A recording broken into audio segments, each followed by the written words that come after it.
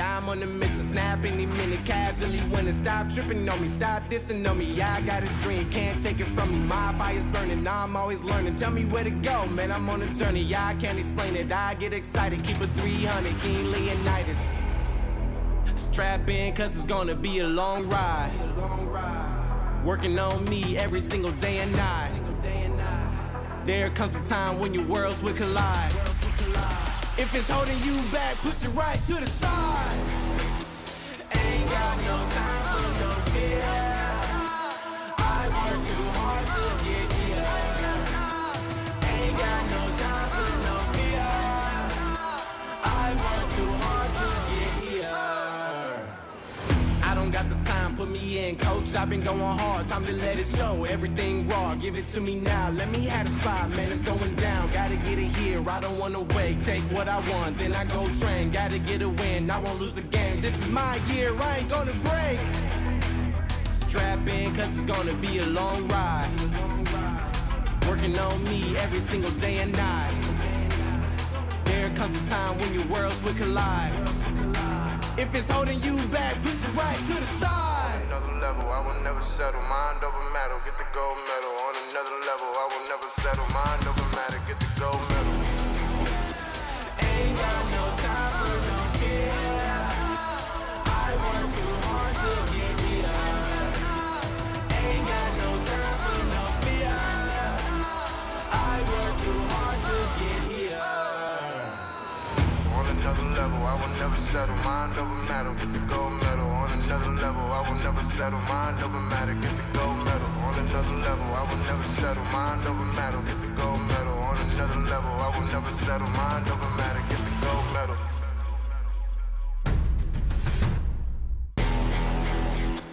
Ain't got no time for no fear. I work too hard to get here. Ain't got no time for no fear. I work too hard to get here. Ain't got no time for no fear. I work too hard to get here. Ain't got no time for no fear. I work too hard to get here.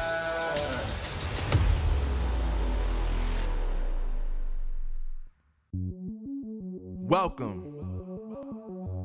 to the place where dreams come true, where everything you want can be yours, if and only if you're willing to work for them, you're willing to hurt for them, but most of all, you're willing to be first for them. Ha! Look, I'm going straight to the top. I don't know how I would stop, like it or not. I got some goals that I'm hitting. You hear what I'm spitting, it's hot. Look what I got, whole lot of passion and pain. The road to success is insane. Stay out my lane, cause I'm on a mission. I'm getting what stands in my way. Yeah, I'm a beast, I wouldn't play with me, baby. The way that I'm training is crazy and I do it daily. You wanna talk about drive? I got more drive than Mercedes, I've never been lazy. I'm in the room, it's a red alert. You wanna compete, well get better first. I got 10 toes in the dirt, push through the hurt just to show them my worth. I'm the best. Yeah, I'm the best. I never stress. I know what's next. I'm who they test, like we playing chess. But I'm unimpressed, so now let me flex.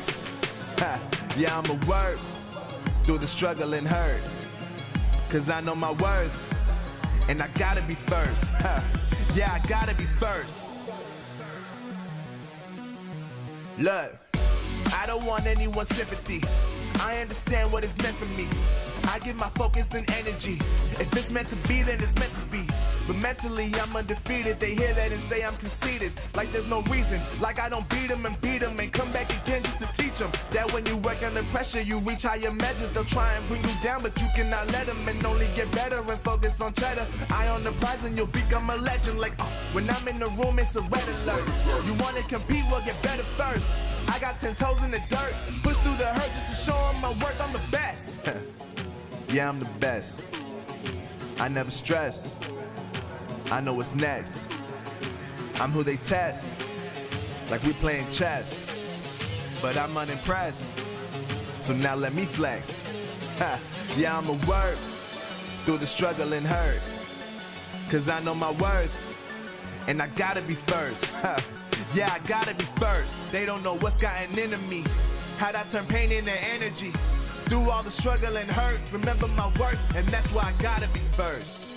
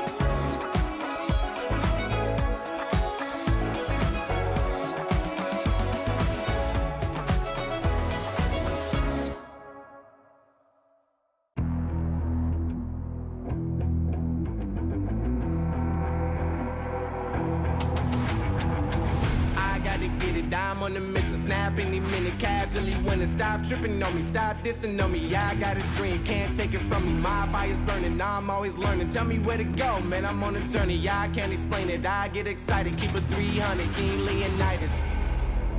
Strap in, cause it's gonna be a long ride. Working on me every single day and night. There comes a time when your worlds will collide. If it's holding you back, push it right to the side. Ain't got no time for no fear. I work too hard to get here. Ain't got no time for no fear. I work too hard to get here. I don't got the time, put me in, coach. I've been going hard, time to let it show. Everything raw, give it to me now. Let me have the spot, man, it's going down. Gotta get it here, I don't wanna wait. Take what I want, then I go train. Gotta get a win, I won't lose the game. This is my year, I ain't gonna break. Another week in EU for Call of Duty Mobile begins today, which means it's time for our teams to really dig in, because today will be the day that starts to inform us on who our best performers are. The top of that leaderboard is stacked with our usual suspects, which means it's the last opportunity for some of those teams to start creating a gap or to get up on that ladder and nail down their spots. Which of those teams will perform today? Let's find out. Ladies and gentlemen, this is the Snapdragon Pro Series.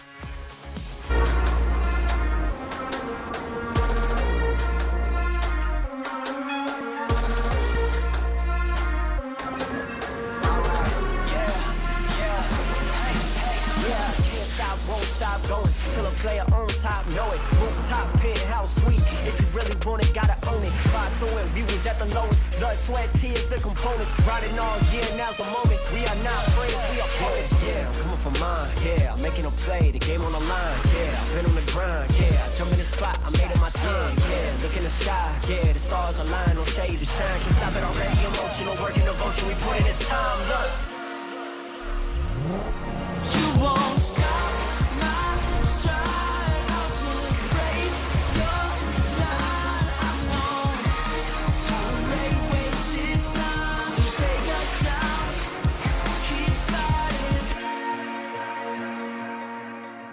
The Snapdragon Pro Series powered by Samsung Galaxy is brought to you by Snapdragon Elite Gaming, Samsung Galaxy S23 Ultra, Monster Energy, and DHL.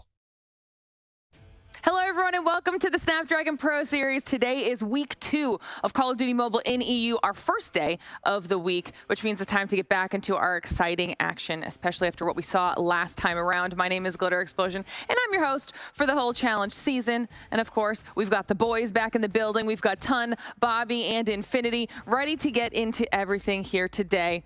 Are you excited for week 2, Ton? Yeah, very excited. After what we've seen last week, of course, you know, we were kind of expecting a top-heavy side of things when it comes down to Europe, but we've got some surprises, and hopefully we have a few more.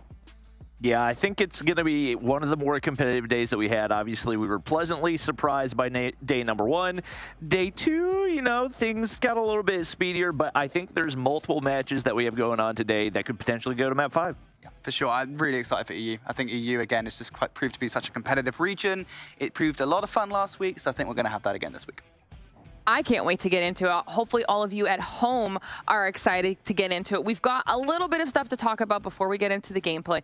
Of course, one of those things being the leaderboard. If you missed last week, first of all, you could just go check all of our social media, all right? Okay? You've got our social media. Get all those updates. This is the leaderboard. Sorry. That I'm talking about here. You've got exclusive at the top, Mont and Kings. I mentioned that when we were opening the show. It was a lot of our usual suspects that had really, really strong performances, putting themselves undefeated after the first week, which is the cushion that a lot of them wanted. And then the ones at the bottom are going to have a little bit of struggle here in week 2. After today, it will be the 50% mark for that season, Brody. So some of them are really going to have to step up here. Yeah, for sure. I think once you start to go like 0-3, 0-4, that's when you find yourselves in real danger, right? Because you want to be at least like 3-4, 4-3 to qualify for playoffs. You do not want to lose more games today, especially if you're like running, looks like, you know, the big teams like exclusive Kings. If you have tough matches towards the end, you cannot afford to lose more today. So we'll have to see what some of them can do. Like Bobby alluded to, there are some exciting matches, but like I was saying, if you missed anything from last week, just go ahead and check out our socials. We've got X, Insta, and Facebook. You can get all of your updates there for all Snapdragon Pro Series things related. That way you don't miss a single thing that happens, as well as our Discord, discord.gg/Snapdragon Pro Series to join our community, hang out with all of the rest of the Call of Duty mobile enjoyers, get some more of those updates, and then you will be good to go on that. But now that we've talked about our leaderboard, which is leading into some of our storylines for today, we want to talk about one of those teams that you saw at the top, and probably one that you might not expect us to talk about today, but I'm excited to dive into them because Mont has been doing really well after that first week. So let's talk about Mont, 2-0 at the top of the leaderboard with some of the big hitters. And Mont's a team that we were looking at regardless to be on that bubble here, Tun. So they're someone that we want to focus on because that might change depending on how some of these matchups go today. Yeah, I mean, look, candidly, their first 2 games have been on the easier side of things. You know, I don't want to take anything away from them. You've just got to beat who's in front of you. But they've now put themselves in that position, especially with the win against Nexus, for being in and around that top 4. That's kind of where they want to be aiming for. They want to be getting to those playoffs. So for Mont, they're in a good spot right now. But the question is, can they continue it? Yeah, when we start to get into some of those harder matchups for Mont, I think that'll be a really good test of where they will fall in comparison to the other squads we see up there, the exclusives, the Kings, Bobby, because it's not going to be an easy road as we get farther down into those weeks. But we can take a look at Mont's results from last time around, and this is a good visual to show just how well they did performance-wise. Yeah, obviously 2-0, when you look at the record, is a great sign. With that being said, these are 2 teams that I feel like they probably should have been able to handle business very easily against. And both of the matchups were a lot closer than I realistically would have expected. I think especially you look at map losses that we probably were not expecting and multiple hard points that were very, very close. I think Mont, despite being a 2-0 team, absolutely still have something to prove, and especially given the fact that they're going up against Kings, who are, I think, undebatably a top 2 team in the European Challenge season. This will be the ultimate test for them to see if they are really a team to be feared. I mean, we'll take a look back at some of the highlights from their last week's performance. But Brody, what were some of the potential positives you saw out of their gameplay that hopefully they're able to carry on into this week? And then maybe some spots that you thought they could possibly improve from week to week? Yeah, I think looking at the hard point in particular, I think that's a real strong suit. I think, again, you have to kind of take it with an asterisk a little bit because the teams they faced, as Tan already said, you know, we're not looking at them going up head to head with the exclusives, the Kings just yet. But still, I mean, their hard point gameplay is really good. They've got a great understanding of kind of spawn control, of making sure they know where they need to be for those key rotations time after time, and that showed out versus that very first map, excuse me, between them and Big. They looked really good there. In Search and Destroy, I think they're okay. I think there are certain points at which I'm looking at them and I'm like, you need to make sure you hold bomb sites better. That certainly appeared in their second matchup, but that was, of course, the harder one versus Nexus. And then in Control, I think they've just got to be, I would say, maybe a little bit better at not letting players slip by them in Control. You know, making sure you know where all players are at all times. The map control needs to be a little bit better. But all in all, I am highly impressed with this Mont roster. I think they've looked really, really good. And this was that second match versus Nexus, where actually I think this was a much, much closer to one than we were maybe giving it credit for. It was a really, really big battle between these 2 teams. So. Yeah, and I just want to say one thing. You know, we're talking about their hard point. Yeah, they're getting a hold of their map picks. They're winning some convincingly, but they're grinding out some results as well. But my issue is that what's their game plan when hardpoint's not going your way? You can't just rely on this one game mode to be grinding you through. Yes, okay, you've got to be good at every single game mode, but when you're going to come up against some of these better teams, you are going to lose some hardpoints. You need to make sure everything else is up to scratch as well. And I think looking at their head-to-head, the way that they match up against Kings, they have very similar map pools and maps that they prefer as well. The thing is, Kings have taken those wins up against much stronger teams than what we've seen for Mont. So it's going to be a question of whether or not they can really elevate their game and be able to match up against a much more experienced team that's not going to be making the same mistakes as like what we saw out of Big, out of Nexus. Both of them made pretty sizable mistakes, I think, especially in the control that could have resulted in very different outcomes. So I'm curious to see what type of improvements we can see out of them. Obviously, they have been grinding. They've been putting in the work. It's just a question of if that really translates against the top team. All right, lots of things to be thinking about when it comes to these teams at the top. I wonder if we will be able to maybe get some insight from Mont. I believe we have an interview ready, if I'm not mistaken. We should have Jay standing by, ready to chat with us. Jay, hello, can you hear me? How you feeling? Hello, guys. Thank you for having me. Can you hear me? Yeah, I can hear you. Sound great. Thank you for jumping on and chatting with us. Let's talk about last week a little bit. First of all, obviously you guys had a very strong performance starting off 2-0. That's just a nice cushion to give yourselves after week 1. So where was the team's mental? How'd you feel about your performance last week? Well, I feel good, but there's still, like, we rewatched and we saw like a lot of still mistakes. It's far apart from what we wanted, but we make some improvements, especially RS&Ds, like communication and stuff. We try to improve it, and it worked. It's going in a good path. We think we improved, and we saw our mistakes, so we definitely improved from the last week.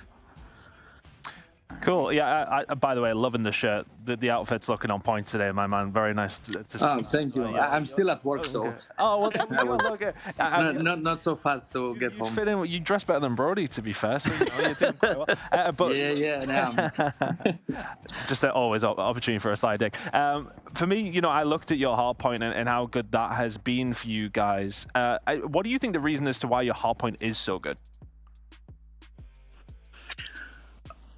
I mean, it's about team communication, like calling spawns, calling every detail. It's really important. It's like a major key. If you have a good communication, and then you can be able to pick up the pace and be fast adaptive. And it's like you have the pace. If you have good communication, healthy relationship with your teammates, then you have no problems like to keep on a map control stuff. It's definitely communication is the major key. All right. Obviously, you guys are one of the few teams in EU that actually stuck together from season to season. I think that's kind of a thing that's been a theme for EU is you don't make it to stage 5 and you blow the team up. But for the most part, you guys have stuck together. Obviously, one of the major changes that you made was adding Lydia to the roster, and her SMG presence has definitely had a big impact, I would say, for the way that you guys play. What does she bring to that team that you guys didn't have last season?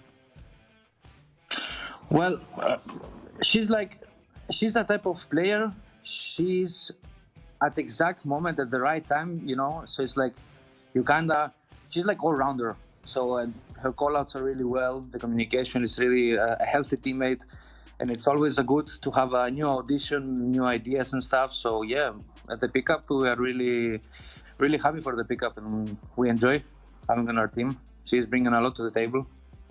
All right. Awesome.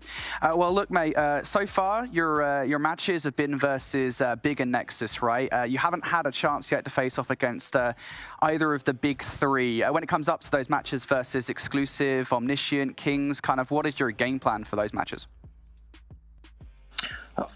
Most importantly is to stay calm. It doesn't matter what's going to happen. We had the issue in Hacienda last week when we played against Nexus, but the communication and everyone was calm and we made a comeback. It's like mentally we have to stay together. It doesn't matter the scoreboard. We fight till the last second and let the best win. That I would say more. Alrighty. I love it. Thing. I love it. Well, Jay, before I let you go, I'm not going to keep you too long. I mean, you said you're still at work. Don't want to keep you too busy, but do you have any shout-outs that you want to do before you go? Yeah, shout out to all the people that have been supporting Mont, screaming us, practice with us, EU, NA from other regions. And yeah, let's have a good game tonight. I could not have said it any better myself. Let's have a good game indeed. Jay, thank you so much for jumping on and chatting with us. Best of luck in your games tonight. Thank you very much. Have a nice evening. All right. I love when we're able to talk to the players. That was a really good question, asking him about what Lydia brought to the squad. I like that you asked that because we saw the slaying power that she can bring to that team, and she has been a huge addition for them so far.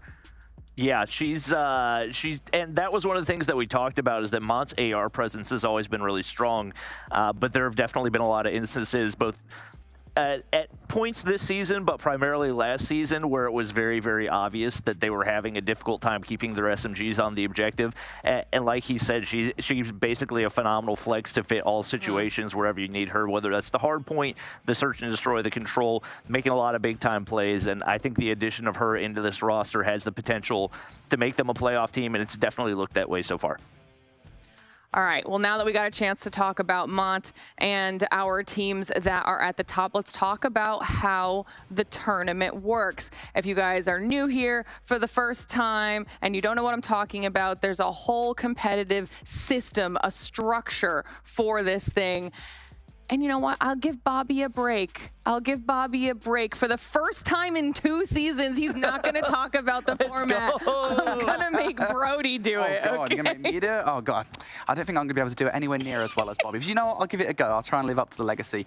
Yeah, for sure. So as you guys can see kind of the open competition there, the teams filtering into the open finals, and that was our 128-team bracket to determine the top 8 teams that did actually make it into this challenge season to get a little go at the prize pool. But at the end of the season, after the challenge season, when we get down to our final 4 teams, only 2 here, or only 1, excuse me, from the European region will make it to the Mobile Masters in Brazil. That's going to be a sick event. I cannot wait for that. Yeah, it's going to be really, really cool. Obviously, lots on the line for our teams here today, not only playing through the challenge season, but like Brody said, first they have to make it to the challenge finals. That's our top 4. And then 1 squad makes it all the way through to Brazil. They'll get the title as best in the region here from this challenge season and then go on to that global competition. Not just the trophy, though, not just the pride that comes along with it, but of course, there's a prize pool as well. A little bit of money on the line for our teams as they make their way through this season, Bobby. Not too shabby. Not bad at all for a couple of mobile gamers. Obviously, getting $500 for 8th place, you know, you're happy to take some money home. You do have your eyes on that first place prize pool, though, and also having more money on the line once you get to playoffs as well. So, yeah, whether you're 1st or 4th, all of that's pretty much bonus because you want to go for the big pot at the very top. Exactly. It's why a lot of our squads are going to be grinding this week. I know it feels like it's early to be focusing on the standings, but with how consistent a lot of our teams are expected to be, anyone that could potentially be in the middle towards the bubble really needs to put in work today to solidify a potential spot towards the end.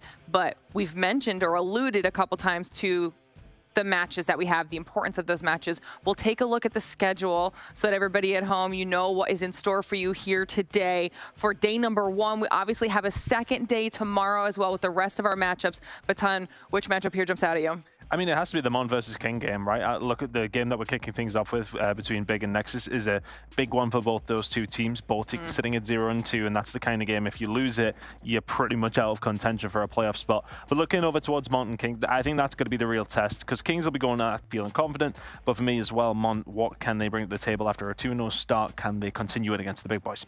Yeah, so that'll be at the end of today. So if you guys are at home keeping track, or if there's any of your favorite teams that you're trying to pay attention to, make sure you mark down those times so you're ready to go with the show whenever they jump on here. It'll also depend on how these series go. Last week, like you guys mentioned earlier in the show, some of them were a little bit quick. We had a couple that went a little bit longer. So it'll be interesting to see how things start, because this first match that we saw on the schedule between Big and Nexus could be a close one. So this will be fun to talk about. Like Tun mentioned, it's also very important for both of these teams down there at the bottom of the leaderboard. This is the matchup they need here, Brody, to start making something work. Yeah, this is quite literally, at least for me, and maybe this is a bit dramatic, but it feels a little bit like do or die, especially with the context of where these teams are at. They're both sitting at 0-2, as Tan already said.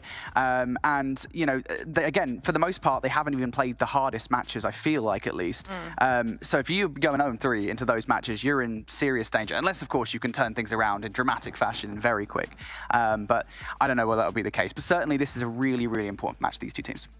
I would say they have gone through a chunk of their toughest. Like, given that they both played against Mont and one played against Omniscient, one played against Exclusive, those are all top 4. So I don't think it's the end of the world if you find yourself bottom 2 right here. Now, if you do lose this one, then it is the end of the world, because I don't think we've ever seen somebody qualify with a 3-4 record. I think 4-3 is the lowest that we've ever seen. So that's something that you've obviously got to be aware of. But both of those teams at different points in those matchups were able to play somewhat close against those teams. So they absolutely still have a road to the playoffs if they can make it happen. And I think the big worries for these guys, though, is that the loss to Mont is what's going to hurt them more than anything, I think, because you are thinking that Mont are going to be in and around that 4th place. You need to be making sure you're getting results against teams who are in and around. Because, look, realistically, we don't put either one of these teams as a team who are going to finish 1st, 2nd, maybe even 3rd. But we have them kind of around, like, they are going to be in the fight for that last spot, and they've already lost to some close competition for that fight. So their backs are against the wall. They're going to have to win this game, and they're also going to have to pull something out against one of the big boys. Yeah, that's a massive point. It's in the same vein of us trying to say, how will Mont fare up against Kings? This is, you know, how will Big or Nexus fare up against Mont?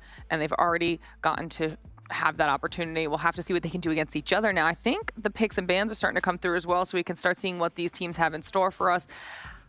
All right, we've got Hacienda to kick things off here. Brody, give me your thoughts. Nexus has played this twice, and I believe both of them were pretty close. I think the very start of the season, they played, I want to say exclusive, and they were holding them pretty close for basically the entirety of the first set. So if they can do that again, very different opponent here, mind you, they should be okay on Hacienda at the very least. So I'd say that's actually a pretty good map, even though they are 0-2 on it. I think Nexus will be fine there.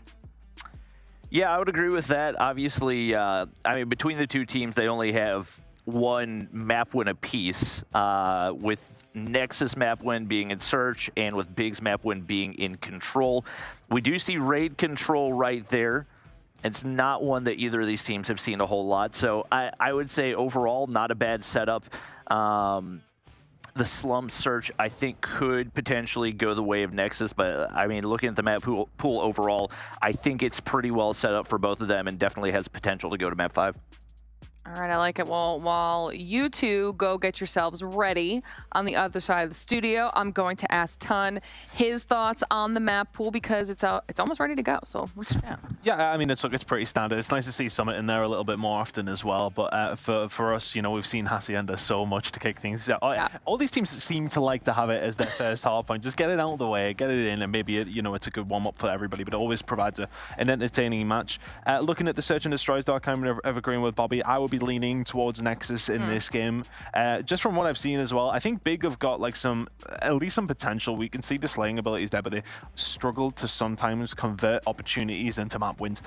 They're going to have to do that here today. They absolutely need a win. If they can start being maybe a little bit more efficient with a few different things, then maybe they can get a result here. But yeah, the map pool, I think it's going to be a close game either way.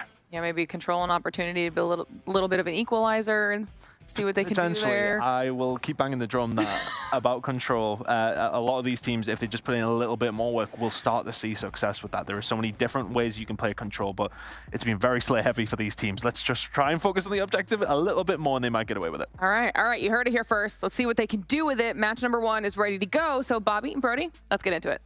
All right, should be a spicy one. Neither of these teams, talking about the control, has gotten a win on raid control. So this is really a toss-up for both of these guys. We did have Big very, very standoff heavy in their control, not even having attempted the raid. So I feel like maybe if it comes down to a swing mode, you potentially look at Nexus taking the map, just given the fact that they feel comfortable enough to play it. But it definitely feels like a toss-up on a lot of these maps. Yeah, for sure. And I think, especially going into map number 1, the key thing for me is both of these two teams so far have not won a hard point, as far as I'm aware. As you said earlier on, mate, I mean, it was a search and destroy for Nexus, and then for Big, it was a control. I will say Big are actually a very good control team, despite them being 1-on-1 in the game mode. They actually do look pretty good in it overall. So when it comes down to that, we'll be looking at Big to perform pretty well. For now, though, we go into a Hacienda hardpoint. Again, I already mentioned it, Nexus, they've shown promise on Hacienda hardpoint before. That was versus exclusive. So if we can do it versus exclusive, they should be able to get it done versus Big. But we shall see. Big, off the start, they're going to be the first team to touch. Yep. Couple kills go through. Legacy on the top side, able to clear out one. Get some contest time here and makes the read onto Star Ricker. Just like that, Nexus have found their way into the hard point. Looking to lock down the top side is Denisio, and he's going to be able to clear out one. Looks like for the time being, Big not going to have any opportunity to contest as Legacy is gladly soaking up the time just like that. Starwreckers made a push on through, and as expected, a back and forth P1 with priority being on those spawns so you can have that first entry over toward P2. You got to keep eyes on the flank right here. It's Mirage who's made his first entry into P2 and gonna start looking to push out that opposite side. Nobody really on rotation for Nexus right here. And with 3 players already set up and 2 on the old hard point, this is setting up to be a solid transition for Big. I really like this play from Big, and you know, this is what I want to see out of more teams here in hardpoint. I want to see, you know, look, if there's 5 seconds left in this hardpoint, especially considering you kind of got that grace period of the 8 seconds between hills, just rotate away to the new hill. There's no reason to keep on investing resources into old. And currently Big, off the back of that, do have spawn control. They've got to be careful, though. It's a 4-1 split here from Nexus. One player, I think, still chilling around the backline, still contesting. A nuisance that Big will have to deal with, and indeed those players do go down. Mirage finds the double against HBC and Legacy. And so the first wave of gunfights looking pretty good for Big, but they have to be conscious of potential flanks constantly coming through around the front, though. Rondo dealing with the pressure relatively well. I talked about those flanking players. Well, they've influenced the spawns enough here for them to flip. Nexus now coming in from behind. Big time play for Feints right there, but streaks have still been earned, and even with those strong side spawns, there's not going to be anything Nexus can do about it. Mirage finds 2 with the Pred in hand. He's going to opt to pop the Claw right here as well, and very nearly on an EMP as he 6 on a 6 gun spree, but Kree, the nade through to the exit, going to find 2 right there, and at least does some damage to slow down the initial rotation for this Big squad. They need to have a solid hold right here if they want to have a chance at holding the gap. HBC looking to push out spawns, and it looks like Starwrecker going to look to lurk around the bottom side, but it's Kree on the top side able to lock down 2, and that should clear out a little bit of breathing room for those SMGs on the inside of the hard point. Yeah, for sure. Nexus need to hold this. You're already 30 points down here in this game. Big break quickly. Could be in for a really good chance at dominating early on in this hard point. Starwrecker now looking to make his way through alongside Fat and has the help from Rondo as well. There's the spawn flip starting to come through for Nexus. A big moment early on for Brig to break.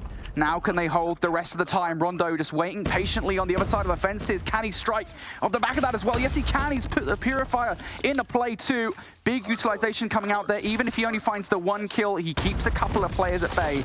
And overall here, Bobby, this has not been a nice hill for Nexus. No, they are struggling, and especially looking at Feints, only 2 kills on the board. He's got to get something going if they're going to have any chance at finding a break right here, or realistically even finding a hold off of one of those initial positions. Mirage already on 16. He is absolutely burning this lobby. Slayer pushing out. We didn't see him on day 2.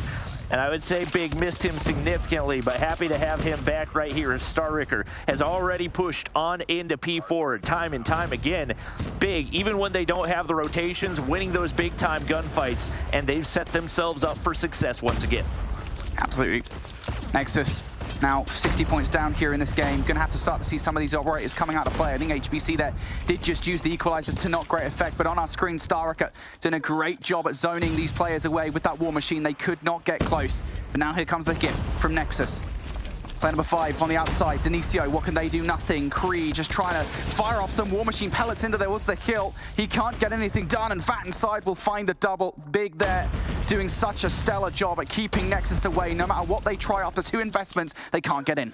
3 operators ready to go for Nexus. I don't think you want to invest them on the backside of this hard point, but P1, typically a little bit of a risky play. Could be looking toward P2 as it is going to be Slayer picking up the scrap time off of this one. Rondo looking to make entry right here, and Vat lurking through toward P1. Does get shut down right there. Big kill for Feints as he's trying to get something going, but is going to get traded out immediately. And Slayer, blinded by the light, gets shut down right there, but time and time again, trades going the way of Big, and they've got a big-time lead right here, already up by 100 points on P1. Vat's locking down hard point time. We do see one of those operators come out for Nexus. It's going to be an Annihilator for Denisio. He does find 1, make it 2 to open things up, and he's having some big impact as that's already 4 kills for him. Yeah, Denisio Doing a great job at the moment. Denicio for 6 in a row. Incredible gunfights now. Looking for number 7. He will find it as well. That tally will continue to go up in the kill feed. He's doing a stellar job at the moment of providing Overwatch for Legacy. HBC for the double as well. This was big time for Nexus, but you have to find more value here as well. This is a crucial 15 seconds given the context of the game. You are 100 points down. Nexus need to dig deep and find a way back in towards this game. And those spawn outs from players number 2 and number 4, HBC and Feints, probably not that helpful. Mirage trying to find players on rotation right here. Legacy lurking by the water, looking for the jump shot, but gets turned on by Starricker. Not going to be able to win the gunfight on point. Denicio is going to get sniffed out by Mirage, and just like that, Big back in position to dominate. Vat playing the OBJ like it's his job. 92 seconds of the hard point already. And Slayer does not see the players slipping in from below. That's going to be Kree, one with the nade, one with the gunny, and Feints looking to push out with that Sparrow in hand. So once again, an opportunity for Nexus, and maybe the first solid hold that we've seen out of them is they have a solid setup right here. They do need to win some of these entry gunfights, though, as one's going to go down, but HBC going to pop the equalizer, not able to get the last shots onto Slayer. He makes it through, but he can't land the boxing shots. HBC doing such a stellar job, though, at keeping these guys away. The rest of this time should be theirs. But I'm more focused on what's happening in the next rotation, because you look at Denicio, who's already trying to zone these players away. You've got to be careful, though, about how much effort he puts into that, because, well, the rest of the players can just go through the middle of the map, and that is exactly what's happened. Big in a really good spot here. Still 65 points or so to the good. They've got 2 streaks in the back pocket of HBC. Or sorry, excuse me, HBC on Nexus has got 2 streaks, but for Big, they've got 4 specialists ready to go. Operators ready to go. HBC's going to bring that Predator missile down right from the rip here. They want to go for a fast break, but you have to follow up with kills. You cannot follow up with a 2-piece coming out from Vat. Big, very, very happy with that. And now some more kills as well, just to make it even a little bit sweeter. Big here on a great, great moment in the game. The gunnies just don't look like they're firing on all cylinders for Nexus, and once again, we already pointed out some struggles for Feints. He is still only on 6 kills, has not broke double digits, and we are on our 2nd rotation through P3 right here. If they're going to have any chance at closing this gap, he's got to get going. They've closed it a tiny bit, having been down by 100 points, but haven't been able to maintain much as they make their way back to P3 from a strong P2. And right now, Slayer is looking to push on through. Does get shut down, so Nexus can close this a little bit more as Rondo gets shut down on the top side. And if we can find some big kills for Kree on rotation right here, this might be their opportunity. Definitely. Starricker, the only player over here, though. Legacy's going to have to wait to hit the regen before he can chow Starricker. Starricker gets the 2nd as well. I think Vat might have taken the 1st kill against Legacy, but regardless, it is Big that get the kills, and it is Big that will touch first here on Rock. So now Nexus coming off the spawn. I think they've got splits. We'll have to hit this together. Needs to be a simultaneous hit from all sides. And Rondo already starting to be a nuisance in and around Garage. He's only going to find 1 kill, to be fair. Trades here relatively helpful for Nexus, but it's taking too long. You're giving a lot of time up to Big. And as I say that now, as these kills starting to come through, it is just going to be Mirage sitting inside the kill. What can he produce? Looking for kills, knows where Nexus is coming from, and now Big, the rest of the squad are here. Very, very back and forth spawn so far. Kree War Machine goes big right there, able to find 2, looking for the last one onto Slayer. That's going to connect, and Nexus keep their hopes alive. They break this hard point, players starting to close in from that mid-entry. But it looks like Big not going to heavily invest right here, as Feints is going to be able to find 2. And that's maybe the first type of spree that we've seen out of him all game long. Big will take scraps, but Nexus will take first entry into P1. You gotta lock down that top side, and for right now, there's a lot of big players that they've got to deal with. I think Mirage may have actually slipped through the bottom side, but a big time kill for Legacy to at least alleviate some pressure, but you got to get players on the point. Only 14 seconds. You have got to go if you're Nexus, and they're content to just sit back. Finally, Legacy's able to find a couple with the claw right there. Denicio hops the point, but there is very little margin for error the rest of the way out. Yep, just 11 points, all that Big required to close out this game. Legacy's going to throw the Hunter Killer away straight inside the hallways to find a kill. Got to jump on it now. If you're Nexus, Denicio's going to give it a shot. Team shot's good here to take Starricker out of the play. Next one is going to be Rondo. Rondo finds 2, though, before he falls and isolates Denicio and Feints. These guys have to produce something. Slayer here through the cut, finds the first, looking for the second. Feints is going to trade things out. Back and forth we go. Big just 4 seconds away from victory. Big Rondo and Staraka find the kills. 10 seconds. There is still time to do this. Denisio tries to slide on towards the point. Rondo now looking for the time, and they will not be able to get it here. But who has rotation? Rondo, there was nobody within a mile of the point. You could have just hopped through the window and ended the game right here, but he keeps it alive. I don't know if anybody else saw the Hunter Killer just going in circles for hours on end in the middle of the map right there, but it seems like Big just don't want this one to end. They're having a little too much fun. This time the pinch, Denisio the only one to hold the line, and he's not going to be able to do it. Big go big, and nearly a 100-point win there on map number 1, absolutely making a statement. Yeah, for sure. And I think it was kind of right from the rip, right? That's when it kind of became a little bit too difficult for Nexus to bring the game back. I mean, they could have done, to be fair, but all attempts, I think, past like, what, the 5th or the 6th hill, just became 50-50 scenarios where Nexus were not winning them out most of the time. But what a start for Big, I will say that much. I mean, just an incredible start on the whole. They got a lot of time off P1, but the rotations were looking pretty good. They managed to garner control. I think it was a P3, I want to say, from Nexus, and I think that was a dagger early on where Nexus were just not getting time, arguably where they should have been. Yeah, no question about it. Obviously, you got to point out the fact that Feints is on, what, 2 kills through a full rotation of hard points. That's something that just cannot happen. Whether that's a warm-up thing, whether it's something else, you need to make a substitution, whatever it's going to be, but that's just no way that's going to stand against any of the teams in this competition.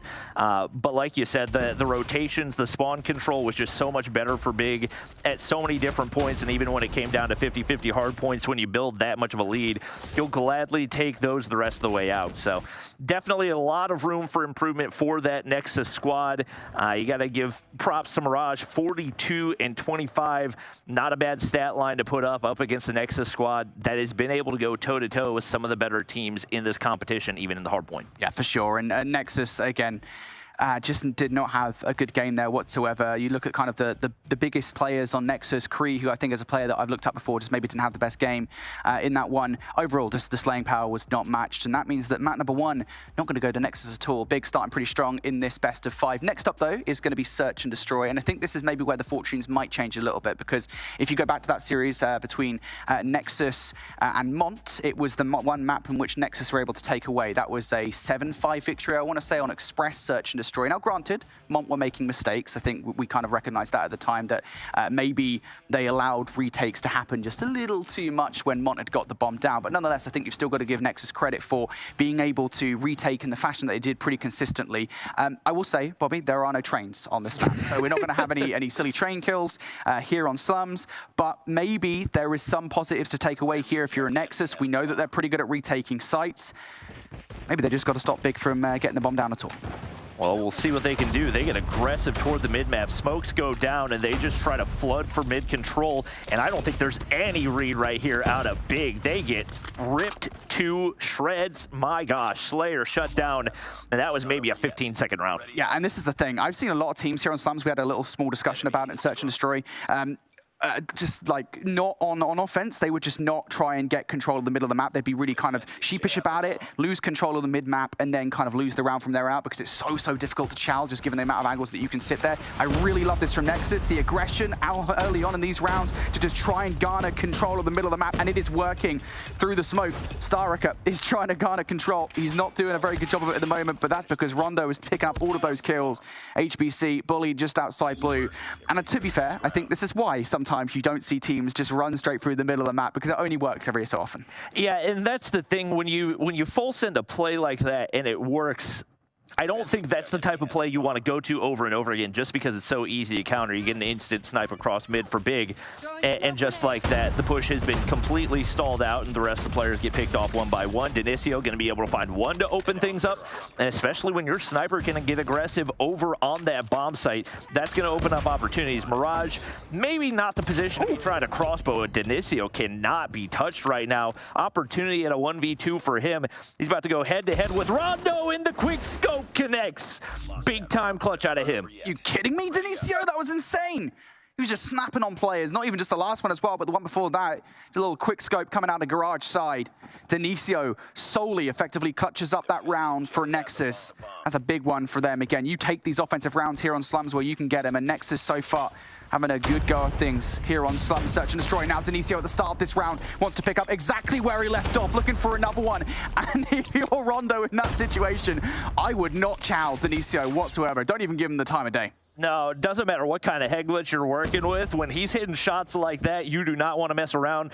Only person that might want to is Starwrecker, because with a shotgun in hand, it only takes one quick slide to take him out. But Denisio going to back up, creates a little bit more space for himself, a little bit more comfortability, and just like that, in a bit of a standoff as it's a 4v4. Denisio, play that garage position, but don't peek. He will make you pay. Slayer's going to drop right there. Feint spots one around the corner. That's going to be Rondo. Can't finish off the kill, but there's Denisio doing the rest of the damage, and now it's 2 players up. Make it 3 for this Nexus squad, all down to Starwrecker. HBC has the bomb in hand, should be able to get a plant, and trying to work on a 1v4 right here. The bomb going down at this second, and get some eyes onto Legacy. Not going to opt to peek it. Now looking to wrap the backside, picking up a sniper. Not totally undoable. It's very difficult, isn't it, though, to retake, especially with the reposition coming out of Legacy. I don't think he's going to expect it, unless he gets some good timing, which would be something. Starwrecker has somehow gotten behind enemy lines here, but they know he's around somewhere. It was just a matter of trying to find the player towards the end. And to be honest there, I think it was the 2v4. I don't know who was with Starwrecker in that 2 versus 4, but it was a manageable situation when they had somebody on the A site. As soon as they lost that player on A, because again, you're filtering through on the offense through blue, that I think was when the round kind of just fell away from big. But Nexus, really impressive on the offenses so far. I love everything that they're doing, what they're bringing to the table in the search and destroy. This is more standard, though, from Nexus. This time around, they're playing really slowly, and I think they're anticipating some kind of aggressive push coming out from big. Denisio has 100% been the difference so far, not only with the 1v2 clutch, but 10 kills through 4 rounds is a nice number. Kree's going to be able to find first blood onto Slayer, and just like that, Nexus have the advantage. What? Why are we peeking Denisio in that situation? Like, why are we peeking in general if we have an SMG in that situation, but especially hitting the shots that he's hitting? It has not been good decision-making for Big so far in this one. Nexus up 4-1 early and making it look easy. Yeah, the thing is, Big didn't need to do anything proactively. Granted, they lost, I think it was a set nade from Kree. They lost 1 player right off the rip, but still, as soon as, even if 1 player down, just wait for them to peek you. There is no reason whatsoever to even have a look. You don't need the information. It's not worth it. Not when Denisio is playing like he is right now at 11 kills, and already here from Nexus in this round. Starting to get aggressive. Those smokes that we saw from the first couple of rounds coming to play once again. Feints through the middle, does try to find some value, and, well, it's a trade that they walk away with. But now 4 for 4 we go. Nexus now looking for another way to try and penetrate the defense. And the shots that Denisio is taking right now, like, normally are bad shots, but when you're firing on all cylinders like he is, there's no such thing as a bad shot. Not going to be able to connect on the first, but he does on the second. Doesn't go traded right there. And now it's going to be down to Kree. Actually does get traded, and Kree's able to find the opener. So now an opportunity at a 1v1 for him. It's Rondo on the flank. A lot of this going to come down to timing, and it looks like he's pretty content to sit in the corner. And with the positioning of the bomb, it's all going to be a question of whether or not Kree is able to make the read right here, now hitting the wrap back towards spawn. Big wrap. Rondo, I don't know why you move away from the bomb, to be honest. Maybe you just didn't know the fact that it was down inside Graveyard, but Kree's going to be able to grab that and run away. They have the bomb acquired. And at this point, I was going to say, I'm not even really sure it matters. Kree? Just chilling, and this should be a kill for Rondo. I was going to say, if you let Kree turn around and get that 1 versus 2, oh boy, I'd have felt mad, to be honest. But regardless, at the end of the first 6 rounds, we flip over. Nexus will be very happy with the way that one turned out. Yeah, no question about it. Looking over at Big, and somewhat similar an issue to what Nexus had last time around. VAT, 0 kills on the board. You got to have all players all in, and we'll see if we have a change of pace on the offensive side that maybe benefits him a little bit, but it's Nexus finding 2 kills off the start. Mirage going to be able to trade out 1, and Rondo gets aggressive just like that. It looks even, but my gosh, 3 instantaneous kills go through for Nexus. Just like that, they're within 2 rounds of taking the map. Have definitely looked confident here in the Slum Search and Destroy, and there has not been a good response out of Big. Yeah, that was an insane start from Nexus here on the defense, and it just goes to show kind of the strength of the defense. Big needed to chow and lost the chow ultimately, and off the start of this round, Slayer sniped out right off the rip. I think that was blue side in which they died. So Nexus feeling confident about it. They think they can go for the chow, and well, Starricker will punish for that. Denisio might well get the trade, but nonetheless, I think Starricker will be happy with how that one went down because Nexus did have a life advantage. Now they don't. Yeah, you'll gladly take those 2 kills anytime you can get them, even if it goes traded. 3v3 we go. Mirage trying to get going, switching over to the Ryteg. Doesn't want to mess around with that MK2 anymore. None of the wall bangs connecting right there, but trophies will keep them safe for the time being. And there's Cree opening things up once again and really putting this big squad in a tough spot. Mirage can be able to trade one, but man, Cree starting to get in that same flow as Denisio. He's got an opportunity right here to clutch a 1v1 as Rondo makes his way over toward that bomb site, but bomb still yet to be retrieved. I believe that's opposite side of the broken wall. Cree's gonna ego chow right there, able to back up. And now Rondo, not a whole lot of info to work with, but sees him right around the corner, and that should be an easy one to pick up as he makes this game still somewhat manageable for Big. Man. Cree chows that, man. This guy is feeling himself. He's not even having he's having a Cree game. He's not having a Denisio game at 15. That's a heat check right there. For sure. Oh dear. Well, that was a round I think that Nexus probably would have felt like they shouldn't have lost, given the fact that they did have that life advantage at the start, but that push through blue, egregious as ever. Oh, and this is a nice start from this one as well. Sniper presence for Big has been relatively muted, especially compared to Nexus, but that's been a good start, and now they're starting to eat up here. 2 snipes at the start of the round, and Big, they are taking advantage of it. Denisio's in position right there. He's been the main issue, but he gets dealt with. Rondo makes a read on Legacy, relays that information, and Slayer's able to take him down, and now all down to Feints. Just hoping for an overextension right here. Does find it out of one player, but instantly traded. And Big are slowly creeping back into this one. They've taken back-to-back rounds. And Nexus have not had a good response on the defensive side the last couple times through. Not much presence on B to deal with the pushes that they've been sending. We'll see if they're able to adapt right here, but still looks like they're only going to have one player sent that direction. They full flood through mid. Same thing as a couple of rounds ago where Denisio draws first blood through blue. I do not want to see an egregious challenge this time around, especially as Nexus now even have more numbers. 5 versus 3. No need to push this if you're Nexus whatsoever. You are Big chillin'.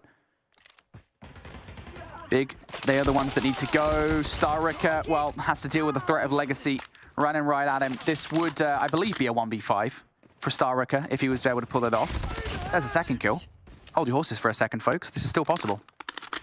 He's going to sit back, and if you're Nexus, there's no reason that you should be pushing anywhere toward Garage right now. Just sit outside, don't overextend. Feints is going to peek through right there, and once again, you can sit back. He is completely trapped, and they continue to get up close. Denisio fortunately hits the shot with the L-car, but making things a lot more difficult for themselves than they really needed to be as they, one by one, push to within SMG range. And once again, just make life easy for yourself in situations where you're able to. Don't give the advantage just in the name of finding an extra kill. It is, once again, no defensive presence over toward this B side, but it is mid-control as we do see an aggressive push right there. One trade goes through, make it 2. Vat slides the corner, finally getting going a little bit, but instantly traded out as they fall quickly, and Nexus are able to close down the round.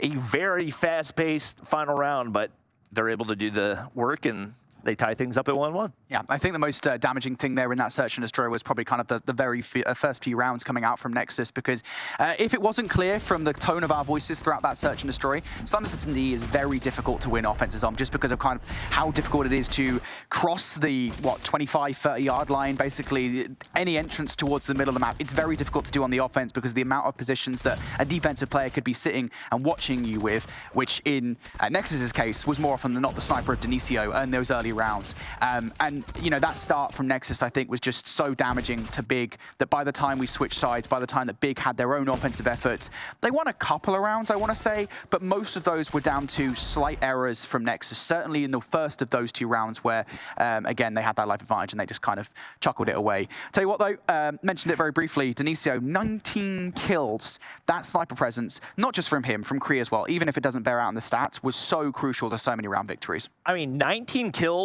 in a non-overtime is quite ridiculous, especially when you look at the number of deaths as well. 19 and 5 right there. That is one of the prettier stat lines that you will see from a sniper in that length of a search and destroy.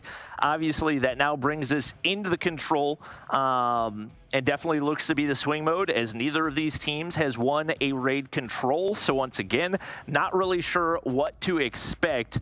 Both of them have had controls that they've been able to keep close, but once again, feels very much like a toss-up, as both these teams seem to be a little bit more comfortable on standoff. Yeah, I will say, as you said, I mean, when it comes down to the map, yes, technically speaking, Big are better at standoff control. I think that's the only map we've seen them on. I think they're one-on-one on it, but it is worth saying that their control fundamentally, at least, looks pretty good. We look at their control versus Mont, and they actually ended up winning that one.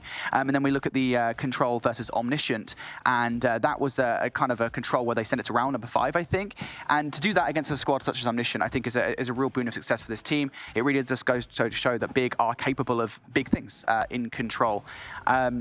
I think when it comes down to control, and this is something that Tons talks a lot about, it's about these teams knowing when to use your operators, you know, when to try and kind of switch your attacks over towards the other point. Just fundamentals here in control, I think, are lacking sometimes for COD Mobile teams. So we need to see those improvements coming up between Nexus and Big here. Excited to see what we get. These guys, they've had a week of practice in between their last control map and this one. Let's see if it pays off here in raid control. Well, Starricker able to open things up right here. Big definitely going to be happy that Slayer's back in the action, as he was 100% the reason they were able to take that control up against Mont.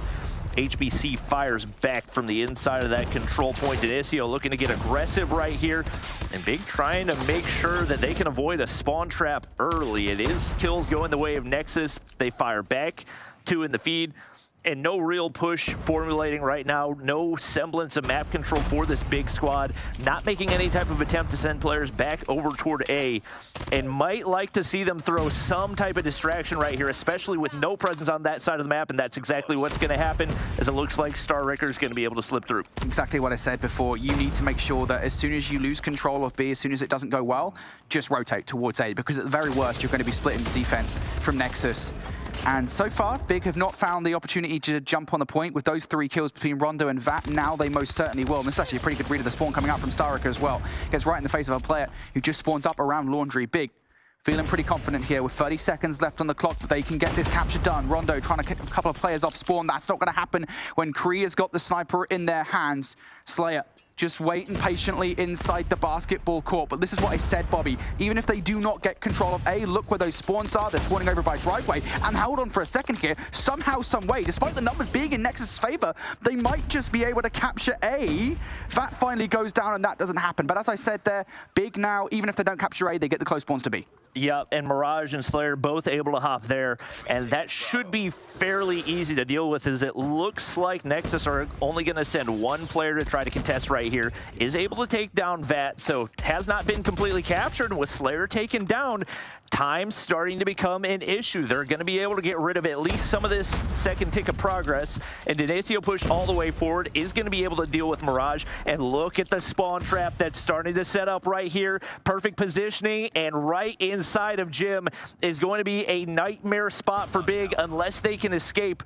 A 6 life advantage, and there's Feints picking up another kill right there. We'll see if they can execute, but there's no respawns remaining, and looks like it's not something they should have to deal with much longer.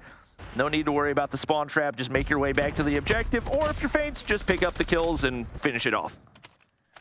Yeah, this spawn trap is not nice. Every time we see it, it's just not a nice thing to watch whatsoever, is it? Big, not really much of a chance now to win this 1 versus X situation. 1 versus 11 would be nice. Would be one of the best plays in competitive Call of Duty Mobile history. The best play.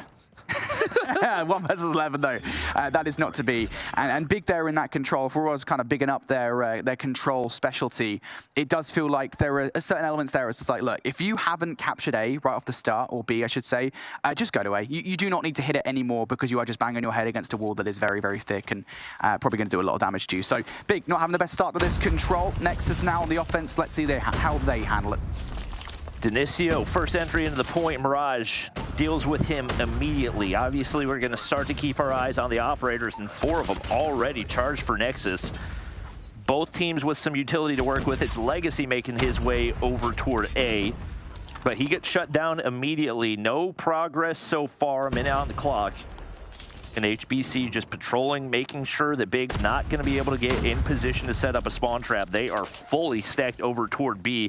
This is going to be a very difficult exit point. HBC going to be able to land some shots, but doesn't finish the kill on either of those players, and Vat's going to be able to capitalize.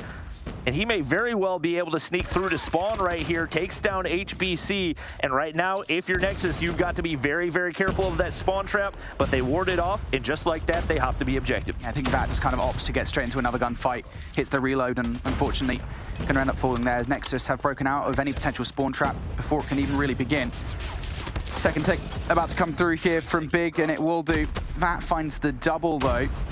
That's pretty helpful. On the defensive side, yeah, looking pretty good if you're a Big now. And Nexus, honestly, Nexus, if you're in this position, yes, you're spawning driveway, but just move away from this point. Go over towards A right now. You're seeing one player in the minimap do exactly that in the form of HBC. You've also got a lot of operators to utilize on both sides here, and HBC, there it is, now starting to make some progress, and that should draw at least 2 or 3 players over towards that point. Especially with Tunisia clearing out mid, he's got all the real estate in the world to work with. He's just going to go ahead, hop back on the objective as nobody's in position to contest. Tunisia is going to be able to push forward here as well. Does read Rondo, but not going to be able to find the kill. Regardless, B has been locked in. Lives looking very, very even. HBC has got to be dealt with on that top side, and it looks like communication's non-existent for Big, but they're able to find the kill anyway. Rondo had no business winning that one, and now Legacy with Overwatch is going to be able to pick up a big 2-piece. Yeah, that's unfortunate. Weren't quite ready for the timing through the middle of the map, and I'm kind of surprised there that they didn't expect them to make their way through that particular route, because now Nexus are in for a real chance here at capturing this point. They've got a couple of players on it already. Kree starting to push through the War Machine, and does actually get shut down by Slayer, who is going to pull out the Annihilator for this play. Such great operator usage coming out from these two teams, and if there was ever a time to do it, it is now. Big know how important this is. 50 seconds on the clock. Slayer, for a few more seconds, will have that Annihilator, and you do not want to give him any free kills. No, they're 100% just looking to play time right here, as you don't want to give anything away, but they get picked apart one by one anyway. Big time kill for Kree, but 3v6, no respawns remain for Big, and every single gunfight matters right here. Star Ricker patrolling the backside, making sure nobody can sneak through. Kree, timing does not go his way to find the opener right there. And Faint is going to be able to pick up one right here, doing his best to play his life, but well played by Big right there. And that's going to be now all down to Kree. They continue to peek, but the flank is there. And just like that, we're tied up 1-1. Yeah, to be fair, that was a good shake from Nexus, but Big, I think it was really the Annihilator from Slayer that made all of the difference. That was a very efficient Annihilator, coming out from Big. I think it was like 4 kills that they managed to get away from it. And when you're in a 10 versus 10 scenario, that is everything, can make all of the difference, and it most certainly did there from Big. So tying things up at 1-for-1.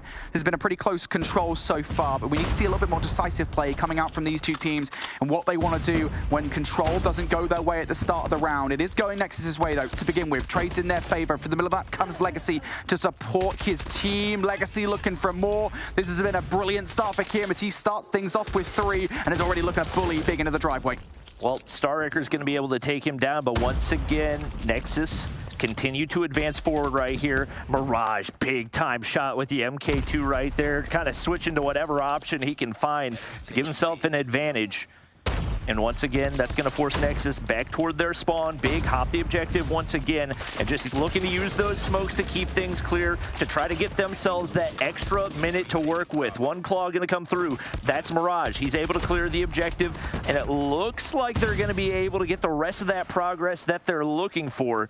Legacy on the top side is not going to have an angle onto Slayer. Big get the objective captured, but down in lives, they need to close that gap a little bit. Yeah, it's only 3 lives to be fair. No, now it's 4. Now it's 5. Okay, it wasn't that much of a problem before. Now I think it is. Big do need to be careful about how they approach this one. I will say I appreciate that Nexus haven't gone kind of ham here on rotating towards the laundry side. They, for the most part, perfectly predicted where Big are going to be coming from.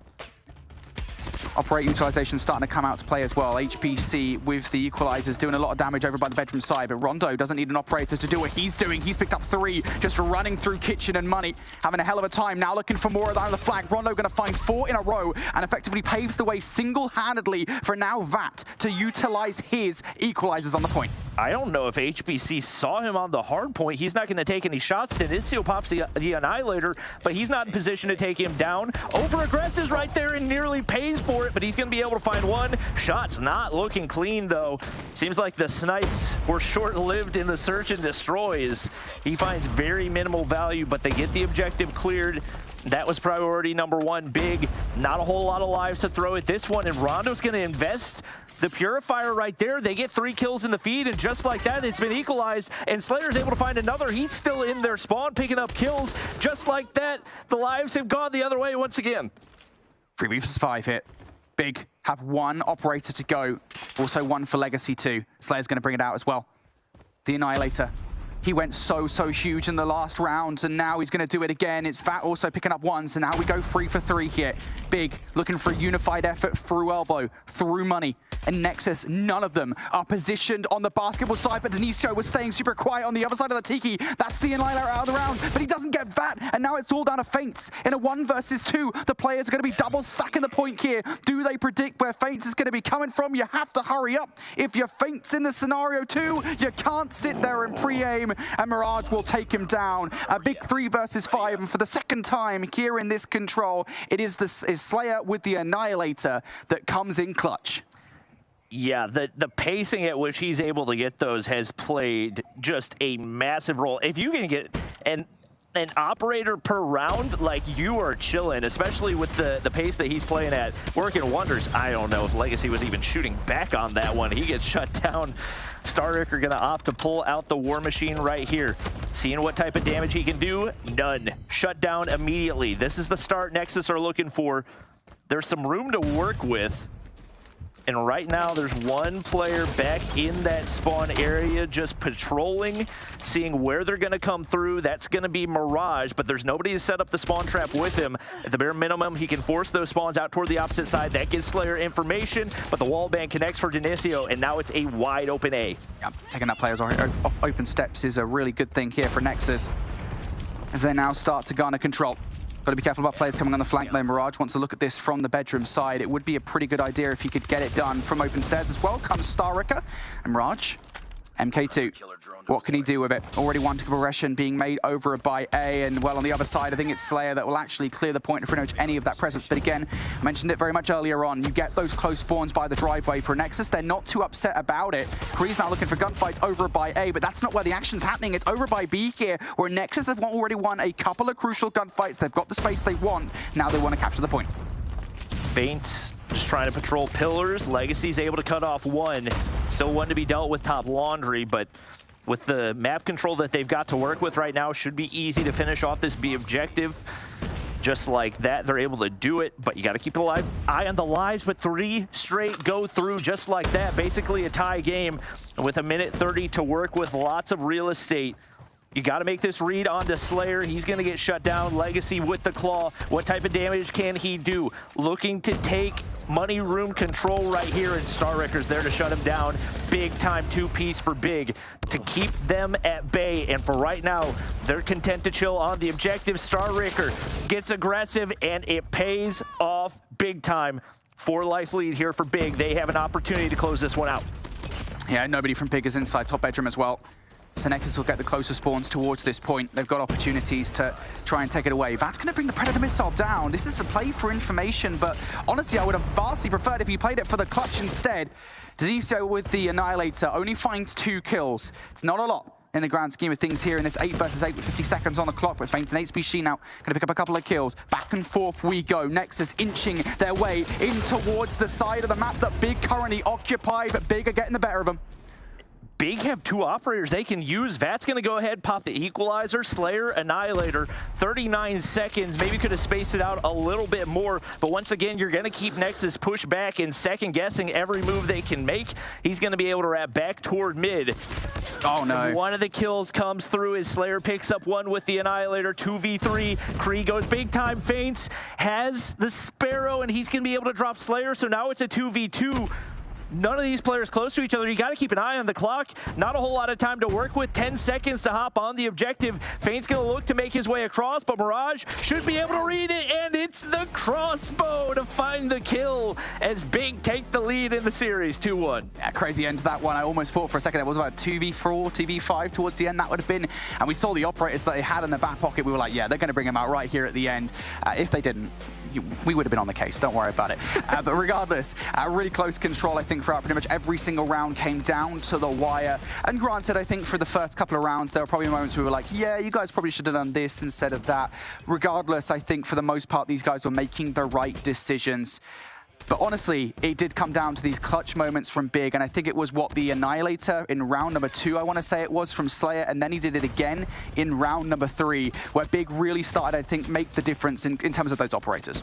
Yeah, no question the value was there so many times, and that's been an issue that we've seen a lot of European teams having, just completely wasted operators in general.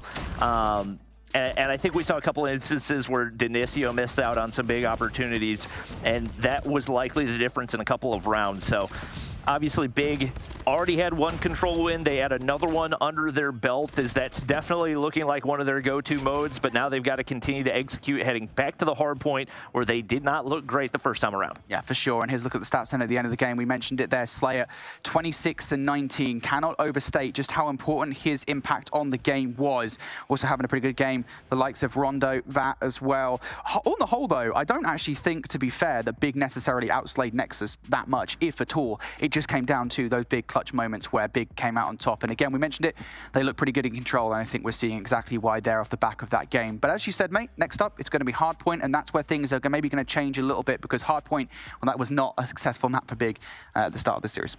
Not at all. It got ugly pretty quick. I think it was like 140 to 40 at the start or something like that. So they've definitely got to hit a regain, but based on the way things looked on that first map, I'm assuming that was probably not their map pick. So more than likely feeling a little bit more comfortable. I believe it is going to be Summit, which I don't think either of these teams. Not Summit? I don't think so. No, I don't think it was.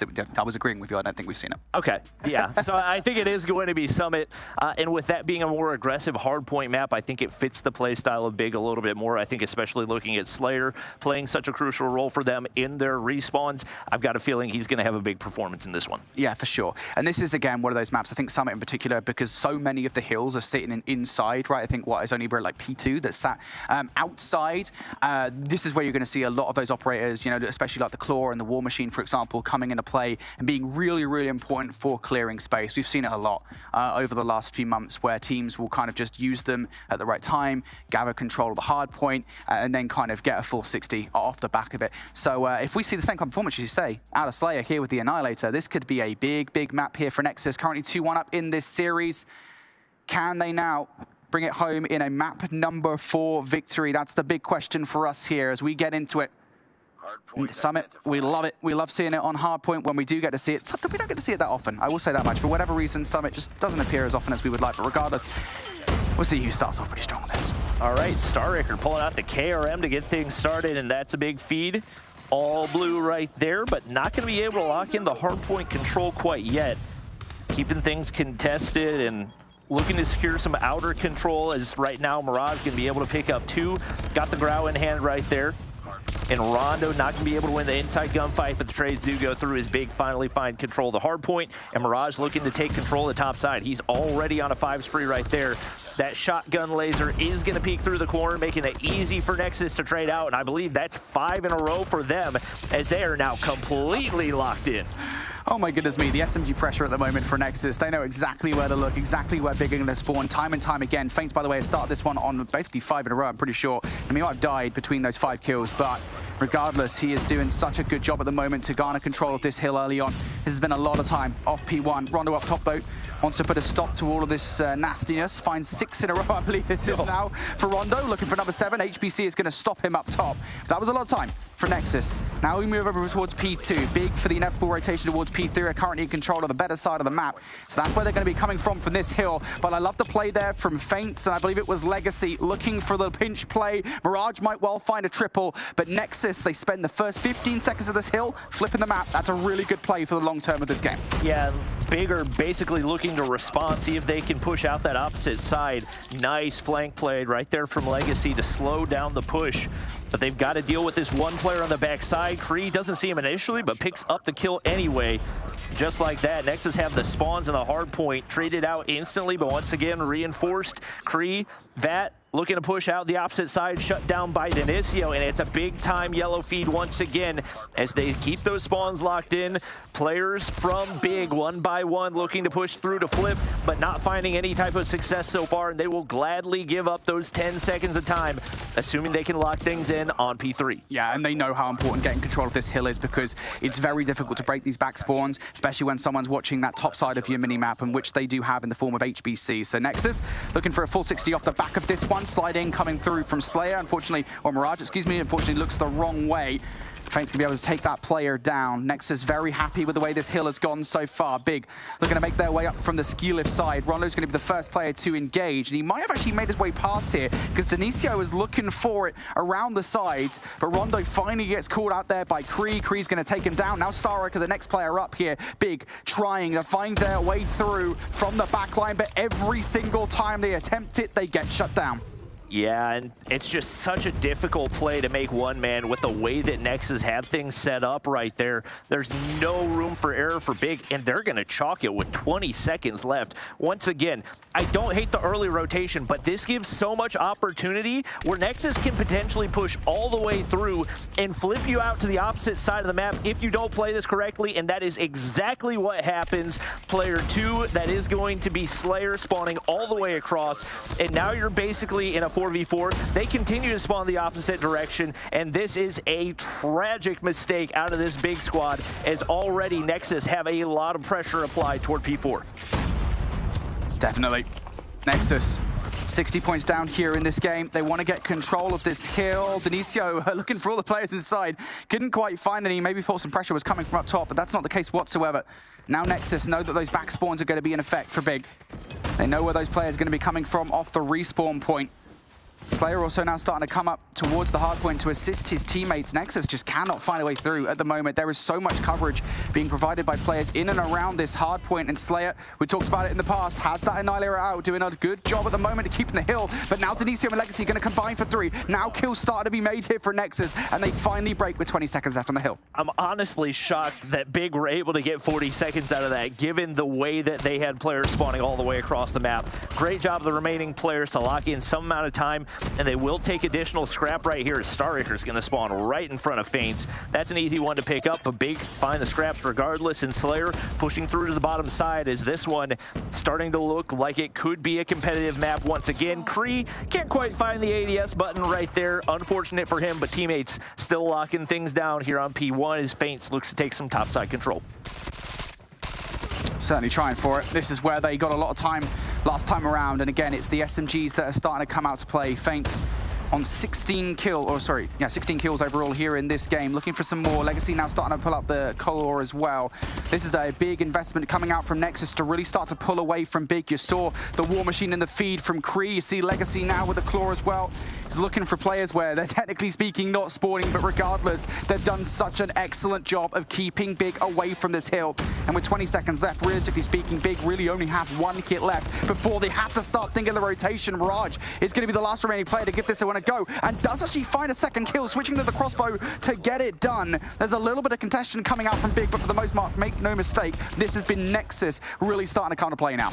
Yep, and Faints was really the difference in the last game. Just did not have a great performance, but 20 kills on the board already, making his presence felt right here. Denicio from up above, trying to find an angle, but down below it's Big, mainly trying to play for those spawns. It is going to be Starriker getting red, Rondo with the Purifier, not going to be able to do a whole lot right there.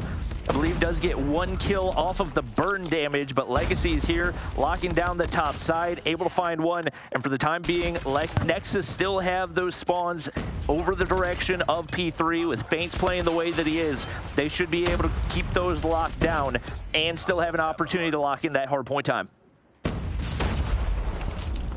Nexus looking pretty good at the moment. with a 55-point advantage over their opposition, Big. Their primary objective right now, not just to get this time, but to push through for the next hill as well. That has done exactly that, and now the parallel spawn starting to come through here. Nexus spawning down low on our minimap. They're looking to try and break early on. None of this action is going down by the 10 to 15 seconds of scrap time. They know how important these gunfights are towards the backline, and as Denisio is actually going to produce a double here, Big might well be in danger unless you can do exactly that. Complete extermination here around the backline, but a big kill. Legacy, the last remaining player here for Nexus, finds one, and he gets a spawning from a teammate as well. It's complete chaos in these spawns. Starricker pushes through. He's trying to find the final damage, but he can't do it. Faints comes out on top in this one, but it still remains contested. Back and forth go the spawns. Now all down to Faints right here. His teammates spawning across the map, and Big will gladly take the hard point time as long as they can find it. Faints able to find that one. Will it be enough to flip the spawns? No, it will not. The players from Big continue to spawn on top of him. Very, very back and forth, but all this time, Big has been locking in hard point time, and HBC not going to be able to win that one. This has been a crucial hard point for Big. Yeah, massive. They were down by quite a large margin, and they gave up a fair bit of time on P1 to make sure they get the rotation towards P2. Even then, they have to deal with Nexus, but they deal with them, they do. Nicely done from Big, as now they take the lead away from Nexus. About 10-point advantage or so going in towards Next, but they've already got players to contest with on those backsides. Denisio knows how important getting control of those back spawns are for Nexus, and needs some help from his team. Faints trying to cautiously play this one, not let anybody through, and that's exactly what's happening. Slayer's the last player to contest with. There goes one from the middle map as well. The first set of kills looking pretty good if you're Nexus, and now look at the amount of utility that they've got in the back pocket. HBC, he brings the equalizers out, but finds little to no value whatsoever. Faints now has to cover for the teammate by picking up the Sparrow, and Nexus now, that is already 2 operators coming out from the rip of this hill. Big time play for Faints, because that was one of the worst possible positions you could call an equalizer in. There's one head glitch on this hard point that you don't want to deal with, and that is it.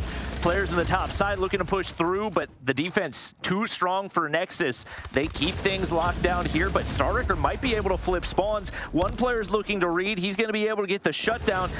He's going to spawn right back where he died, though, and still an opportunity for Big to get some amount of scrap time, but it looks like the EMP has been earned for Faints, and that's going to be a sign for Big that he has been absolutely cooking and could be some big-time value as we head back toward P1.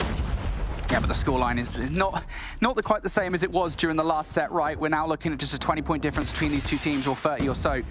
Nexus, though, are the team ever so slightly in the lead here, and this is where they've got a lot of time on the last couple of rotations. Faints now looking to find his way back in towards this hard point. Starricker, though, wants to get into the mix there early on in this one. HBC is going to take him down from up top, but there's still big presence in and around this hard point. Denisio now thinks this is the time to bring the Annihilator out to play. He's going to get shut down now as well. So back and forth. This is such a scrappy hard point between these two teams, and Nexus finally going to cross the 200-point barrier by getting a player on, but it is not convincing at all. Big just will not leave this hill alone. Starricker finds 2 kills with the War Machine, but unfortunately one of them is going to be himself. Big, once again, doing a fantastic job of keeping things contested and trying to get themselves a tie game heading toward P2. Slayer absolutely cooking on the point. 5 kills in a row for him. Faints, as you can see, still with that EMP, and it's going to be Vat spawning directly in front of Curry right there. It's going to be a freebie, but Big still remain on the hard point, and with the Purifier hopping on down toward P2, should be able to clear some space as they look to flip the spawns. Yeah, and the thing is, at this point, right, you cannot afford to just give up P2 and focus on the next hill. That is not how this works anymore. You are within touching distance of closing out the game on this one. For Big, that would mean forcing a game number 5. Kree, though, wants to give it a good shout. He's going to get shut down. Now Legacy has to pull off some solo manicness, and he's going to do exactly that by finding the double. But Mirage, here with the claw, finds a triple of his own. Back and forth we go. Big, now going to be the team in. Red Missile has been earned for Mirage. He's able to find one right there. Drops onto Kree. Legacy sniffs one out, trying to clear the point, and he does that. So they keep their hopes alive for right now. That means Big cannot win things here. But if you're Nexus, you have got to try to flip those spawns. You can't just afford to play for the scraps. It's going to be Slayer pulling out the Pred, continuing to clear away these players for Nexus. And right now, you cannot afford to give any additional time away. Once again, it's Big locking down spawns, and it's Slayer trying to go big here and shut things things down early with the Annihilator. Yeah, but look at the amount of utility on side for Nexus. They've got 3 operators in the back pocket. Slayer might well be doing a stellar job at keeping these guys away for the moment with 3 more bullets left in the Annihilator chamber. But Nexus, they have a lot to work with. Slayer, though, did earn a couple of streaks. A Hunter Killer drone and the Predator missile that could be utilized. But here they come. Nexus, they're on the way. Starker attempting to flank in from behind on the push, but it doesn't work. Nexus still have presence over here, and they've got themselves into the hard point. But now it's just one player to contest with. Predator missile coming down from up high, and Big able to take the player down. They're just 20 seconds away from victory. That could be the final damage. One player slips through, but he's going to get shut down. That was Denisio, and that should be the opportunity for Big to close this one out. Very, very far spawns, and you've got an equalizer on the front side of the hard point. Nade's the only thing that could stop it, and that's what happens, but they've got to hop the point. You can't be fighting for spawns right now. You got to play scrappy, and Nexus are not able to make their way on in. Too many streaks given away, and Big are able to close out the map in the series. Wow. Wow, that is honestly insane to me. Big coming out there and playing well on the hard point. I'll be honest, mate, for a long time I was very confused. I was like, are we going to game 5? Because that's why I was on my phone. I was like, I'm pretty sure Big are ahead right now. I swear Nexus did not win that control. I was like, someone will tell me. But regardless, yeah, that is an insane hard point, especially because I feel as if Nexus will be frustrated that they didn't win it, because at the end of the day, they were up by about 50 to 60 points at the end of the first set, Bobby. Yeah, they had so point. Like, I think especially you look at the play that Big made, rotating 20 seconds early toward P4. That could have been a huge mistake. Nexus were able to capitalize and get the bigger chunk of the time for the most part. But, man, heading through that second set of rotations, it was just such a big gun skill gap. And I think especially looking at Denisio, he had such a big impact for Nexus in those earlier games, but really, really struggled, as obviously Summit is not an AR-oriented map. And that was definitely one of the big turning points. As you looked at the opposite side, and the operator usage was so much better for Big on the back half of that one. Yeah, definitely. Just so many crucial moments, I think, from Big, just all in all. The fact they were able to come back in the way that they do, the fact they were able to control spawns in the way that they do, just a really impressive performance, I think, all around from Big. Really, really close series to start off the day there. We knew there was going to be some back and forth as these teams were relatively evenly matched.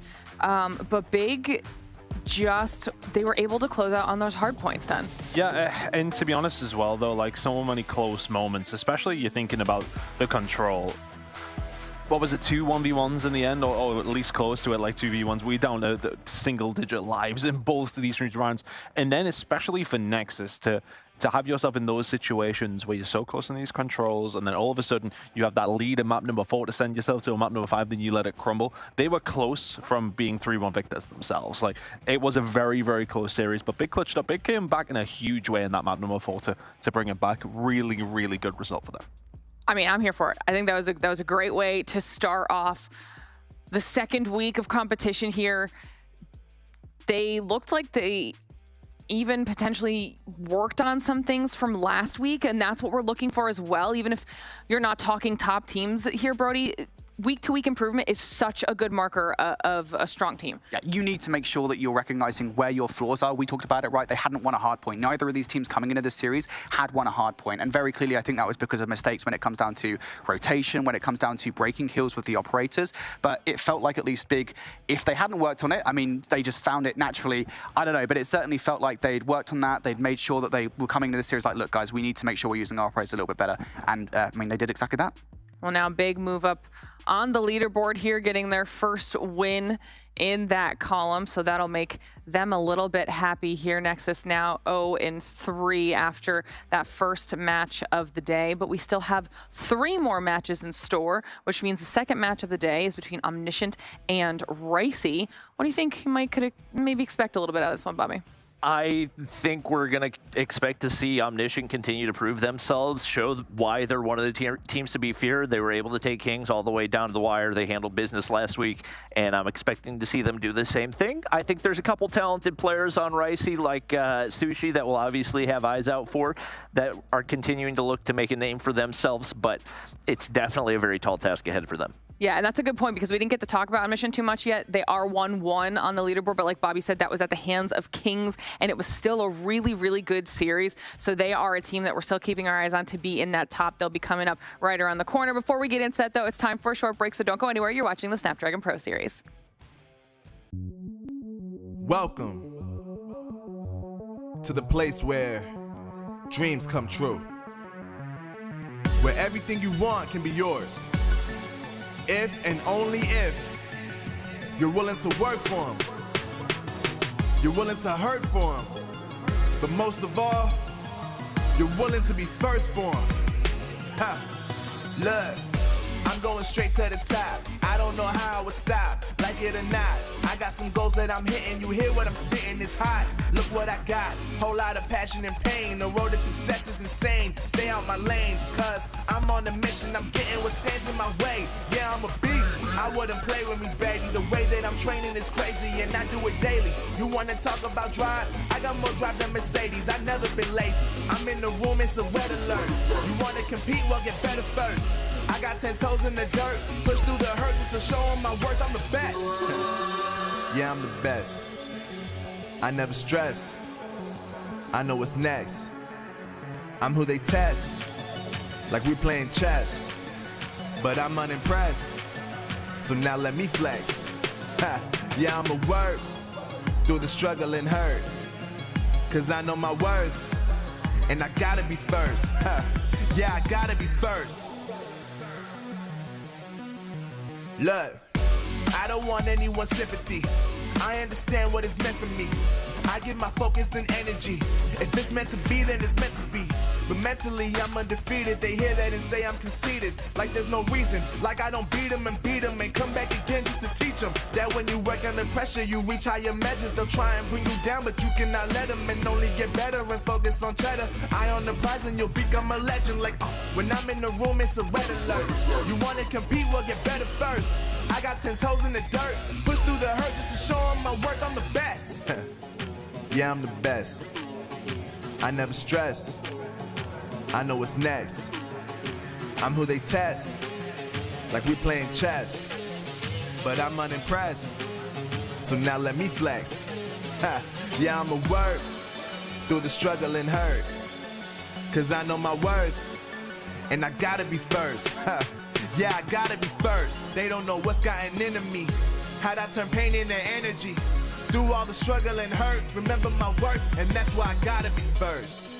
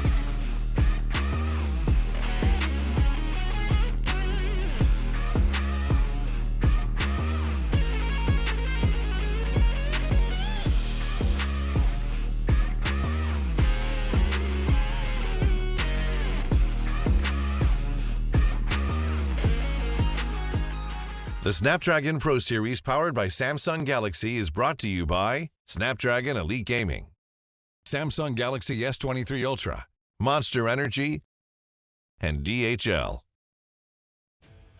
All right, everybody, welcome back to the Snapdragon Pro Series. Match number 2 is about to get underway. For just joining us in the first match of the day, it was Big who was able to topple Nexus 3-1, but it was still a very close series and enjoyable to watch. So if you missed it, go back and check it out, see how that went. But for now, we're looking forward to Omniscient versus Ricey, okay? It's going to be a fun one. Omniscient, obviously one of our top teams.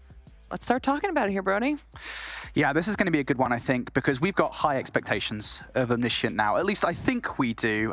You know, Omniscient after their, what was it, Game 5 versus Kings, a Game 5 that I think we should all be in agreement that they probably should have won.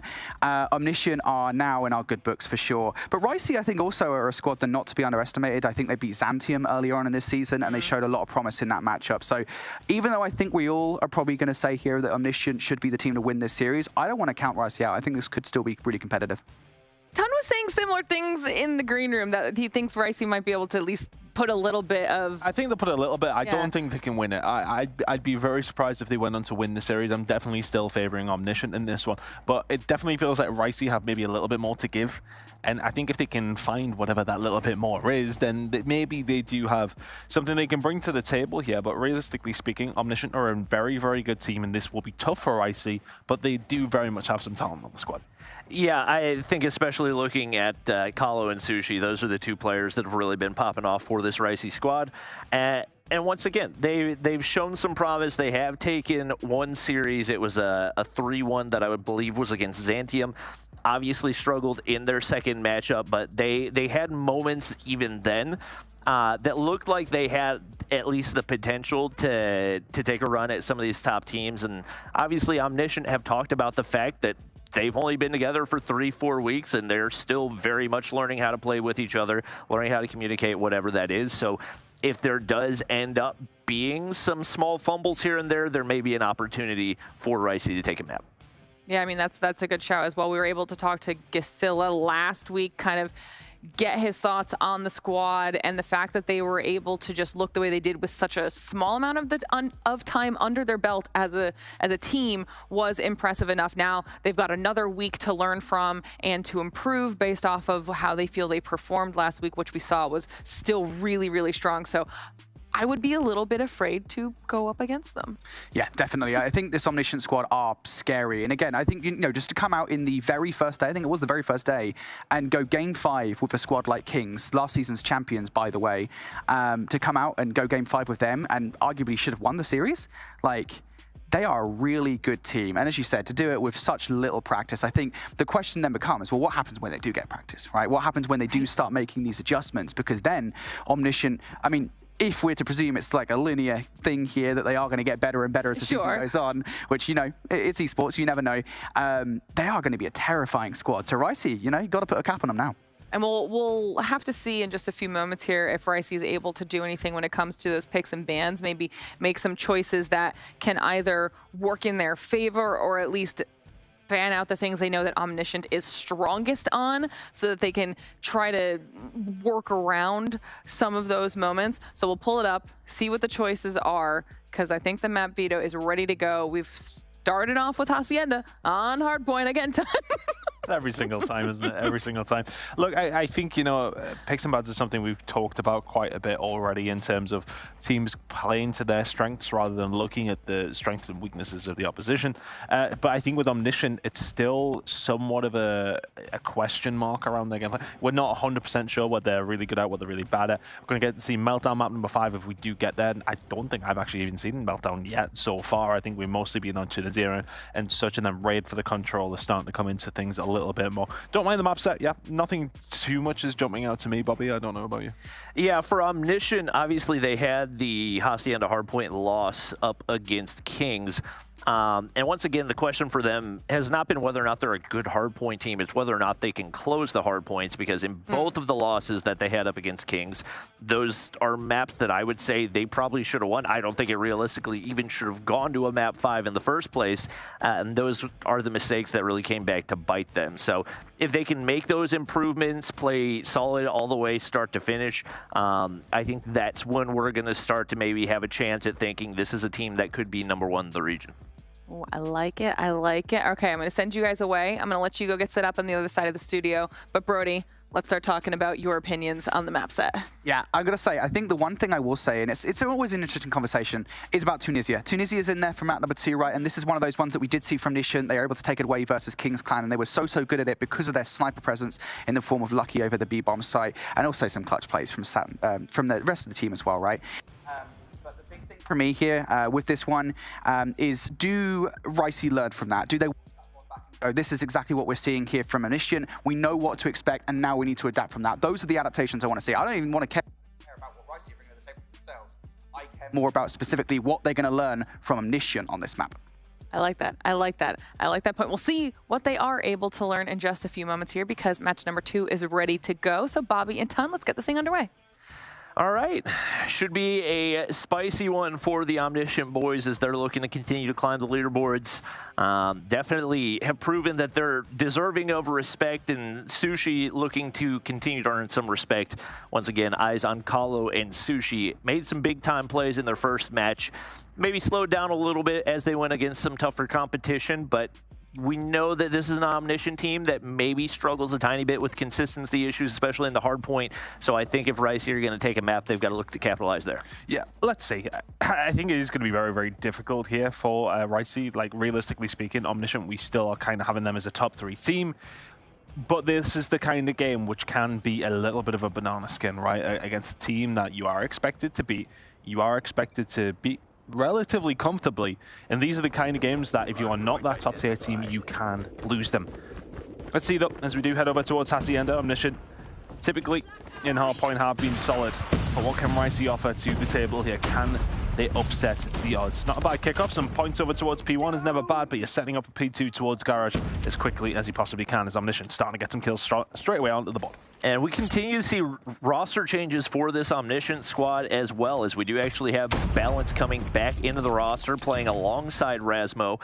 I believe he was out of the rotation last week, so questions around how they will be continuing to play together. But off the start, as expected for Omniscient, they're building a big lead right there. Rush finally going to be able to break the point, looking to set up to build some time, but it's lucky from the top side, shutting them down. Brinks reinforces right here as they're getting whatever scraps they can find on this initial entry. It is going to be Kahlo going big early. 5 kills on the board for him, doing pretty much all the damage for this Ricey squad, but it's Omniscient picking up the scraps. 1 player rotated early for Ricey. What can he do? Not a whole lot. Shut down instantly. Turtle trying to find some semblance of hardpoint control. He can't find anything, and Etudes all the way in the reeds right there. Actually going to be able to find a 2-piece, and he is being very pesky for Omniscient. Yeah, and honestly, looking at that rotation, it was Ricey the first ones here, and then they got kind of wiped away at the wrong time. But then that play coming in from Etudes towards the water side. Big plays kept Omniscient in a bit. Spawn starting to come in and a little bit all over the place. You can see there's a pinch potentially being set up here as Omniscient do have 1 player in Rasmo sitting there towards spawn. I think Rasmo actually not even playing at this stage, but Satins is there to get the spawn with him. Rasmo now reconnected, and that will maybe help Omniscient out now, but it's looking like Ricey are going to take a lead here. 20 seconds to play for towards Gary. Etudes gonna get flashed right there. Saturns opens things up. There's an explosion, a Rasmo kill, and just like that, 4 in the feed for Omniscient. A clean break as they do retake the lead. That's gonna set up an early rotation for Ricey right here. 1 player all the way through. That's gonna be Etudes, looking like he's going to be the anchor for this squad and should be able to find at least 1 here onto Gothilla. That he does indeed, and they're going to be able to hop on through, but no topside control. Brink's going to look to apply some pressure and rush an unfortunate nade onto himself. Yeah, Omniscient finding the wraparound over towards the balcony side, and all of a sudden this break becomes a little bit easier. You do have 1 player though, that is Brinks, who was behind. No trade quite coming on through, and he is the one that can slow things down here. In terms of Omniscient getting some sort of control. Spawns towards the back now for Ricey, looking towards the scoreboard. It's a slight lead for Omniscient, and already here we are. The Sparrow, the Equalizer, both out here now for the side of Omniscient. They want every single one these last 30 seconds, and this should be a hard break now for Ricey, but a big kill coming in from Kahlo. Manages to find 1, but Satins are lucky, able to follow it up. They may well get rid of the Equalizer, but can't get rid of the rest of Omniscient. 20 seconds to play for here, over towards P3, and Omniscient looking solid. Gothilla, Annihilator is popped, but there's nobody spawning that direction. They've actually hopped down behind him. An opportunity for Ricey to pick up the scraps right here. Not looking like a huge disparity between these 2 teams so far. And Turtle hopping on over, trying to find shots onto Saturn to get things cleared, but not really a worthwhile gunfight to be taking, especially when you've got no control toward Next. It is going to be Rush pushing toward Lambo to see if he can pinch right there. But for the time being, it is going to be Omniscient locking things down here on P4. Need some time if they can get it. Ricey really do need to hold this down, but Balance just doing balance things inside of P4, but he can only well slow down Ricey momentarily. Satins is here though to pick up 2. He's got Gathila alongside of him, and with 40 seconds to play for here, Omniscient starting to gain some more control. After P1 and P2, things weren't necessarily looking the best, but it's not how you start the game, it's very much how you finish it. Telling Carlo though, investing a couple of operators here. That is, of course, the War Machine, the Annihilator. Already used now by Ricey, but they need to make these count here now. Rush, trying to see if anybody looks to hop over right here. Does find that opening kill. Will his teammates have his back? Etude's going to be able to find one, but they can't completely stop the push out of Omniscient. Now 110 points on the board. Etude looks to pinch, but Lucky spawns directly behind him. Ricey continued to try to make that final push, and P4, one of the few where it doesn't really hurt you to try to make that last ditch effort, just because it does give you that initial map control toward the top of P1. And right now, nobody occupying the hard point for either team. A fierce battle on the top side as both teams trying to lock down map control. And I think for Ricey, they kind of take a small win where things were getting a little bit out of hand. Managed to close the gap by about 20 or 30 points though, and it is now down to around 40. Still got mountains to climb, so to speak, but at least you keep it within the, well, realms of possibility, to say the least. Briggs and Turtle find a couple of kills over towards the top side. We're thinking about this rotation over towards the Garrett sign. Every single time it feels like I'm saying that Ricey find a couple of kills, it is answered in turn from Omniscient. 1, 2, 3, 4. And all of a sudden, Ricey can do very, very little about this predicament. They now find themselves in rotation over towards P2, starting to come into effect. 20 seconds to go here, over towards P1. And you can see in the bottom left corner on your minimap, it is Omniscient very much dominating the side of the map that they do indeed need to be on. Yep. Ricey picking up scraps right here. One player on rotation, trying to see if he can poke a hole in the defense, and that's going to be Etudes and Kahlo. Big time two-piece right there, but instantly traded out and nobody in position to contest for the time being. They're going to look to push from Statue and see what type of damage they can do. Anticipate smokes coming down right here as they look to find a push, but there's Balance. Equalizer in hand, trying to cut off any entry point. That's a Sparrow. Damage has been done, and Ricey have found the break, at least initially. It's the same thing, isn't it? You say that Ricey are trying to find something, and all of a sudden Omniscient turn it right on its head. A couple of wasted operators coming in from a lot of players. Actually, with this board was looking a lot more lively in terms of the operators, but all of a sudden they have completely gone. Kahlo is here to find 2, but Rasmo still with the claw in hand, just spraying it away. Kahlo guns him. The rest of Ricey need to be here though, as Omniscient starting to get some control again, but it's rushes to shut it down. In the end, it spawns towards the back for Omniscient, may well help them get control, but 15 seconds to go here on P2. An opportunity wasted by Omniscient, but an opportunity very much taken by Ricey to close that gap. And the hard point issues continue to persist for Omniscient as they're starting to give away this lead. This is the problem that they saw during their match against Kings as well. Brinks is going to find one to open things up. Not going to be able to take down Saturn. So once again, Omniscient in position to get the early time. But that may be Kahlo flipping out spawns right there. Brinks being pesky on the backside. But players in all directions for Omniscient, they've got to make these reads perfectly. They do not. And Etudes has broken on through with the Purifier in hand. He's going to be able to find 2, and that should open an opportunity for Ricey to continue to close that gap. Really, really lovely break coming in from Ricey. Very patient with that top plat control, and then just make it count when the push starts to come on through. They get the pinch set up, they find the kills, and well, once again, every single time it feels like Ricey are finding a way back into it, finding a big opening. Omniscient answer back with the slaying prowess that is just at the highest level. It's 26 to Saturn's. Balance is coming in with 20 alongside of him. Gathila sitting there at 23. And the slaying battle very much being won by Omniscient. But that 30-point gap or so has kind of really been as far away as Omniscient have got in this game so far, Bobby. 5 seconds to go. Scrap time will go towards Omniscient. Ricey not quite going to be there for the rotation as well. Feels like Ricey a little bit slow in rotation sometimes. Yep, and that was a really yellow feed for a really long time. 2 players set up on the outskirts. I don't think that they realize there's somebody on the point, but it is going to be Kahlo and Turtle winning a couple right there. It's actually 3 for Turtle. Kahlo finds another, and all of a sudden the hard point's been cleared. Balance, the only player here enables contest. He gets shut down as well. Even with those late rotations, Ricey have done a phenomenal job of breaking the hard point up against one of the most experienced teams that we have in all of Europe. Saturn's looking to contest right here. Nice hop-up play from Gathila, but he's not going to be able to survive that one, but a wasted War Machine for Turtle, and that's one that could hurt dearly. just the kind of thing that you don't want to happen if you're Ricey, because now all of a sudden Omniscient find themselves inside the point. War Machine, Sparrow, both out now, and that's something that Ricey are going to have to try and run through. And right now, while they're struggling, Turtle is able to find a kill to answer, but once again, Satins is an absolute reaper for Omniscient, sitting around 33 kills, and they will rise. About to break the 200-point mark if you're Omniscient, but we'll have to be over towards P1 as we head into a third rotation of hills. Omniscient starting to stretch their legs just a little bit now.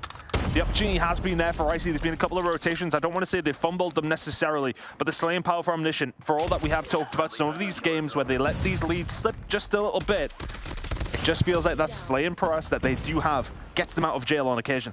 It definitely felt like on P3, it was a little bit of maybe a confidence shake for Ricey as they were getting completely cooked. And you got to think in situations like that, maybe a lapse in communication. Godzilla going to be able to clear out the bottom side, hops the objective, reads Brinks, but unfortunate timing on the flash throw right there. Players will persist on the bottom side regardless. And for a lot of this, the time that Ricey's been getting, it's not because they've been out slaying, but just better teamwork on the hard point has allowed them to pick up time even when they're getting outslayed as heavily as they are. Look, one player at 30 kills, just about everybody on that Omniscient squad's at 30 kills, and Ricey have still been able to keep things close, but it seems like the slaying department may have grown a little bit too large for this Omniscient squad. Right now, Ricey need to hold the line. Yeah, absolutely. You find these next couple of kills. Brinks is now all of a sudden left on his own. Where are the rest of the team? You need to get there. Through the front door comes Godzilla, comes Satins, and the kills start to flow for them as well. Omniscient with some sort of control, and the core damage is just far too strong. Make it 3 for Rasmo. Lights them all up. Turtle may well be the next one, the chopping block, but does find the kill. And now all of a sudden Omniscient starting to bring in the heavy artillery. Here comes the War Machine. Here comes Ricey's final stand. Omniscient in full control, Bobby. And you throw out the smokes, but there's only so much you can do to push through a War Machine, but they somehow make it happen anyway. Unfortunately, it's about a 90-point gap that they're going to have to close, so the rest of this hard point has got to be perfect. Good value for Rush on the equalizer right there. He's going to be able to push out a little bit and try to make sure they can lock in all of this scrap time. And if they let him rotate fully right here, he could 100% be taking that into P3 as well.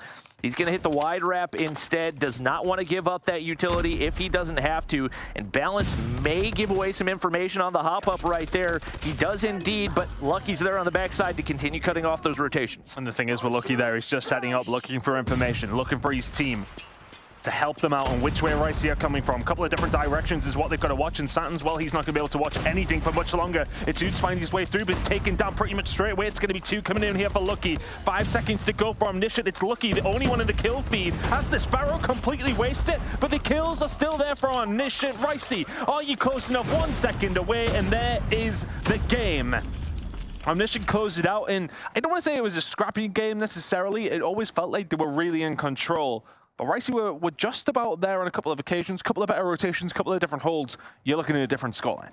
Yeah, 100%. They felt very, very dependent on the break to be able to win that one, which is a little bit surprising because typically those break-dependent teams are going to be ones that are very slaying heavy. For the most part, they were getting outslayed for the majority of that game and were somehow still able to make it happen. Once again, really a lot of that just coming down to their teamwork and their ability to find trades at those most crucial times. Omniscient, given how close that was, still doesn't make me feel great about their hard point. And obviously we heard from Godzilla that he feels like their search is definitely their best game mode. I feel like still some improvements to be made just in the way that your teamwork looks whenever you're getting onto the hard point, when you reinforce, when you stay on the outside to maintain the map control. And I think if they can find a little bit more flexibility in the roles that they have, they can definitely have an opportunity to close out games in a much more comfortable fashion. I mean, look, we know that the talent is very much there for Omniscient. And I think, you know, maybe being, I don't want to say we're ever being overly critical of them, but I think it's at the same time we sort of know how good they can be. You see the talent that is on offer in that game. That is what is literally getting them game wins at this stage. Satins, again, a standout performance from him. 44 kills on the SMG for Omniscient. Very, very good performance. He's one of the ones to watch out for, really, this season, Satins. He's been one of the players who's impressed me the most on that SMG. Oh, yeah, 100%. And you looked at the stat lines for that Ricey's squad, and once again, there was one player that went positive, and he was +2. They had multiple players that were -13 or worse, and they were still able to keep it as close as they were. Part of that, you got to say, is a credit to Ricey and the way they were able to play the map, but you do have to look toward that Omniscient squad and say, like, what can you do to give yourself a little bit more breathing room? Because once again, when you're up against your exclusives and your kings, they're not going to let you make those many mistakes. I mean, you're not going to outslay that bad as well, are you? It's going to be a lot more difficult. But still, a very good win for the side of Omniscient to take us into map number 2, which will be coming up in just a second. But I think for us, the discussion for Omniscient is, what do they need to do to bring themselves to that next level? We know their Search and Destroy is good. Their control could do with some work, but I am honestly just too harsh on these teams about their control after watching CDL ones for years and years. I think realistically, though, their hard point is in an okay place.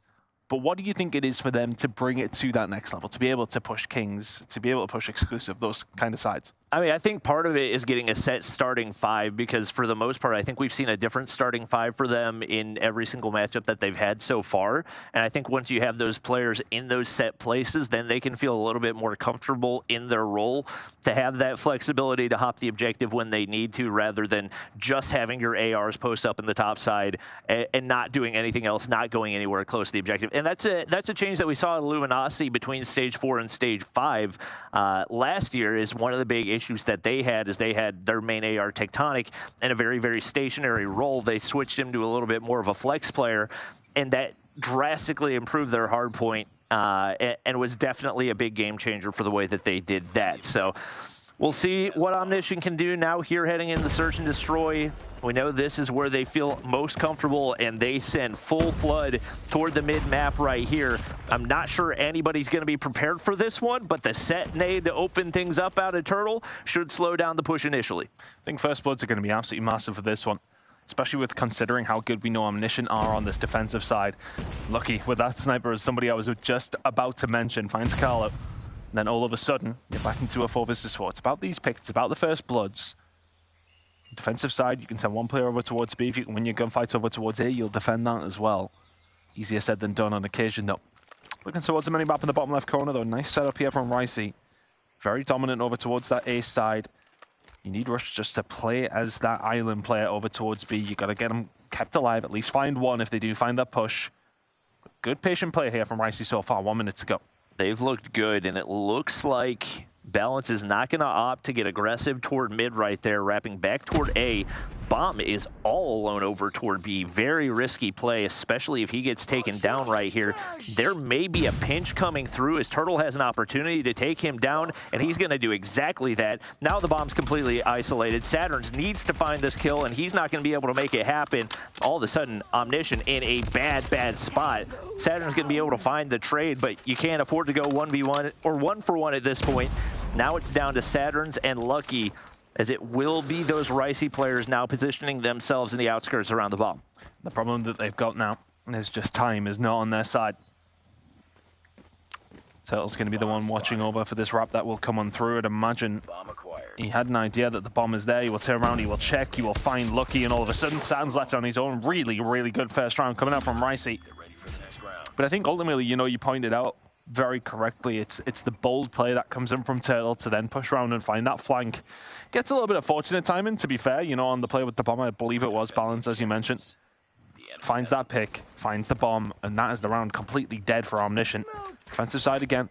Full side of Ricey, bit of a bigger B rush here. Put a lot of stuck into the snipers here if you're Omniscient, because there will be players watching it, but it is going to be Rush who's just sitting up nice and close, and Personal finds one, finds two as well. Big plays coming out from Rush. He will eventually fall, but on his sword. 2 kills to his name, and now Ricey have the numbers, but Omniscient have the bomb site. Kahlo going to be weak, but able to regen off of that one as well. So Saturn's knows somebody looking to make that mid-peak, but Ricey are very comfortable to sit back and hope for an over-aggression out of Omniscient. Fakes the plant right there. Is Turtle going to bite? He will not. Rasmo gets way too aggressive in a dangerous spot to have a sniper. He gets shut down, and once again they continue to peek through. Kahlo, sniper connects, and now it's all down to Saturn's 1v3 opportunity for him, but with those initial shots landing, that should be another locked in round for Ricey as Etude slides the corner, and a 2-0 start in this one is definitely not what we expected. It feels like Omniscient were just not taking their opportunity there, though, right? I mean, look, Ricey were there in numbers through the mid-map and over towards the back arch side, but still had one player in Brinks over towards A.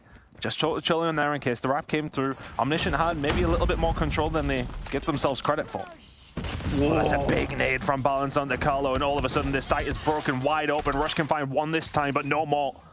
And all of a sudden a 4 versus 3, make it a 4 versus 2. Omniscient looking to put the first round on the board, but that nade to open things up, Bobby. It's a special way to kick it off. Absolutely crucial, leaving 2 players right here. Brinks on the flank, seeing if he can find some timing to go his way, but I think Saturn's has the information. Rasmo peeks across. I don't know where he was going. Brinks picks another, and just like that, we're into a 2v2. Careless play out of Omniscient. Gothilla is going to be able to pick up one, but still a 1v2 opportunity for a 2. It slides the corner, peeks it perfectly, but unfortunately for him, Gothilla's shots were cleaner. Still a very shaky round for Omniscient in what should have been very easy to close out. And some of these mistakes have definitely got to get cut out, as it's very apparent Ricey are not playing around. I think it's those kind of rounds that, you know, you've been in them yourself. You're 5v2, you're kind of chilling, running around. All of a sudden, you make a couple of little missteps, and the round can take a turn for the West. Big push going to come on through. Brinks gets dealt with very, very quickly. Gothilla is going to be able to back on down, but he won't have Rasmo in turn anymore. Plenty of presence here from Ricey over towards the A site. You're going to have to clean them out. And Tudes makes the push, and Satins makes the read. Turtle falls as well, and then all of a sudden Omniscient have complete control. Oh, man. Lucky. Working with pixels right there. Going to be able to find the headshot. Now all down to Rush. Or at any weapon but an R9, I'd say maybe there's a chance, but so little range that you're going to have right here. It's going to be too easy to read. Balance takes him down right there, and now back-to-back rounds for Omniscient. They tie things up right here, and starting to look a little bit more decisive and more like the Omniscient that we're used to. I think those opening picks just help so much, don't they?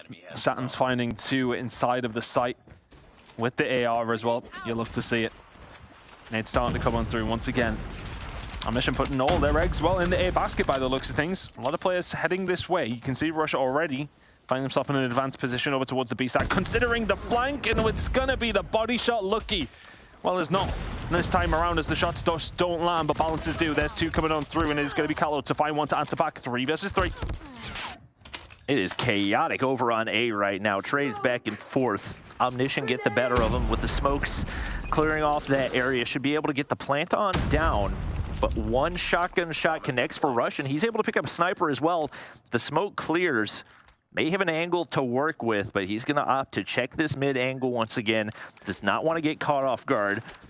And Carlo continues to play that backside angle, hoping for just a tiny little sliver to hit a snipe. Looks like Omniscient are not going to afford it to him. Saturns gets the information right there, and Gothilla peeks the corner. Could not have been played any better. Yep, Saturns is there to bait out the shots, fires them away, and he releases his teammate to do the dirty work for him. Gothilla is there to find those last 2 kills. Really nice play coming in for Omniscient.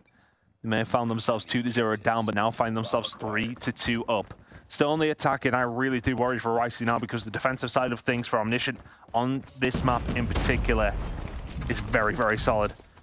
This guy on your screen now in Lucky. Not going to be able to do much about Rushes behind the bomb here with the R9, and is he going to be able to do much of himself? Not quite. Gothilla Balance getting the job done. There's mid-map. There is B control completely over towards Omniscient. Ricey need to find a miracle to find this round. It's a 5 versus 3 retake in favor of Omniscient.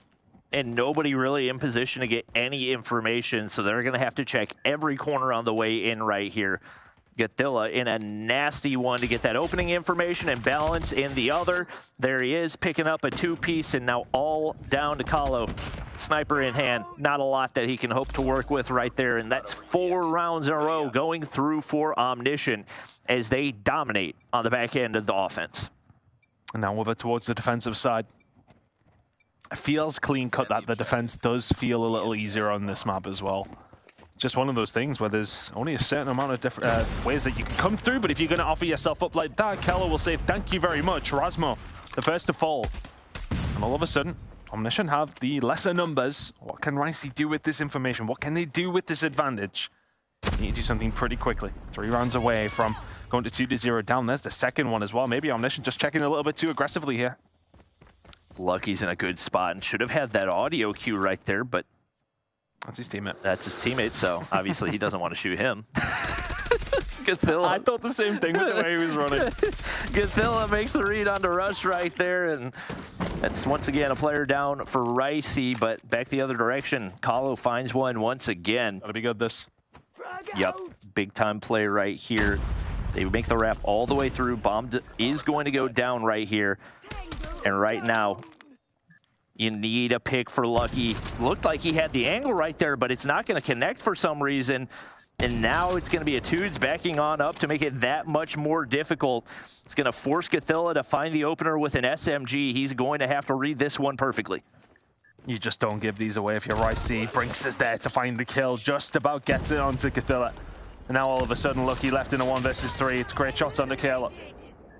13 seconds now to go. Still has plenty of time. Goes for the fake, but he's got somebody behind him as well in the Tudes. This is just surely not possible. It's just surely not possible. Bobby Brinks is going to go for the check. Woo! Doesn't hit the shot. Will not have the time. And Brinks plays his life very, very well. Well played from Lucky, but just not quite good enough. I don't know if he would have had time. It was very, very close. As long as you start defusing before it hits 4, you can do it. That was scary close to another miracle 1v3 for him. And really just one shot short right there. That keeps Ricey close in this one. We'll see if they can continue to find those opening picks, as obviously it's going to be a very different approach from Omniscient, and they full send to take top winery right there. Balance, making sure nobody can find a rotation out if they're already there, and Ricey have been forced completely back into spawn. Nothing to work with over toward that A side. It's probably going to take somebody getting taken down to do it, but they're not really going to have much option but to try to force over toward B. And getting control of Winery over to that side completely locks this side of the map down pretty much for Omniscient. Unless you can fish out balance at this stage, you're in such a tough spot if you're Ricey. Has to be a B hit, but you're looking at the minimap in the bottom left corner. Look how much real estate Omniscient have in the middle of the map. They push themselves so far up. Ricey have barely left their spawn. A minute gone. And Ricey really not with many options here, and you can see the push starting to come through from Balance. Rushes here, waiting with the right weapon, but maybe not quite the right angle. Balance has to be careful to push this because here comes the R9 shots, but Balance will win the gunfight as he should do. A fight for Lucky over towards the B side as well as, importantly, one, because if he falls, then all of a sudden there is a door wide open over towards the B side. But now Ricey left in the 2 versus 5. It's just such a hard round to win unless Turtle can provide a miracle for his team. Balance finds the kill. It's a 1 versus 4 now for the side of Brinks. And he's completely stuck right here. Nearly finds the kill onto Rasmo, but the boxing gloves connect first. Omniscient extend the lead out a little bit more right there as they get aggressive in that top winery position. Don't allow those opening picks for Ricey and are able to handle that round relatively easily. See if they can continue to do it, as it looks like Ricey going to get aggressive over toward B, but it looks like it's been read here by Omniscient as they send 3 players this direction, and a very risky play as they're going to need to find opening picks through the smoke right here, and it is a nasty lockdown position for Omniscient. They're going to be forced to rotate back the opposite way. Let's play here for Ricey though. If they go quickly, they should be able to win the foot race, but Omniscient have very much committed over towards B. Send 1 player in Satins, which, well, if it is Satins, they may well be the only one that you need over towards that A side. But is it a rock back around through mid? Ricey with a lot more map control in this round than the last. Satins, though, set over towards the A side. This first kill is going to be huge. Got to hit those shots maybe a little bit quicker, Turtle, and you could have got out, but a 1-for-1 trade. So what does that do for Omniscient? What does it do for their information? Well, this one is what's going to give it away. Good shots coming in from Satins, especially with Rush in that position. Probably have the R9. Satins can find the kill and get out. Big players coming in from Satins. Now Omniscient in her 4 versus 3. They're going to commit to that wrap back toward A, but Saturn's still yet to be dealt with. It looks like he is going to have eyes toward that initial entry, but no real sight toward Winery. Should be able to get audio cues on anybody dropping out from above. Kahlo gonna get spotted and absolutely beamed. They're still looking to clear him out, and obviously you see the rest of those Omniscient players start rotating. Rasmo's gonna be able to spot one out. Etudes big time pick with the sniper in hand, but they are dead set on these boxing glove kills, and they find it right there as Omniscient 1 round away from locking in game 2. Quick 1-2 coming in from Sands to put a rubber stamp on that round. And for Ricey there, you look, I like the opening play from them. It was nice to see that push coming over, and Omniscient answered it in force. But then I think it's very easy as commentators to be seeing where everybody is in that map and say, well, why didn't they do this? And it's easy for you guys at home to do the same. But realistically speaking, they didn't know that nobody from Omniscient was over towards their side. If they had the power of the information that we had, S&D would be significantly easier. A couple of kills coming on through, though. So Ricey looking to try and get this S&D to last just a little bit longer. Rasmo and Gathila are now dealt with. Omniscient left in a 3 versus 5, but they are on the defensive side. That's a big kill coming in from Balance and can get out. That was the bomb. I'm not sure if Balance actually realized that was bomb, though, especially with the speed at which he got out of there. This could still be an opportunity for Ricey to make something happen. Turtle reads that angle perfectly. Just like that, down to Lucky and Balance. Rush, not going to win that gunfight. And that's a bit of an ego chow right there. Makes it a bit too easy. And with that, should definitely know that the bomb has been dropped once again. Ricey do still have that man advantage. Saturn's, or actually Balance, going to opt to back all the way up right here and just try to play that information. See if they can bank on Ricey trying to get aggressive over toward that B site. Still 42 seconds to work with. They're taking a whole lot of time right here, and Turtle finally going to... Nope, he's going to check the corner first. And every extra second that you take, the tougher the position you put yourself in. Well, this is the problem, though, because the fact that Balance was around here means that you have to check those corners, irrelevant of them not being there. But now with 23 seconds, you've got to start moving. Balance has been huge in this round, and Lucky is there, ready and waiting. And if you're Ricey, you've got to get over towards the other side of the map, and you've got to do it very, very quickly. Callow now trying to set up through the middle of the map. This bomb should have the ability to go down. And now for Omniscient. You played this as well as he possibly could have. I think it was a 5v3 at one stage, or a 5v2. Bomb has been planted. But the kills have come through from Balance. He has been that guy. Lucky's going to have to be the one to try and find the opening pick. The shots are fired in. No! Three's like the jump just about saves him, and Balance will fall.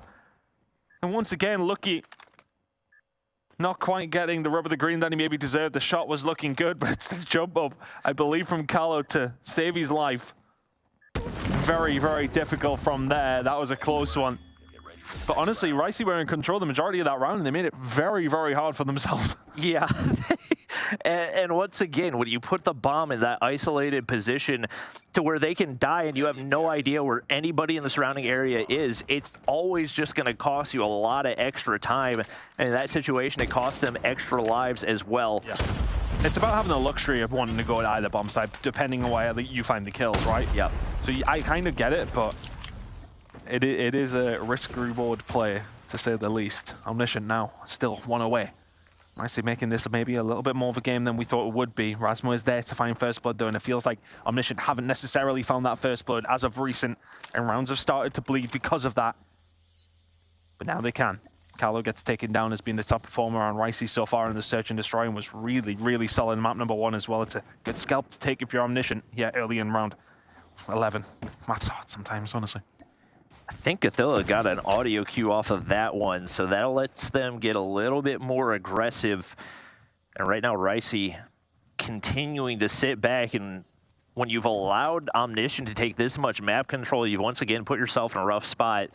We saw them do this on their first offensive round as well, and it did not pay off. Hoping for a wallbang to connect right there, but not going to be able to find anything. And once again, just hoping for an over-aggression out of Omniscient, but they're very content to sit back. And with Gathila pushing forward, I think he got the information right there. He did indeed. Finds Brinks right there. That's going to be an easy kill. Can't make it 2, though. Big-time trade out of Rush. And you at least keep your hopes in the round alive, but now you've got to go quickly, and there's already one player on A. They're actually wrapping toward B. This timing could be perfect. It looks like Saturn's going to sit back and wait, and he may have the play right here for Omniscient to close things out. Listening for that audio cue, will Turtle find a kill? And he does, and just like that, there's hope for Ricey in this round. They're leaving it till the very last second every single time. 3 versus 3, though. You got the bomb to defend. It is down at A, and 35 seconds or so to go. Omniscient on the way over. Is it going to come off the back of Lucky trying to find a pick? I think Ricey have been really good in these post-plant situations. They're not giving anything up. Rasmo around the corner. This is going to be the big moment if he can find the shots, but it's going to be Lucky's to eventually find Turtle. And here comes the pinch balance from behind. He gets taken down, but Lucky's already found two. The Tude's now up top. Bomb to defend. Now being defused. Oh, and the shot on the Rasmo wasn't quite good enough. And there is the follow-up. Lucky already defusing. And Omniscient 2 to the good now. And a search and destroy that was, I want to say, more stressful than it really should have been. Both these two teams, questionable players across the board, but Omniscient will be happy to take that one away. Shaky start from them, but the mid-game, absolute dominance, especially in the attacking rounds from them. A really, really good game out of Omniscient, but some crazy, crazy rounds. That was one of the most indecisive Tunisias I've ever seen. Typically, we're used to seeing that in firing range where you sit back and hope that your sniper can find a first blood before you commit to anything, but it's typically the team that gets aggressive in the Tunisia search and destroy that'll have the advantage, and both teams just wanted to sit back and play for picks and left some very, very difficult situations for themselves when they weren't able to capitalize on those opening first bloods. Obviously, Omniscient come out on top, but it was not a convincing search and destroy by any means.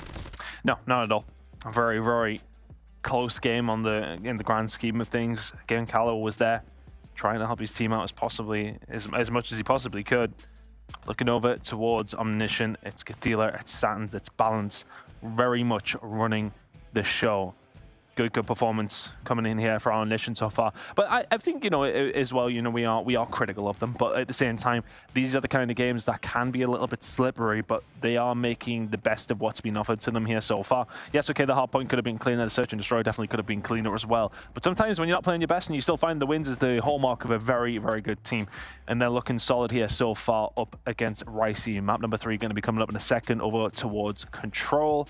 And this is always the question mark for me in some of these series. You never know who's going to walk away with a Control win. So is this the potential opportunity now for Ricey to bring this one back? Omniscient still, I think, you know, you look at the slaying battle, which is something that really does dictate how Control goes. Omniscient have been above and beyond the better team on that front. Yeah, no question about it. In the hard point, you can lose the slaying battle and still easily win the game, but trying to do that in Control is just a completely different beast. Like, you have to have some god-tier timing, getting onto an objective, or on the defensive side, just controlling the map to really have any hope of making that happen. So we'll see what Ricey can bring to the table. Sushi played map 1, right? I feel like he did. Okay, because he was not playing map 2. I did notice he wasn't in map 2. Yeah. I was scratching my head a little bit. We don't usually see a whole lot of mid-series substitutions, but maybe potentially, I believe it was Brinks they brought in, or maybe he was already in. Whoever they brought in, potentially more of an S&D specialist, but obviously now you head to the Control, and you could very well miss his presence unless they're allowed to make multiple substitutions, which I didn't think was the case, but, you know, I haven't read the rule book all the way through in the past year, so it's very, very possible changes could be made. I would definitely anticipate they would like to have him in the Control because he was absolutely their biggest player whenever they did take that up against Zantium. I almost said Zidium, but he's definitely a player that they're going to want to have in there. We'll see if he's back in the rotation, but obviously he and Kahlo making big-time plays, unfortunately, hasn't been quite enough for the first couple of maps. No, not quite. Map number 3 now coming up, though. As we go over towards Raid. No, it still Brinks in there. Was Sushi in map number 1? I swear that he was, but my memory may be failing. It's definitely possible. We're getting a little bit older, Bobby. Tell you about it. Maybe I'll speak for myself a little bit more than anything, but into Raid we go. Put it this way, I remember casting over Raid, I want to say 10 years ago, so yeah, you can take from that what you want. Gathila and Satins open things up here. Control wasn't in the game at this time, of course, but now it is, and very much here to stay. Omniscient with a good amount of control over towards the B-side. Balance just absolutely causing havoc. Can Nelly find the third, but it's Gathila there to pick up the pieces. 2 segments now tipping it away over towards the B-side. Beautiful play from Omniscient. I love the initial control. You then push through, get laundry control as well. It's a good fight. You got to win against Satins. Rushes. No, he's had his pants down. And this kill feed looks yellow. So does B. Omniscient locking this down. And they can transition over towards A very, very quickly. Ricey did not even make an attempt to stop that B cap. They just said, well, yeah, they'll stack up on A and see how long they can hold it. Only down 4 lives right here, so not the worst thing in the world, but you've absolutely got to keep kitchen control if you want to have a chance of defending here. And oh my smokes, sent out left and right for Omniscient as they look to make the push up right there. Turtle's going to fall. Kahlo trying to slow down the push. He's going to be able to find one. Does not go traded right there. Lucky hoping to find him through that tight little angle right there, but nades continue to go over top, and they'll be able to keep him pushed back for a little bit, but Lucky sneaks on through. Brinks on the top side there to shut him down. Can he find the second? No, he cannot, and just like that, kitchen control has been sacrificed, and that's the opening that Omniscient are looking for. Very nicely done.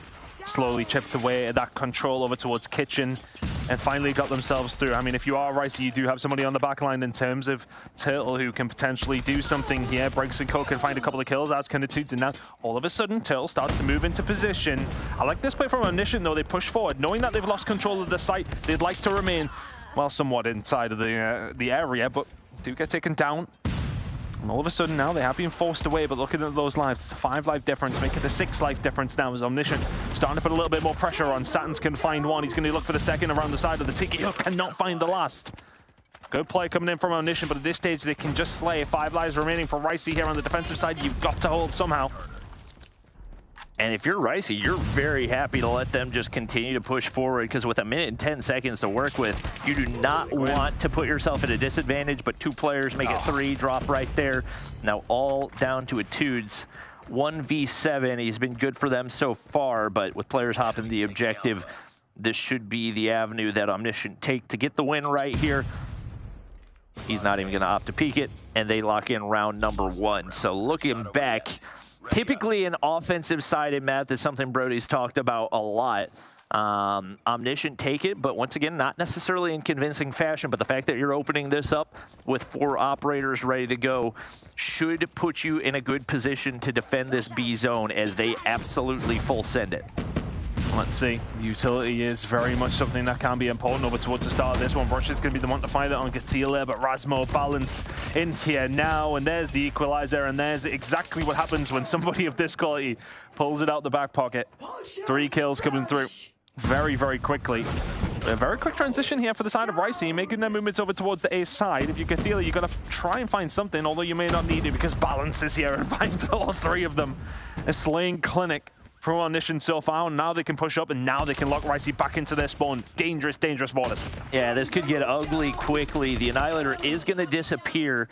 Turtle's able to find 1 right there, but down 13 lives already. They've only found 3 kills in total this round, and they have full sent the operators. It has paid off big time.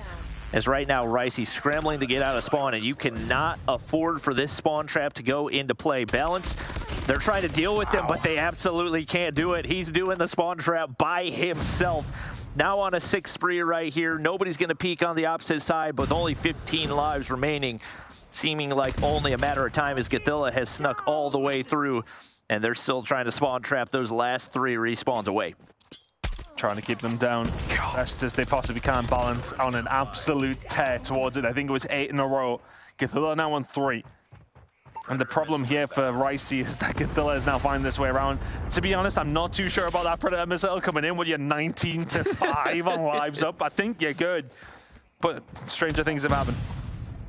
Transition over towards B for 4 players, though, with 2 seconds to go is probably one of the stranger things that would ever have happened, but not quite going to work. But yeah, Predator Missile maybe a little bit overzealous with that one. I feel, you know, I think he's just that confident that they're going to win. He's like, well, we don't need this for the next round. We can lock things down. Is Ricey saving up all the operators? So I think especially given how quickly that life lead built, that's the move, is you don't want to throw any of those away. So they're going to look to do the same, I would anticipate, here on the defensive side, and see if maybe they can apply some pressure towards spawn. But Etude's gonna get smoked off right there. Gatila spraying through smoke, and that is going to be a wasted purifier, as only 1 kill going through right there. Gatila does not see the player that is directly next to him, but is going to be able to pick up the kill as the information is there. Big couple of gunfight wins. Still not much operator investment, though, and especially with some solid early A control, you need to do something to ward that off. Kahlo instantly traded too. That's not good. Yeah, this is not good. Ricey starting to crumble just a little bit too easily. Omniscient get a hold of it. B is a hard one to lock down on your own, especially when there's a Predator missile coming in from up top. Balance, Gatila, Lucky, all combining. And now the spawn trap can start to come into play here if you're Rasmo, getting aggressive onto it as well. The shots into Kahlo, not quite good enough. But Balance is here to maybe cut them off. There you go. That's an investment over an operator that is not going to find any sort of value for the side of Omniscient. They have now found themselves over towards the point. The Saturns will find 2. And all of a sudden, if you're Ricey, you're not really anywhere near the point. The first tick is in, the second about to follow. You need one really good break, and then you just got to hold on for dear life. Yeah, they can't afford to make a single mistake, and Brinks pushes directly into the nade right there. Gathilla with the Annihilator locking down this B zone, and they don't even need the kills. Wow. Objective has been locked in, and it was a shaky map 1 and 2, but that was a decisive control right there for Omniscient to close out the series. Yeah, as dominant as you could ever possibly want in a control.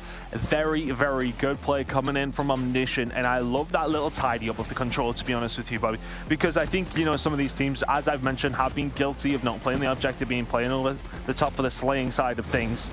But that was really, really good from Omniscient.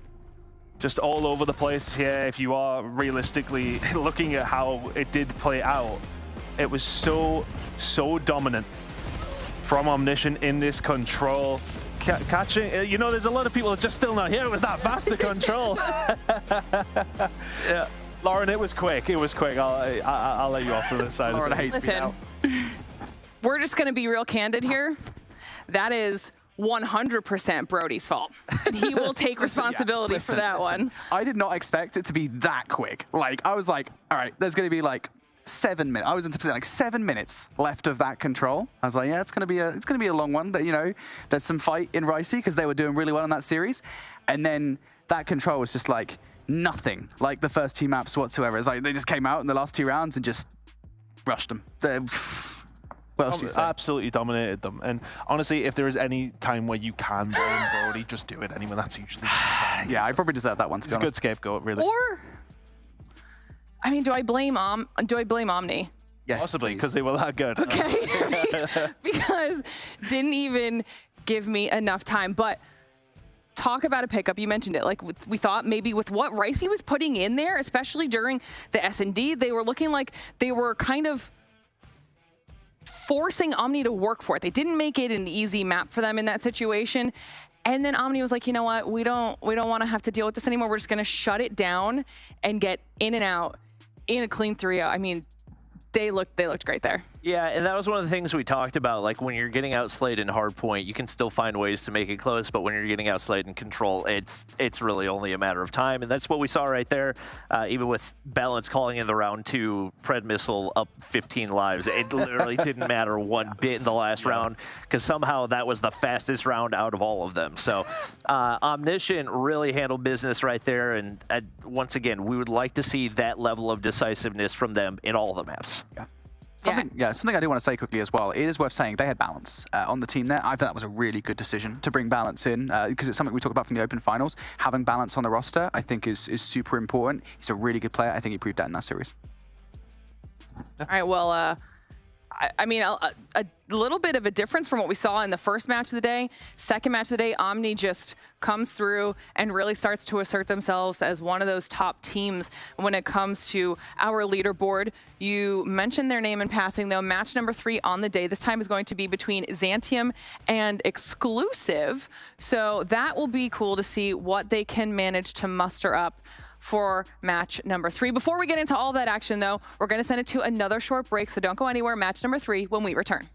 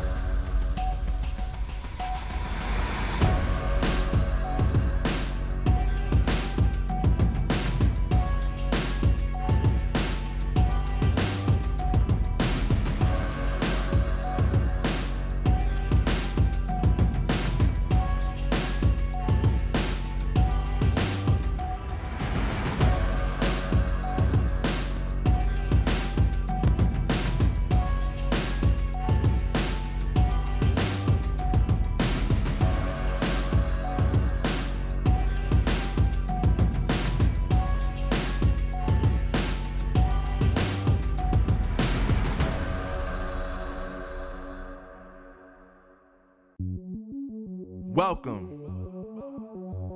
to the place where dreams come true. Where everything you want can be yours. If and only if you're willing to work for them. You're willing to hurt for them. But most of all, you're willing to be first for them. Ha! Look, I'm going straight to the top. I don't know how I would stop, like it or not. I got some goals that I'm hitting. You hear what I'm spitting? It's hot. Look what I got. Whole lot of passion and pain. The road to success is insane. Stay out my lane, cause I'm on a mission. I'm getting what stands in my way. Yeah, I'm a beast. I wouldn't play with me, baby. The way that I'm training is crazy, and I do it daily. You wanna talk about drive? I got more drive than Mercedes. I've never been lazy. I'm in the room, it's a red alert. You wanna compete? Well, get better first. I got 10 toes in the dirt, push through the hurt just to show them my worth. I'm the best. Yeah, I'm the best. I never stress. I know what's next. I'm who they test, like we playing chess. But I'm unimpressed, so now let me flex. Ha. Yeah, I'm a work through the struggle and hurt, cause I know my worth, and I gotta be first. Ha. Yeah, I gotta be first. Look, I don't want anyone's sympathy. I understand what it's meant for me. I give my focus and energy. If it's meant to be, then it's meant to be. But mentally, I'm undefeated. They hear that and say I'm... The Snapdragon Pro Series powered by Samsung Galaxy is brought to you by Snapdragon Elite Gaming, Samsung Galaxy S23 Ultra, Monster Energy, and DHL. All right, everybody, welcome back to the Snapdragon Pro Series. We're halfway through day number 1 of week 2, as matches 1 and 2 have concluded. It was Omniscient for match number 2 in a very decisive 3-0 victory over Ricey, and now we're looking towards Zantium and Exclusive for match number 3 on the day. What do you expect out of this one, Ton? To be honest, we all expect Exclusive to kind of walk this one, you would think, but I mean, I was trying to think of something on the other side of the coin here, but realistically speaking, Exclusive should absolutely walk this game. But it's one of those ones, again, you have to be so careful when you're in this top teams early in the season. You can't slip up against teams that you haven't played up against for a little while, or maybe haven't played at all. You have to make sure you're locked in for every single one of these games. Yeah, it's definitely potentially a tough game for Zantium, but then again, Ricey put up a fight against Omni, so you know, you never know what could happen. They might at least make it a difficult time for Exclusive, but if they want to maintain their title as a top team, then Exclusive will have to shut down this roster, Bobby. Yeah. Obviously, we were hoping that Zantium would come in and prove things to us, and it just hasn't really looked that way overall. Their only map win was a Takeoff hardpoint, and unfortunately for them, Exclusive is averaging a 150-plus point deficit in hardpoint wins. So that doesn't really set you up for success too terribly well. Obviously, we have seen some of these teams make big-time improvements, so we'll see if they can do that, but it's a tough task up against this Exclusive roster. Yeah, definitely. This Exclusive roster, I think, is just so powerful, what you've got on side. I think they've only got better since adding Spy to the roster as well. I just think that is such a big improvement to the team. And it's one of those conversations just like, when your sub can be a starter on any other team, and this is something we always say for a team like Luminosity, for example, when they had a sub, it is just such a massive successful thing to have. So yeah, this entire Exclusive roster I just think are so good. It's going to be a difficult match for sure. That said, I'm going to go against the grain here a little bit and say I do think Zantium can at the very least pull a map away. Which one? Are you just saying that just to be different? I think he is. Yeah. Maybe a little bit. Do you want me to get into it? If you want. Sure, why not? Yeah. All right, listen. It's Lauren's show. I got one thing I want to say about Zantium, and Bobby knows exactly what it's going to be. Operators, guys, use your operators properly. For heaven's sake, please. I don't want to lose my mind casting that game again. Regardless, honestly, their hardpoint is pretty good. You mentioned it there. You know, they are getting within 50 points of top teams. If they can pull away a hardpoint, which I think they can do, they actually might be really competitive in this series. I want to give Zantium some credit here. All right. Well, we'll pull up the map, Vito, get those picks and bans up here on the screen and see if they lend themselves towards that potential hard point. Starting with Takeoff here. Bobby, you're nodding. I mean, that's their only map win is a Takeoff hard point, so they're at least setting themselves up well on the front side of the series. You would assume the Hacienda is the map pick for Exclusive as they have a win there by, once again, 150-plus points. once you get into the back half of the series, it's a little bit tougher to paint a picture where we see Zantium really having much of a chance as their S&D has not looked great. And then the control, once again, if they use their operators, they may actually have a chance. But at this point, for some reason, it's a very large if. Yeah. Emotional damage in relation to the operators here. Clearly. No, look, I think that's one thing that we do talk about a lot, though. If you are not efficient with your operators, then you are on the back foot already, because these top teams, like Exclusive, like Kings, like Omniscient, are going to use them well. There's going to be minimum 2-3 kills every single time. So you need to be making sure that you're trying to at least match pace. We know players can pop up, find 3, 4, 5, then that would be brilliant. But like when you are going against these top teams, they are going to use them well. So if you do not, you're automatically 20, 30 kills down in the game. So you need to make sure you're doing their best. Yeah, definitely. Yeah, operators, please, guys. I don't want to lecture you guys again. Listen, look, I'm not good at lecturing, but I will be when it comes to operators. If I see it again for a third time, I think Bobby and I are actually just going to die. But yeah, like I said, the hard point I think is going to be an interesting one. I will say when we look towards those vetoes, Takeoff is nice. However, it is one of the strongest maps that you could give Exclusive. It is one of their best hardpoint maps. I think back in Season 3, it was the best hardpoint map for them. So while you might be comfortable on it, and you've probably got a lot of VOD to work with Exclusive, Exclusive are also very, very good at it. So that's a big, big risk to take. All right, well, match number 3 is almost ready. So for now, I will send Brody and Tun off onto the other side of the studio. It's not just me struggling today. It's Tun too. He's not quite as bad as that, though. Bobby, final thoughts on this matchup? I think Exclusive should be able to handle business pretty easily. Just knowing the amount of talent that they've got, the amount of experience they got, I don't know if Spy is going to be in the rotation or not. That was one of the questions that we saw last week, is I think Creed ended up getting subbed back in. But regardless of who's playing, I don't anticipate they're going to have much of an issue here. All right, well, it'll be interesting to see what Exclusive are able to do. Hopefully the boys are ready on the other side of the studio, because match number 3 is ready, which means it's time for me to send it on over to them. So Brody, maybe you need to handle this one. Oh, mate, I don't know anymore. I don't know why I'm taking the blame. It's like, on everything you do, I think it just like needs to take blame for existing, to be honest, mate. Sorry, was that a little harsh? Was that too far? You know what, mate? I'll remember that. You would do that to me. Shut up. Yes, I would. So realistically, looking at this game, we are very much leaning one way. Do we actually see one way in here for Zantium, though? Because I know, as broadcast talent, we're always like, okay, no, let's get the applause. This one potentially could happen. But I really feel like this one is definitely not going to happen. So I wouldn't like to possibly lie. I think it's going to be a very, very difficult task here for Zantium. Yeah. But I think that's more credit to how good Exclusive are. We still very much have them at the top of the pile here in Europe. It's a very, very difficult start as well. Going into Takeoff, yes, absolutely, this is their best map, but it is also potentially the best map for Exclusive as well. Yeah, for sure. And like I said, you know, look, Exclusive, they are still a very good team in hardpoint, but overall, if you're going to take it anywhere in the series, it is probably going to be the hard point. It is worth saying, though, that Exclusive 6-0, they haven't lost a single map here in the Snapdragon Pro Series yet, so it's going to be a tough one for Zantium. But let's see if they can get it done as we get ourselves into the Takeoff again. This is one of the best maps for hardpoint for Exclusive, and Spy, the latest edition of the roster, is already having a pretty good start. Gets a double kill in the middle of the map that provides a little bit of space here for Exclusive, who already take a wealth of time. You'll take those 15 seconds or so off P1 every single day of the week. Looking over towards P2, though, it is a good position now for, well, Zantium to be in. Can they do anything with it, though, is the question. A couple of kills starting to come on through here. On both two teams, but Exclusive with a dominant start. And if you're Zantium now, you know, like, for you, in terms of, like, slaying ability, that side of things, are they going to match here? Or is it a case of just sheer hardpoint play? We know the fundamentals that have to be used.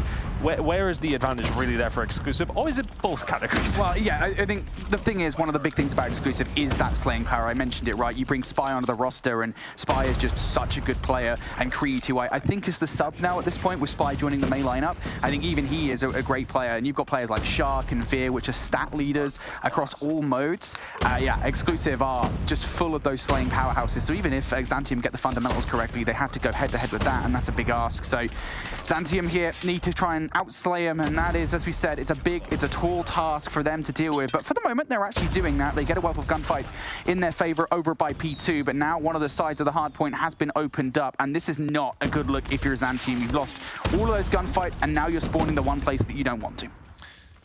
Spawn themselves out. Are actually, well, exclusive, right? Just flipped again. Yeah, it's flipped again. Yeah, there you go. Cuts to curse the spawns. And it's a hell of a trick that we do manage to pull off on occasion, but there you go, exclusive starting to find a few kills now. 20 points behind, and you expect them, well, to be closed out very, very quickly. These 13 seconds or so scrap, we'll find them in a ever so slight lead, if even anything here. But Zantium, not a bad start here, Brody. Really not a bad start at all. Exclusive will have a slender lead, but heading over towards it, it's a very tight setup here for Zantium. Zucas has to win this gunfight and does so, so there's one side of things dealt with.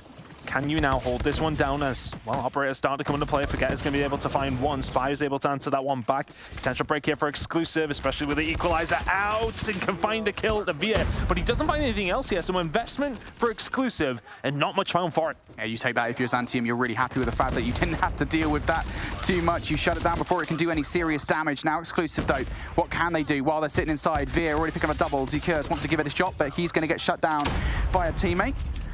Ryu now going to be through, and it is Zantium in for the moment. There are players on all sides of the hard point that you've got to deal with, and to be fair, they are dealing with it. Ryu now with those all-important equalizers in hand. Neil's going to pull out his operator. These are operators galore at the moment going on between these two teams. Neil still hasn't fallen yet, finds another one versus Ryu, finds another one as well. Neil with this Annihilator is going off. He is zoning out these Zantium players so well. This has been a real mixy hard point, but Spy comes through for a triple, and that's big time for exclusive here as they will basically tie things up going into the next hill. Really good players coming in from Spy and Neil there. For all it was looking like it was a really tough position for exclusive to be in, they managed to find something. Heading over towards the next hill, though, and for me, you know, their positioning, their fundamentals, their rotations, if anything, have not quite been there for exclusive so far, but the snaking ability very much is. Big plays coming in from Spy once again. Very much leading the lobby up at 14, but he's also got some company in Via and Neil now. There's a kill starting to come on through, but looking towards it. Oh, that's going to be a waste. Coming in there with the Sparrow, can't quite find it. And Zantium, they are finding the moments here, Brody, to get themselves in. And as I say that, Shark completely shuts it down. Yeah, and this is one of those hills here where you really are just, if you're inside the hard point, you know exactly where Zantium are going to be spawning at. So unless they make a flank happen, which to be fair they have done, you should be able to just kind of pre-fire with all your weapons, regardless if it's an operator or not. But regardless, as I said, Zantium had actually managed to make it their way in behind. That's a very unusual thing to allow to happen here on P4. And for the back of it, will they be rewarded for the last 15 to 20 seconds of time? They're still going to have to fight for it. Spy's still hanging about. And with a little bit of help from his friends, aka Neil inside the hard point here, they are keeping Zantium away. One last little test coming through from Daijin, and Shark's going to find the double that will shut that down. And a clear out as well to stop any player that wants to give it a go. Exclusive just going to poke their noses out in the lead ever so slightly here with a 20-point margin between these two teams. As we said, Exclusive, if they're going to lose a game here in this best of 5, it probably would be the hard point. And Zantium so far are showing that they can be competitive. Yeah, and just looking towards it though, with how that first rotation did play out. Scrappy from Zantium at P2, but you know, kept it relatively quiet. But it was P3 where they really did make some inroads. For all, Exclusive pulled off a couple of good plays towards the end of that hill to get a hold of that scrap time and to, well, reduce the advantage that Zantium had built. It was still a good job from Zantium, but now what they need to do is just stop this bleeding a little bit. 30 seconds is not too much to talk about in terms of a lead and hard point, but you don't want to let this extend. And if you look at the kill feed, it's looking very yellow right now. 20 seconds to go here on P1. It's looking like Exclusive are going to pick up the majority of that, and these kills over towards P2 are going to be influential as well. Near and Via combining so well.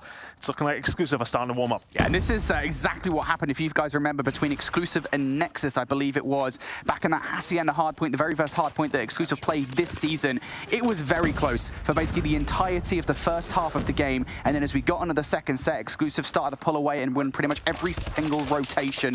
Zantium cannot let that happen. They need to make sure that they hold on to P2, and you're already starting to see that classic strategy coming out from Spy. He's in the middle of the map, he's firing off War Machine shells from afar, and he creates enough space here that Zantium, despite the fact that they had rotated early, are now no longer through. And how do you follow up a War Machine? You do so with a Sparrow. Caesar bringing it out to play. There is one from Zukers, but regardless, Exclusive trying to stay competitive here. Yeah, they're starting to put a bit of a rubber stamp on this game now. Shark, Spy combining well.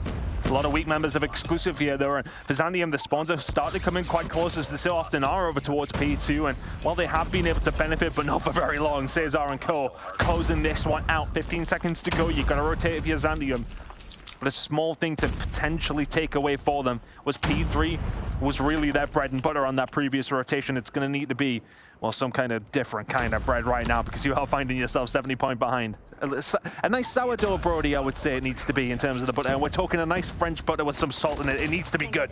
That's possibly the most posh thing you've ever said. Don't talk to me with that accent about it. Oh, well, regardless, Zantium now starting to feel out of doubt, and you definitely are when Spy's coming through for a triple. Tried to make it Thor, but Zukers is going to be the only one that denies. And now from afar in the middle of the map, Shark is just keeping these guys at bay, watching them like hawks as they spawn up. And geez Louise, Zantium now starting to feel a little bit out of depth here in this game. Exclusive have blown this game wide open. And this is a very dangerous point in the game for that to happen, because we always talk about P3 to P4 being the rotation that you need to make sure you get here on this map. And Exclusive, at the moment, where Zantium is spawning, I mean, it looks like it's basically going to be gifted to them. Zantium do get a close spawn. They also get one player who spawned out there. I think it was Cesar. Manages to find a route through towards the backside. And it was maybe, just maybe, a momentary respite for Zantium. They are going to get one. 10 seconds to go. Scrap time will belong to them, but is the only time they're going to have to breathe. A couple of kills coming in towards the mid-map, though, so can you maybe find something over towards this flank, towards P4? That's where you need to try and find a break. They were able to do it last time around, but did not capitalize, but they can't do anything if you're not on the map. Cesar and Co combining so well here for Exclusive. Just so difficult for Zantium to try and find a way through if you just have nobody to help you. If you don't have anybody to hold your hand, it was momentarily about an 8 spree in a row for every single member of Exclusive. And 25 seconds away with 45 seconds to play it for. It's going to have to be something very, very special for Zantium to bring this one back. Yeah, they bring out all the operators as well. That's 3 consecutively for Zantium, and all of them have been shut down. Caesar only needs the one.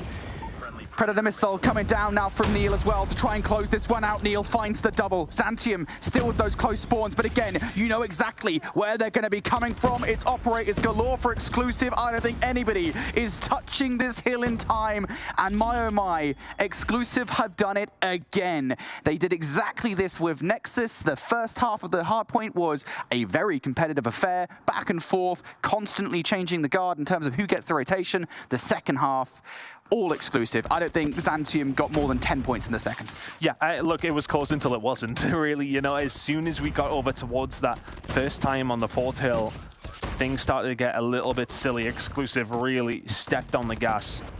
And then we seen that second rotation. It was all but flawless, wasn't it? We didn't even get to see a third. Very, very good from Exclusive. And just so efficient with their operators as well, especially that second rotation was so good with them. We've seen them invested, I want to say haphazardly in the first, but Exclusive, very, very good performance in map number 1, and that puts a precedent on the rest of this series, I want to say now. It kind of sets it in the motion that we thought it would go in. It's such an insurmountable lead for Zantium to come back from. Now you're heading to an S&D and then the control as well. You've got to be feeling under the cosh here. Yes. That's a British saying, to be fair. Is that a Northern saying? A Northern British saying? I've never heard that. I think it's a British saying, to be fair. I was about to say we'll ask Bobby and Lauren, but I don't. Yeah, well, they don't know English, so no, they don't. Yeah, just American, which is not the same. Regardless, yeah, great map coming out from Exclusive on the whole, and you can see that reflected in the stat lines here at the end of the day. Neil at almost quadruple positive is just like. What else do you say? Shark with over 2 minutes and 30 inside the hard point, hits a 28 kills. Just a really great game again, and it goes back to what we were saying before we got into it. It's when you come up against slaying power like you have on Exclusive, where it's just a stacked roster from top to bottom. How do you respond? And just apparently the answer for Zantium is you don't. It's difficult. There is 100% a joke in there. With those 2.5 minutes on the hill here for Shark, there's some sort of tiger shark joke. You know, hill kittens. Like, it was a route I was going for, and I couldn't quite get there. I thought I'd just let you in on the thought process. We were there. Were we there? We were somewhere in there. But realistically, just a very, very good game coming out from Exclusive in map number 1 and heading into map number 2. It's kind of what I thought would happen, to be honest with you. In that one, it was always the potential for Zantium to come out and cause a surprise, but we see very little surprises when it does come to these very, very elite level teams in Europe. They're hard to beat. Yes. They're very, very hard to beat in Zantium. It just seems like they don't quite have the facilities for this one as we head into a firing range, and Exclusive will feel good about this. The snipers have got to be good from both these two teams. Do Zantium potentially have an answer here? Nope. Well, that's a start from Exclusive. Aspect throwing a smoke down. I think a smoke might have been thrown at him, to be fair. And well off the back of it. Well, it was actually excuse me. Sorry, yeah. They're going to pick up that first kill. So now numbers here in favor of Exclusive. A 5 versus 3, getting aggressive now. Are Exclusive for the response, and it doesn't exactly work out. And that would be, to be fair, the response I would expect from Exclusive. So that's a good read coming out. And now Exclusive here in a 2. You know what, mate? You know exactly what I've done. Anyway, it's Exclusive in a 2 versus 5. Zantium have got the numbers. I don't know what's going on anymore. It's all right, mate. It's okay. I set us down that trap, so I'll take partial blame for that one. But anyway, it is going to be Zantium with a 5 versus 2 here now. Exclusive need to try and find something here. Well, Neil can find the nade. Aspect with a brave challenge, and now you are going to just offer kills up here. It's 3 versus 2 now. Time is really going to be the great equalizer, though, unless, I mean, come on, surely not. Surely this doesn't happen. Zuka's there to find Shark, and all of a sudden Neil is left in a 1 versus 2. That got a lot scarier than it needed to be, but Zantium will find the round. Yeah, really well played from Zantium in that round, from the analysis that we can bring to that round, considering early on we were very confused as to who was who for some reason. Yeah, Zantium coming out pretty strong. Getting that bomb down, and not really much that Exclusive, I was going to say not really much that Exclusive could do in that 2 versus 5, but they almost made it happen, so I'm not saying anything anymore. But I mean, it felt like Zantium were offering kills. Yeah, I mean, it happens. It does happen when you're in these situations in a 5v, whatever. You know, you're chilling if you have those numbers, but you've still got to be careful, especially against a team like Exclusive, who are going to lose first blood again, though. So Zantium getting some good work done here on the attacking side, at least initially. And that was a good read coming out from Zantium off the start as well. Again, might be a VOD review kind of element coming in here where Zantium knew that somebody from Exclusive would get aggressive if they held in wood to begin the round. However, the step number 2 of that normally is once you've got the first blood, you start to make some progression towards one of these 2 bomb sites. And that hasn't happened here for Zantium. They kind of feel stuck inside their spawn. Exclusive, I don't know. At this point, for me, if I'm Zantium, I go down the back alley. I know you're going to be scared that there's one player here, but, you know, you've just got to go for it. You've got the numbers. You've got to do something, right? You've got to do something. Moving over towards B, and Exclusive are starting to read this here, so you may well have the numbers, and well, you've got no more. 4 versus 4. Oh, and Spies just played this absolutely perfectly. Waits for the sound cues to come on through, but the double chow from Zantium. Aspect will find the kill. Via trying to hold towards the back, but he now does have a little bit of support. Shot's going to go through. Via doesn't land it in the right spot, and Forget is managed to move around, but the second time Vaskin does get taken down. Now a 2 versus 3, make it a 3 versus 1, I should say. Ryu now gets taken down, and Aspect left all on his own. Really, really good adaptation there from Exclusive to get themselves around very, very quickly. Yeah, we'll talk about it in a second. 1v3 on the cards here for Aspect. Can he get it done? He gets the first kill, not the second though. Yeah, I got to be honest, Zantium took too long. 100%, but when it came to the moment where they were there, it was good picking apart, I want to say, for Exclusive. Yeah, like Exclusive read it that, hey, like, they're probably going to hit B soon because we've only got one player over here. Veer comes over and to help out his teammate, and the trades are looking pretty good. But when you're in that situation, we're in a 3 versus 3 on the site. If I'm Zanti in that situation, I rotate away. You're not going to get through with it. Just use the time, get away towards the other bomb site because it's clear. But regardless, now we're in this one. Ooh. Exclusive starting strong with 2 kills. Forget an Aspect, though. The sniping duo at the moment for Zantium are fighting back. Look at that. 4 kills between them. And very quickly, this round falls apart. That is much, much better for Zantium. The shot we got to see on cam there, incredible play coming out from Aspect. Forget alongside of him as well. Really nice from Zantium, who are giving us a game here in the Search and Destroy. What's the option now? Oh, okay, look, Exclusive are going to hit this again. I don't think they would have thought that this would have been an opportunity for them to do so, but here we go, in the back alley. It's absolute massacre down this side. Forget's the only one who can answer back. It's now a 4 versus 3 in favor of Exclusive. Make that now a 4 versus 2. As Forget gets picked off as well, and they've all of a sudden been pinned back into the bathroom. It's like I was back in year 8. I've been forced into here. Keep me away from the bullies. Aspect now left in a 1 versus 4. This will be something special. Bomb spotted. Yeah, this is the flip side of what happens when Exclusive get aggressive. I love that, by the way, man. That was I thought you were gonna like further cement the bullying there, to be honest with you. No, I would never bully you. That would be rude. Regardless, yeah, that's what happens right there when Exclusive, that aggression works, right? And it's why so often they'll go for it because they know that they can outgun these players most of the time. And 90% of the time, they will win these gunfights. That is exactly what we saw there from Exclusive, getting aggressive. And Zantium left without a leg to stand on. Now in this one, once again, these snipes through the spike. I mean, yeah, it was pretty well timed, to be fair, as Forget takes the shot. But no, Aspect going to start things strong. And I will say, so far through the first 4 rounds, this feels like where maybe their strength lies. You look at 6 kills for Forget and 7 kills for Aspect, and the sniping for Zantium is pretty good. But is that going to help them Break defense now for Exclusive. Well, if Shark gives it away for free, maybe, but I don't think that's going to happen. And a nice nade coming out from Neil now is going to make this even tougher for Zantium.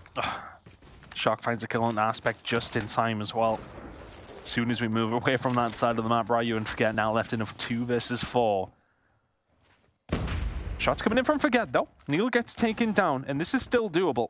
I think the big problem that they've got is where the bomb is, to be honest with you, but if they can find this kill, it would be brutal for Exclusive. But Ryu gets taken down, and Forget now all the way towards the back of toilets. Again, it's the same old scenario. Exclusive force them back and find themselves in the lead for the first time. Man, there's a lot going on in those toilets. Way too much. Let's not delve too far. This is when we get in trouble. Yeah, we'll shut up, guys. We're sorry. Regardless, Exclusive looking pretty good now. They're starting to feel themselves, and this is where I want to see some adaptations coming out from Zantium. If Exclusive are getting in your face, well, you need to get in theirs, and this feels like what we're seeing at the moment from Zantium. It's a 5-hit straight down the alley. They should read that there's at least one player over here. They know that's where Spy positioned himself from previous rounds, and you don't quite account for that from Neil, do you? Lovely nade over the top, and how about that for a quick dismantle from Exclusive? Great play from Zantium. Great call to go straight towards the bomb as a 5-man, but better reaction. Bold of you to say great play considering it just got wiped down. It was a good idea. Yeah, a 5-man hit on the site can go one of 2 ways, can't they? And that one went the wrong way.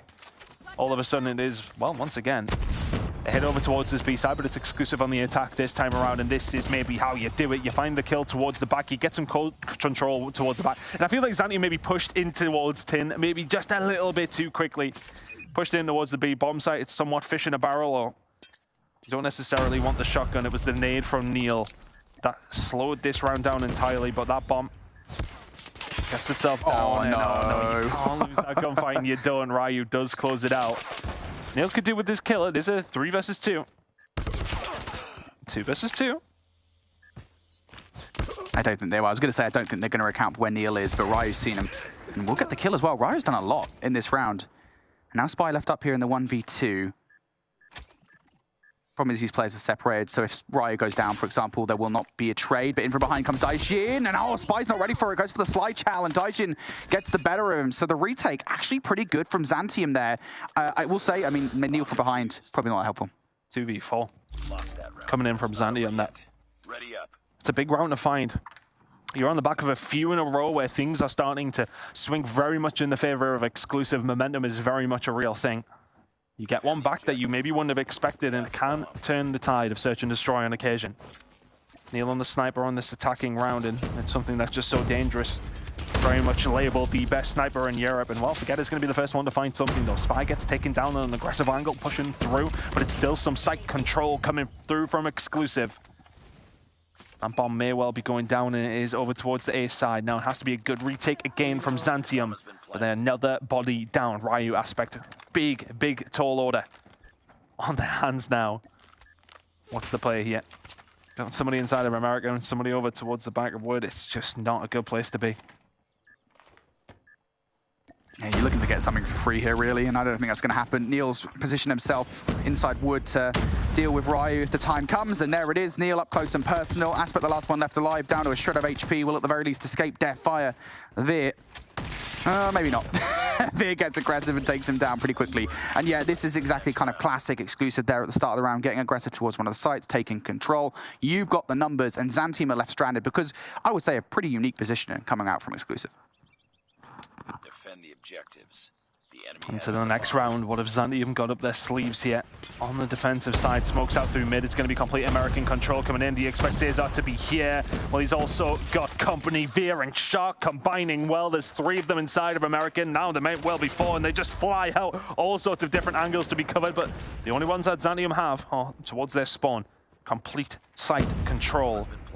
Very much belonging to Exclusive. It's pretty much written in the stars that this is now 6-3. Forget. Looking to try and find something. There's somebody up top 10 with you, fella.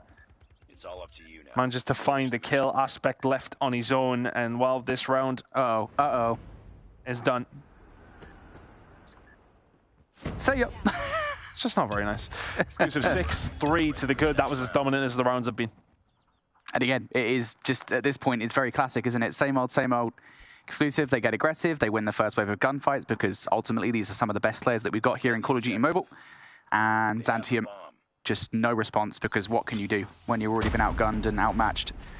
Zantium got to dig deep now and find something exclusive. Back to what happened a few rounds ago where they got aggressive and got the bomb down early on. Then, though, Zantium were able to clutch that 2 versus 4. Maybe they don't need to as Aspect draws the first blood, but Shark should be able to trade things out here. Aspect still hasn't been dealt with, surprisingly so. And now exclusive here left up in a 1 versus 4. Shark's pretty good, though. You could do it. Let's see. Well, yeah, no, you can't do it if you get that kind of timing. So good round coming in from Zantium. I kind of like the setup as well. They didn't rush in too much, which you sometimes can be guilty of when there's a big push over towards the B side. Still had the snipers on the outside picking away. Good play coming in from Zantium. This is still doable. It's felt like exclusive have really been running away with this, if you want to say. And it's been difficult for Zantium to deal with some of these rounds, but they've picked away, they found a couple, and it's going to help if Forget finds 2 pieces like that. He's got the option for a 3rd, it's not quite there. Neil is able to answer back with a grenade, but it's still 4 versus 3, it's still favoring Zantium at this moment in time, but only momentarily. Spy will find 1, 3 versus 3 all of a sudden. The player with the most potential to blow this round wide open is probably Neil on our screens. 14 kills so far in the Search and Destroy, one of the best sniper players in European Call of Duty Mobile. It's not worth it. It's not worth it. Neil, come on, man. Stop trying to show off. We love you as it is. You don't need to be doing that, bud. And now that leaves them in a bit of a sticky situation here as Veer goes down as well. Spy for the 1v3. Gets the first. Players are actually pretty far removed here from the bomb site. Has a sniper in hand as well. If he can deal with Dejin, all of a sudden it's doable. Big gunfight win comes on through. You got a question in that kind of situation, and I know he's probably wanting to have fun, but for Neil there in a 3 versus 3, you lose the gunfight, all of a sudden you've lost complete map control because you maybe want to assassinate somebody. I don't know if he was maybe trying to play his life, but it was a strange decision nonetheless. 6-5 now to exclusive, still in the lead, still 1 round away, but if Zantium can tie things up here, we go to overtime. Defend the objective. Yeah, we've done this before. We have. Fine range overtime. It's a fun one. Will we get it though? That's the question. Big hit over towards the A side. A lot of utility being used. Smokes it down. This may well be an early bomb plant. See, Zantium still a lot of bodies over towards this B side, but it's very much written in the stars where they're going. The gunfight from Spy is one he maybe shouldn't have won.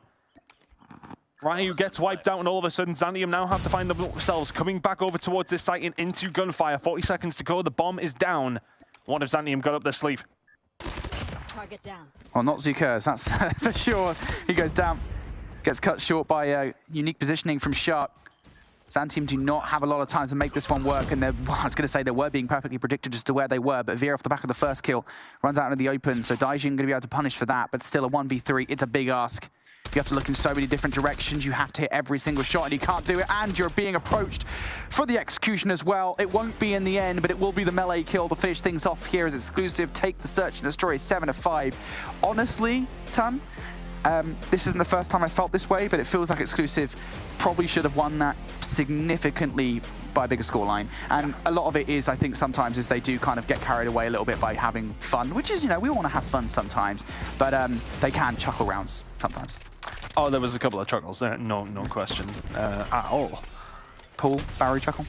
Paul and Barry, to be honest with you, that was the all due of themselves in all of their glory on occasion. But look, exclusive still very, very strong. Them two are like, what are these? What are they talking about? What are these guys talking about? This is European Snapdragon Pro Series. We can do this here. It is very true.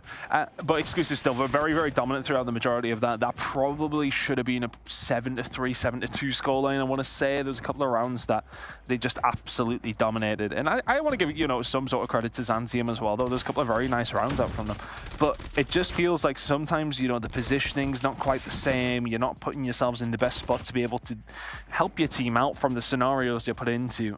Positioning for me was a big factor in that one, but see what Neil was able to do, even with the trolling in one of the rounds at least. 15-7 from him. It's so crazy to me still to see fire and range and still to see snipers topping the leaderboard every single time.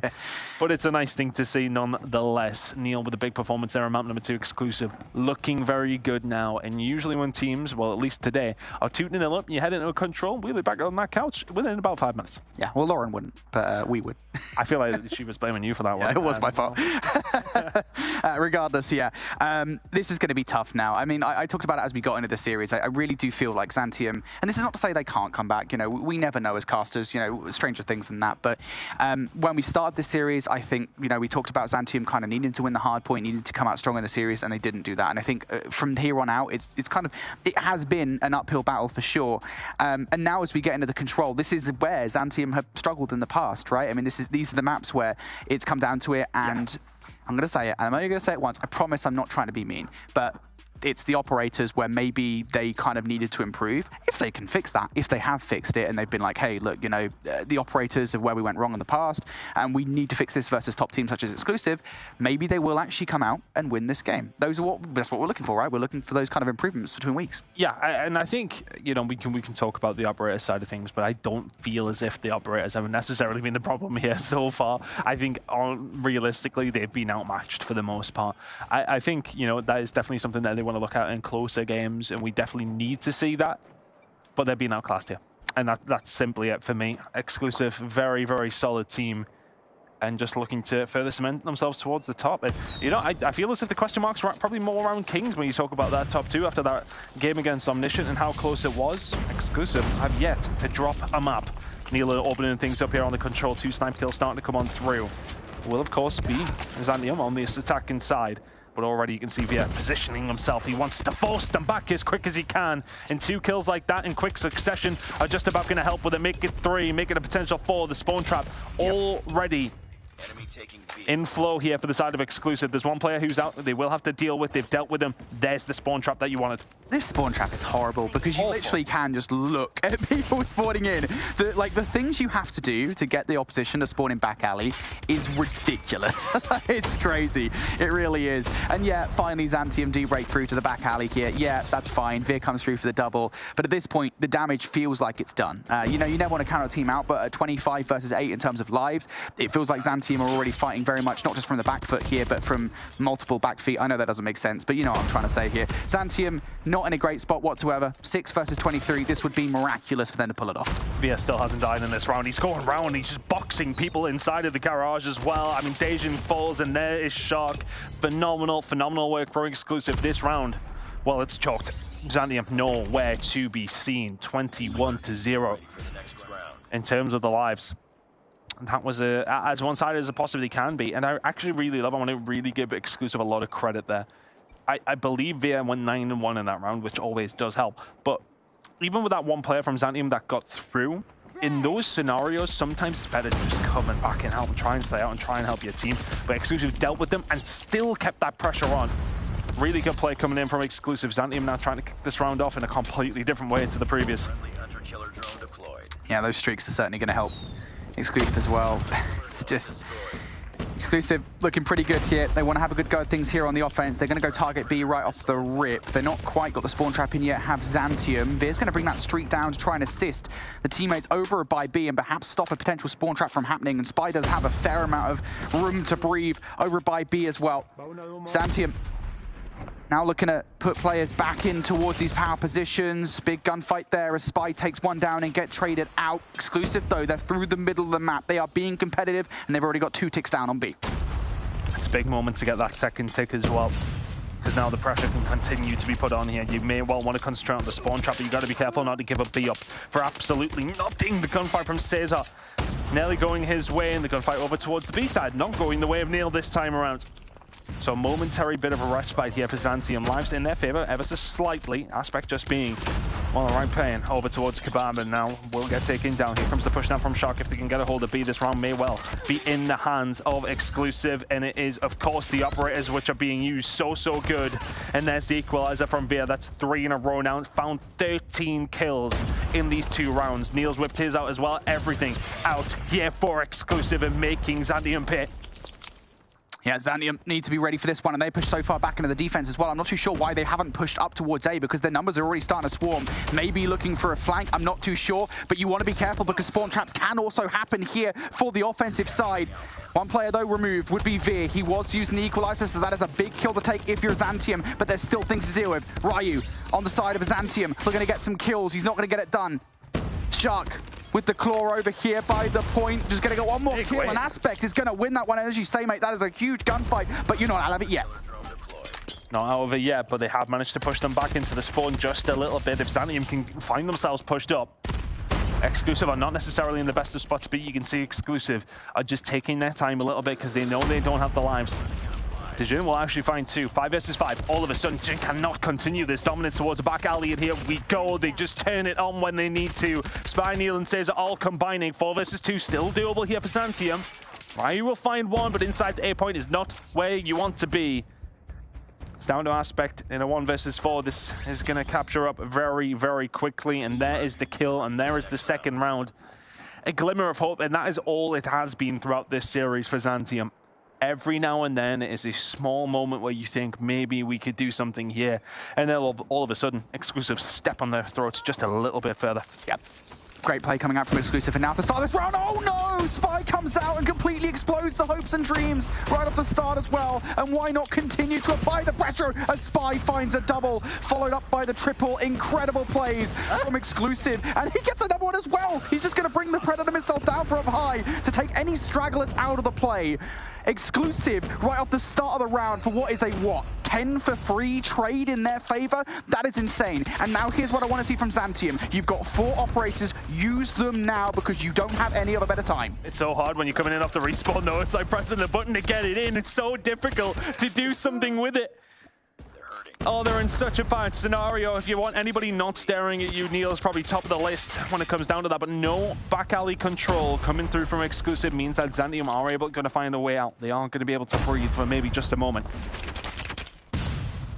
You found a step out here, Brody. A little bit of back alley control. 25 seconds, though, is really the number that they don't want to be seeing here. A couple of players still towards the back alley as a couple more players start to fall. I can see you trying to pull your hair out here, mate, but honestly, I don't even know what you want them to do. They could all have operators spawning in every single time they come back to life. They ain't winning this round. Yeah. I feel like the damage was done right off the rip, to be honest. I mean, what can you do when Spy comes out and gets one with like a 6 or 7 spree with the War Machine? This one's donezo. Riot. See you later, mate. Exclusive 3-0 in the control. They've 3-0 in the series. Oh, boy. Competitive is a word we sometimes use to describe games of Call of Duty Mobile. I wouldn't use it to describe that one. No, not this time around. Exclusive dominant. Yeah, in game number 3 today. And just nothing else to say apart from just away and above and beyond the better team. That the hard point was just, I mean, clinical after the first rotation, you know, things were a little bit close. The search and destroy, very much playing with their food. And then the control, well, I mean, it was almost unpleasant. Wasn't nice. It just wasn't nice, was it? That was just a control and a half from Exclusive. I will say one thing. We wanted to bang on the drum a little bit about the operators. It was a little bit better, at least they started using them in that final round. So even though it wasn't perfect, it was better. I'll give them credit. I just think it's so hard to, in that moment, like you're spawning in and it's like, if you don't have a little bit of spawn control, you're going to bring it out and you're going to die straight away, right? So like for me, I'm like, well, what's the point? That's right. Yeah, we can talk about them like being that way, but realistically speaking, I don't think it would have made a blind bit of difference. I mean, whenever you're in that position, all you can really do is pull it out at the start of the round and then like see what you can do from there, because like you said, like once you're getting spawn trapped, there's no way that you're going to be able to break it efficiently, especially with the head glitches that they're playing in those positions. So it is it's a little bit of a lose-lose situation, but that's also the situation you're in when the skill gap is that big. It was an opportunity for Exclusive to really assert their dominance yet again as a team that we should be talking about, considering up there in those top 3 ranks. Zantium were able to, you know, make that S&D run for a little bit longer than Exclusive probably would have liked. At least, I feel like they would have liked to end it a little bit faster. But definitely an opportunity for Zantium to learn some things from that matchup and hopefully take it into not only tomorrow, but then the upcoming weeks in our season as well, as we get an updated look here at the leaderboard. 3-0 with Exclusive now at the top. Now, to be fair, that's because we haven't seen Mont and Kings play yet today, and that's because they're playing each other in the next match. So this is obviously the match of the day, Brody. Yes, absolutely it is. And you know what? I've been positive all day. I've been positive all week here. I think there is a chance for a really competitive series here. I think Mont have a chance to just come out and play extremely well versus Kings. Kings are a really good team. I think, you know, that match versus Omniscient has shaken our faith in them a little bit. And rightfully so to a certain extent. It was a bit of a weird one. But nonetheless, I think we should still kind of put it in perspective. Kings are still one of the best teams in European Call of Duty Mobile. So Mont are going to be fighting an uphill battle here, but I think they've got the tools on their side to get it done. Really? I love this. Maybe not win. No, I love it. I love Hey, it. Not a prediction, Laura. We're not doing predictions. Is it winning, getting it done? Isn't that... Well, that was my assumption. Brody, I'll it's roll it okay back a to be little the bit to, outlier. I will also say that's not a British thing. That was just you being silly. I just want to be positive, okay, guys? No, I love it. I see what he's saying, though, in the sense of, you know, it's not out of the question for Mont to potentially do something here. Yeah. But favourites are still Kings, though, right? I mean, we'd still expect them to win the series, but Mont have got probably more to prove and less to lose, I want to say. Yeah. Oh, I like it. Regardless, either way, it's going to be a really good series. So if you've been waiting all day for it, this is it. Get yourselves ready, get comfortable. We're going to send it to another break, so you should have the time to do that. But when we return, the match of the day between Mont and Kings, don't go anywhere.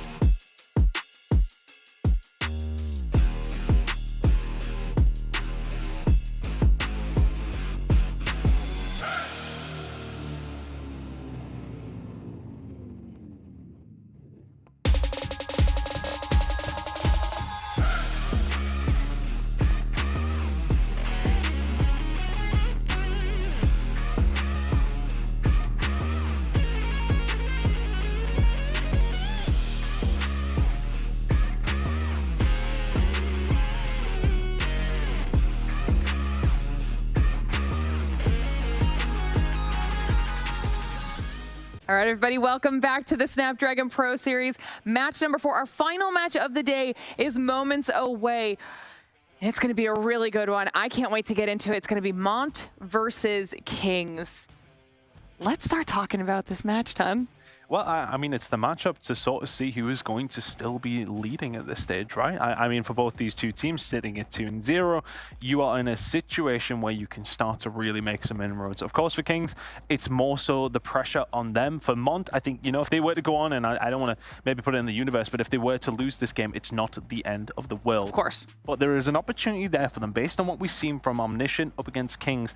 This, I don't want to say is necessarily doable for Mont, but there is some potential there at least. Yeah, I mean, we'll take a look at the Mont roster, continue talking about them, even obviously got to talk about them at the beginning of the day, highlight them, speak to Jay, say, and he sounded like they, you know, were confident, making some improvements. They recognized their mistakes from last week and are hoping to change them here today. Yeah, absolutely. Mont are a really good team, I think, just across the board. They've got a lot of slaying power on side. I look at like players like Daytel and Jaysay, and those are the players from the Open Finals that looked really good. But then you've got players that they've added, not necessarily since then, but recently, like Fahim, who also is very, very good. I think he's currently leading the squad in terms of just pure stats. And Lydia as well, who I think she's an excellent player and can have these massive pop-off moments. I think when you look towards those 4 players in particular, Mont are a very slay-heavy team, when they want to be. I think that's the key thing. So for me, this Mont roster, they've got the slaying, but then it's about kind of carrying that into their actual matchups, because they've made some mistakes in the past. I think looking over towards their matchup versus Nexus, which we were kind of on the assumption that it was like the top 4 matchup. I think then it wasn't perfect. And I think against Kings, you need to be perfect. I would agree with that. I think you definitely have to look heavily at the map picks for whether or not Mont are going to have a chance at this. Obviously, they lost that Search and Destroy up against Nexus 5-7, and then they lost a standoff control as well against Big. Obviously, both of those cause for concern, although Kings did get 3-0'd by Omniscient on that standoff control map. So maybe some hope if they do end up playing that one, but obviously, as far as experience goes, there's players that across the board have all been to stage 5 on this Kings roster, and definitely very familiar with playing with each other, especially given that the majority of the roster was together last year. So it's definitely a much bigger task for Mont, that I would say, than it is for Kings. There's definitely some potential weaknesses on the sides of both of those teams that, if played well, could be exploited, whether that's when it comes to the map pool or just, you know, really voting and paying attention to whatever they were able to garner from last week. You know, you mentioned it, people expecting Kings to be at the top. We always set a very high bar for Kings, but everybody loves an underdog story too. Of course, and that's what we want with Mont, right? We want somebody else in there, as well as Omniscient, who've already proved that they are going to be in and amongst it come playoffs. I mean, of course, if they make it, it would be quite the collapse if they don't make it now. But at the same time, you know, we want teams like Mont to be able to compete with players like Kings. We said it before, it's all ships, what is it, a rising tide raises all ships. Yes. So if everybody else is playing really well together and you're having competitive games, everybody in Europe's going to get better, and we're going to do better internationally. And that's exactly what, well, me and you maybe one. I don't know what these two guys think, but like, you know, we do want a competitive region. We don't want 3-0s all the time. Of course. We want these games where we're competitive and want to have the potential to bring us another team who are going to give us those competitive games. Yeah, Ton's looking all the way towards Brazil right now, okay? He's already planning for Masters as our picks and bans do come through here. Starting off with Hacienda here. Bobby, how you feel about it? Right now, we're looking very similar to the series that we saw versus Omniscient, as I believe this is the exact same hardpoint maps. Kings did look a little bit shaky at different points on those, but they closed out the maps very strong. I will say, if it goes to a map 5, I do not feel very confident at all that Mont are going to be able to take it. So, if anything, they need to be able to win it in 4 maps or less. Yeah, I will say one thing against Kings is because they have, historically speaking, being the best European team, it's like trying to play Veto Minesweeper against them. I mean, you can't avoid the best maps. It's just almost impossible. And you've already kind of run into Hacienda Hardpoint, which was one of their best hardpoint maps from last season. It is worth saying as well, this is the exact same map set, not just from, well, not the map set, but the hardpoint maps from Omniscient and Kings. But also the last time Kings played Mont during the Open Finals, it was Hacienda, it was Fire and Range, and it was Raid in that succession. And it was a very quick 3-0 for Kings. So kind of just like what I said in the last series, it's a case of, yeah, you got 3-0'd, yeah, you got destroyed the last time you guys faced off, but you've also got that VOD to go back and watch and improve on the mistakes that you made back in that series. Yeah, and those improvements will be integral here in this final match of the day. So I will send Brody and Bobby off to get themselves ready on the other side of the studio for this final matchup, and then I want to get your thoughts on these picks here, Ten. Again, like we're seeing pretty much the exact same matchups as Brody said, as against Omniscient that Kings went in with, and they're going up against a team who are similarly placed, if you like. So I think they'll be wanting to tighten up on some of the mistakes that they made. They allowed Apocalypse to be, well, they had to really come back quite hard on that one. They were in a really bad position. Their S&D needs to be a lot better on firing range things. There was a lot of clutches that came through from Omniscient. I'm not saying that Mont not going to be able to do that themselves, but there is these gaps in the game that they need to tighten up on, and I think that's maybe why we're potentially seeing the same map set. I mean, obviously there's got to be some input from Mont and that side of things as well, right? But at least we're going to give Kings an opportunity to maybe further cement themselves, or do Mont then throw their hat in the ring? I mean, even if Mont ends up not being able to take down Kings, it could be another situation where they really put Kings to the ropes like Omniscient did too, and even that alone is kind of sending a message. Yeah, like, look, I think for a lot of these teams as well, they will want to go and beat Kings, but even just to match up with them and go toe-to-toe, and if you can send this to a 3-2 for Mont, it further solidifies their spot in the top 4, I think. Yeah, so like we've said a few times, it's going to be really exciting. A great way to close out our first day of week 2. So Brody, Bobby, let's see how this one goes. Well, looking at the big picture, like way big picture, you look back at last challenge season, everybody was expecting Kings to be top dog the whole way through, and we were actually surprised because they ended up finishing at the 3 seed, losing to 2 different European teams. Obviously, they bounced back whenever we got to playoffs, but they are a team that has had some struggles in matches that were kind of unexpected, and maybe that's something that slips into their mind and Mont can capitalize on once again, trying to create a route for them to find a way to victory. But once again, they do have a very tall task ahead. Yeah, the thing I think looking at this, right, is I think Omniscient have shown that Kings can bleed. And if that's the case, Mont should be coming into the series with a level of confidence. But again, the thing at the back of their minds is going to be the last time these two teams faced off on this very map. It was about 250 to 78, 75, something like that. It was not a kind affair for Mont. They need to have a better go at things here. We've talked a lot about the slaying power. It needs to be happening right off the rip. And to start, at least, the first wave of gunfights does actually go in Mont's favor. So they're keeping Kings away from the hard point for the second. And it is worth saying they're on the better side of the map for the rotation towards P2. So Mont have got a lot going for them to keep this map off. Yep, Fahim trying to lock down the top side. Also, notable changes in the roster. We do see Raid in the rotation, Raid the player in the rotation for the first time, as Drari is actually going to be subbed out. So we'll see what this roster looks like, but obviously a dominant SMG for this Kings roster that did play for them starting in the World Championships, or was in a starting spot in the World Championships. Jay is off to a hot start, 6 kills on the board for him. He's doing the bulk of the work to try to keep things clear on the bottom side for Mont. He's still locking down those top side angles, eyes on rotation. Kings already set up toward new. Couple players on the outskirts, though, could look to apply pressure, but Raid there to find 2 and shut things down. Yeah, but JSA's just spawning on the back line, so now Mont have got the flip that they wanted. Now is the read good for Kings. Smoke going to be out there, so going to obscure the vision for both of these two teams. Now Mont looking to find their way through. I'm not sure if the car bomb has gone off just yet, but regardless, JSA looking to find his way through. He's going to get shut down. It is so difficult when you've got so many different players on Kings looking at you, and in a DHR world, it's not looking good, or a DRH world, excuse me. It's not looking good, is it? When that weapon is so powerful when you've got a heady like that, mate. King's looking so confident. Marvel had already earned streaks, and well, he's already going to bring it down. Yeah, 11 kills to get things started. He has been at the top of the European competitive scene for a hot minute, and he's not slowing down anytime soon. Grizz pulling out the R9 in a quick 3-piece right there, as he's going to be able to clear out the hard point to look to make sure that this King squad can get the rest of the scrap right here. Obviously, Marvel going to see the rest of the players on rotation right there. JSA hoping to send Marvel spawning back. Neither player going to be able to come out on top in that gunfight.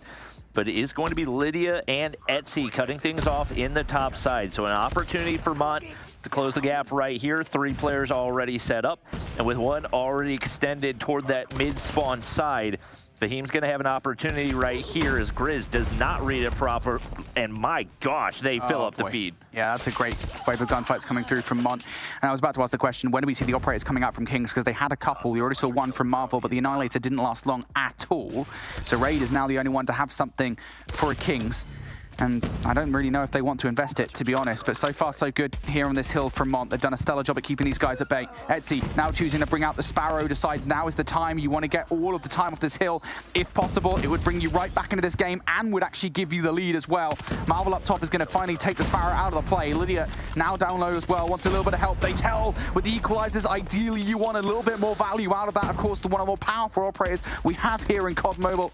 And unfortunately not going to get much at all from it. But on the whole, even with the investments taken into account here, Bobby, Mont have done a really good job as they take the lead in this game. You don't usually think of P3 as a full 60 hardpoint, but that was one of the better holds I have ever seen, and they played it to absolute perfection. Now looking for a pinch play right here. They're going to be able to take down Inferno, and now all players spawning toward Lambo's side.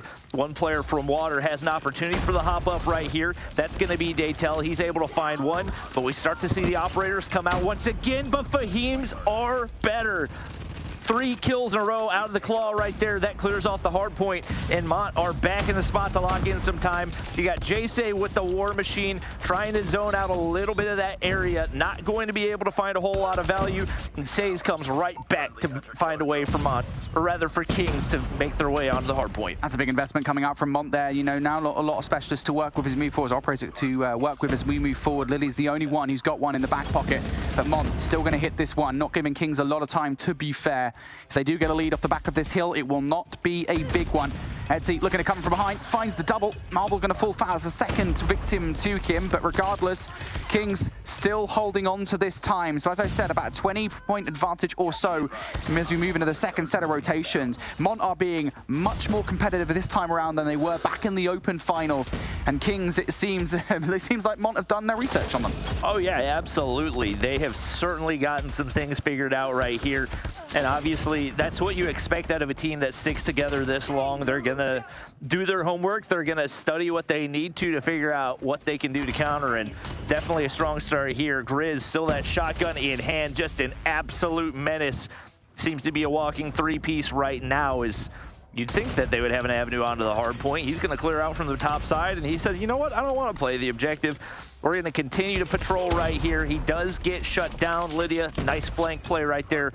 And Mont are able to keep this one contested, as it seemed like from the feed, King should have had the advantage, but Grizz shut down once again on the top side.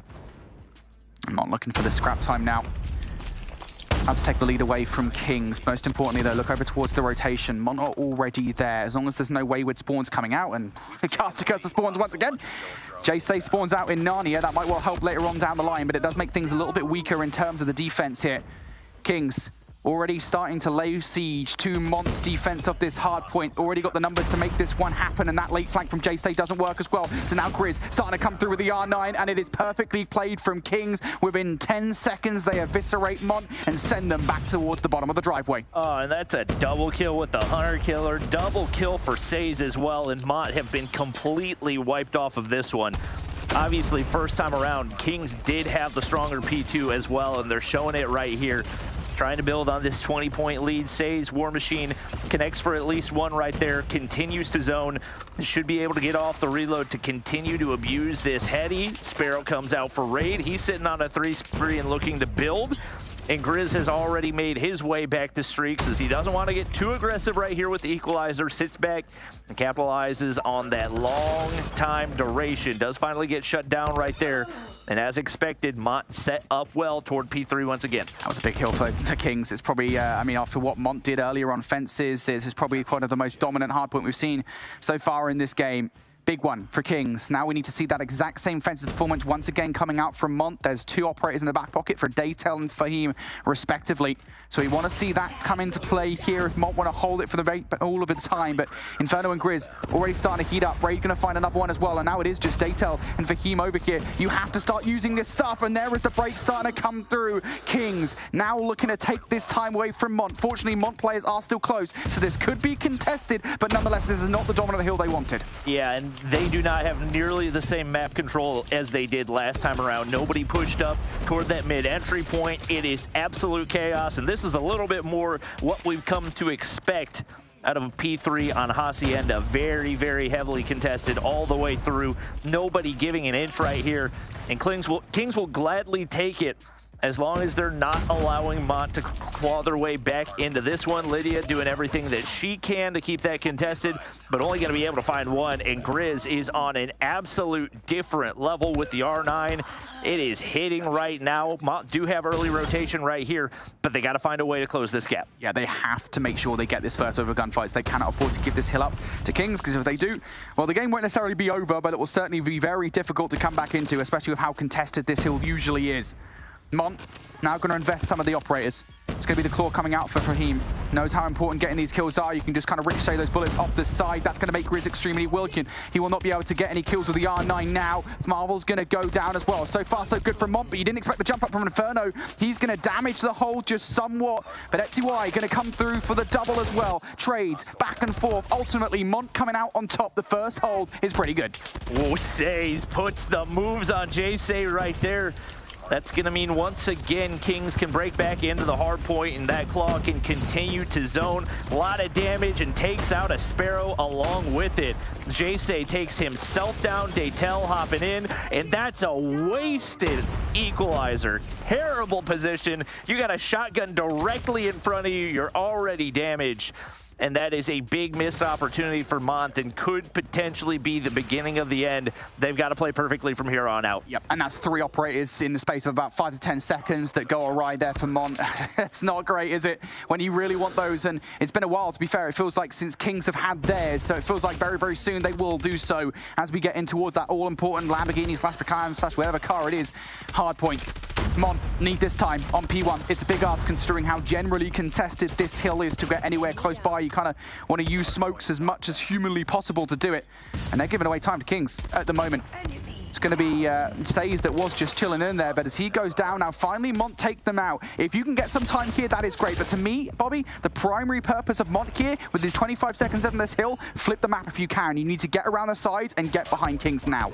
Right now, Fahim's trying to do exactly that. Has made his way over to Statue, but it looks like, no, he actually makes the wrap right there, and this could be exactly what they're looking for. We'll see what the spawns start to do, as they're not going to be able to flip yet. New hardpoint has not popped, but he has got to win this gunfight and does not seem to be aware of the flank from Says. This should be an easy kill for him, but he reads it, needs to find the next 2. Daytel's going to spawn driveway, and that is truly unfortunate for Mont. Yeah, but it's not over yet. Mont's still here. Unfortunately, the player around the back line does go down, so now it's a one-dimensional hit coming through from Mont, and it's all around the front. XY goes down, and now the rest of the squad have no choice but to just run headfirst in towards this hard point and really hope for the best. And that's difficult when you've got Marvel up top with the Annihilator and Raid with the Sparrow, but both of those players do go down, and all of a sudden, Mont have found their way through.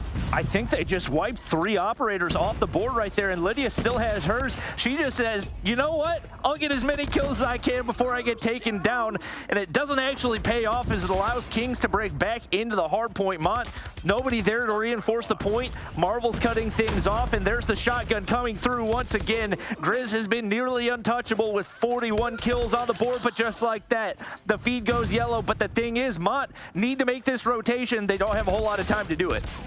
Yeah. Mont are going to get the remaining time, so they will be pretty close here to Kings, but Kings just 25 seconds away from victory. We know that fences can be mixy, but Mont showed us earlier on that it is definitively possible to get a wealth of time, certainly enough to close out this game if you're Kings. And the first wave of gunfights not looking too hot from Mont, but they've got players coming on for all side, and Fahim going to challenge Grizz up close. He's got the R9. Of course, he's going to win that gunfight, but Daytel will find 2. Fahim's going to find the 3rd, and hold your horses for a second here, folks. Kings might not get the time. And if you're Mont, you're very happy to just keep contesting right here for as long as you can. Wait for the reinforcements to arrive, but Kings continue to get small ticks of progress here and there. Say's going to pop the War Machine. He should be able to clear that backside, and that's where the entirety of Mont is spawning.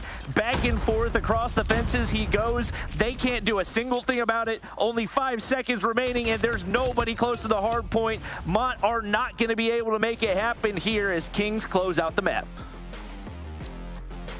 How about that from Kings? A very close hardpoint, significantly closer than we saw during the first time these 2 teams faced off on Hacienda hardpoint all the way back in the open finals. But this time, Mont fight back, just not enough. And honestly, Bobby, I'd say for the most part, it was a highly competitive game. We saw a real fight coming out from Mont, but to me, the one kill that made the difference, I think it was on the second set, I want to say it was the garage hard point coming out from Kings, a full 60 that honestly I think was so damaging to Mont. I think as soon as they got that full 60, a 60-point advantage, I don't think Mont ever really found a way back into the game. Yeah, it definitely seemed to break their backs because for the most part, they played it really evenly up to there. I think especially you look at the dominance that Mont had on that P3 hold.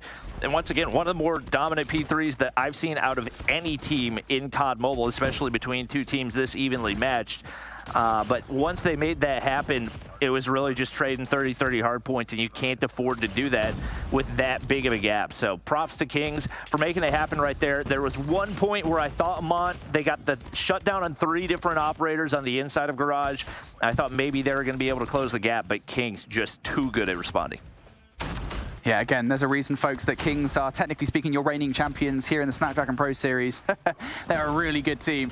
And Mont, challenging them, it's what we kind of expected, but not able to quite usurp them just yet, as the throne still belongs to the Kings here on Hardpoint Hacienda. Here's a look at the stats at the end of the game, and triple 40s coming out from the likes of Inferno, Grizz, and Raid. Raid keeping up here, coming in as the sub for the team. Yeah, definitely not surprising. And once again, credit to Mont for being in that game because they got outslayed like crazy. There was not a single negative player on Kings with multiple people going 10+. Mont, great teamwork, but just fall short in the slaying department. And unfortunately, it does come back to bite them in the end. We do get ready to head into the search and destroy. And the first search and destroy map, I feel like you can feel a little more confident in. You're heading into a firing range where obviously you haven't been dominant. But the hard point seemed like a must-win for Mont. And you really don't want to go to a map 5 because you've got that express that you dropped to Nexus. Can't feel too great about that. So once again, we didn't think the search and destroy was going to be must-win, but after map 1, it definitely seems that way. Alrighty. Must-win map coming out from Mont here again. This is something they played previously. It was a 7-2 victory last time around. This time, hoping for greater things if you're Mont. It's already a pretty good start here in their quest to go and garner control of the A site. Utility being thrown out towards American side. Inferno's on the jump up though, so if you want to cross, ideally you kind of want to smoke for this situation, or you can just go for it, and that's exactly what Fahim's going to do. Inferno looking to watch the cross right here. I think sees his shoulder and actually gets a hit marker. Oh, actually ends up getting the kill there as well. So Fahim's going to drop. Lydia picks up the bomb. She's going to try to get it down right here. And Mont look to hold off the retake. 4v4, and Marvel's going to be there to open things up. Such a menace. Grizz gets aggressive with the Fennec in hand, but Jay responds with 2 of his own. Etsy's on the inside of trailer, has the angle onto Marvel, but can't connect for any of the shots. Whole mag disappears, and Marvel makes him pay as Kings take round number 1. Hey, listen, that Deagle's got a lot of recoil on it, all right? A lot of recoil, as we've just seen from Etsy. Doesn't actually have a lot of recoil. The gun just flies up like the crosshair stays in the same spot. Oh, he made it look that way, but probably should have had that one. Alrighty, look, it's tough. Sometimes we all make mistakes. You know, King's going to capitalize on those though in round number 1. Great start. First blood once again going to Mont though. Look at the aggression coming out from Kings. Oh, just going to miss some shots there. Will Raid, but trade right back from Marvel. Again, one of the best snipers we have here in European Call of Duty Mobile. And that will mean the numbers still remain in favor of Kings. Mont have no choice here but to kind of single themselves out, looking for some great 1v1 plays. Warning shots going out from Jay, and Says is like, hey, who's warning Q here? I'll take you down, buddy. No problem in the world. Etsy now for the 1v3. It's going to wrap back to top side of wood, it looks like right here. Obviously bomb down, so not a great spot for him to be. 1 pixel too much, and he's going to pay, but they're not able to spot him out right there. Maybe able to wrap in toward trailer. Deagle comes out. They haven't had a whole lot of success with the Deagle so far, and that continues. He gets shut down right there. Well played by the 2 remaining Kings players. It's pretty decisive. First round wasn't decisive, but that one felt a lot more confident. Yeah, Mont are getting these first bloods. I think that's the key thing. I think it's just what's following that that's the problem. And also Marvel.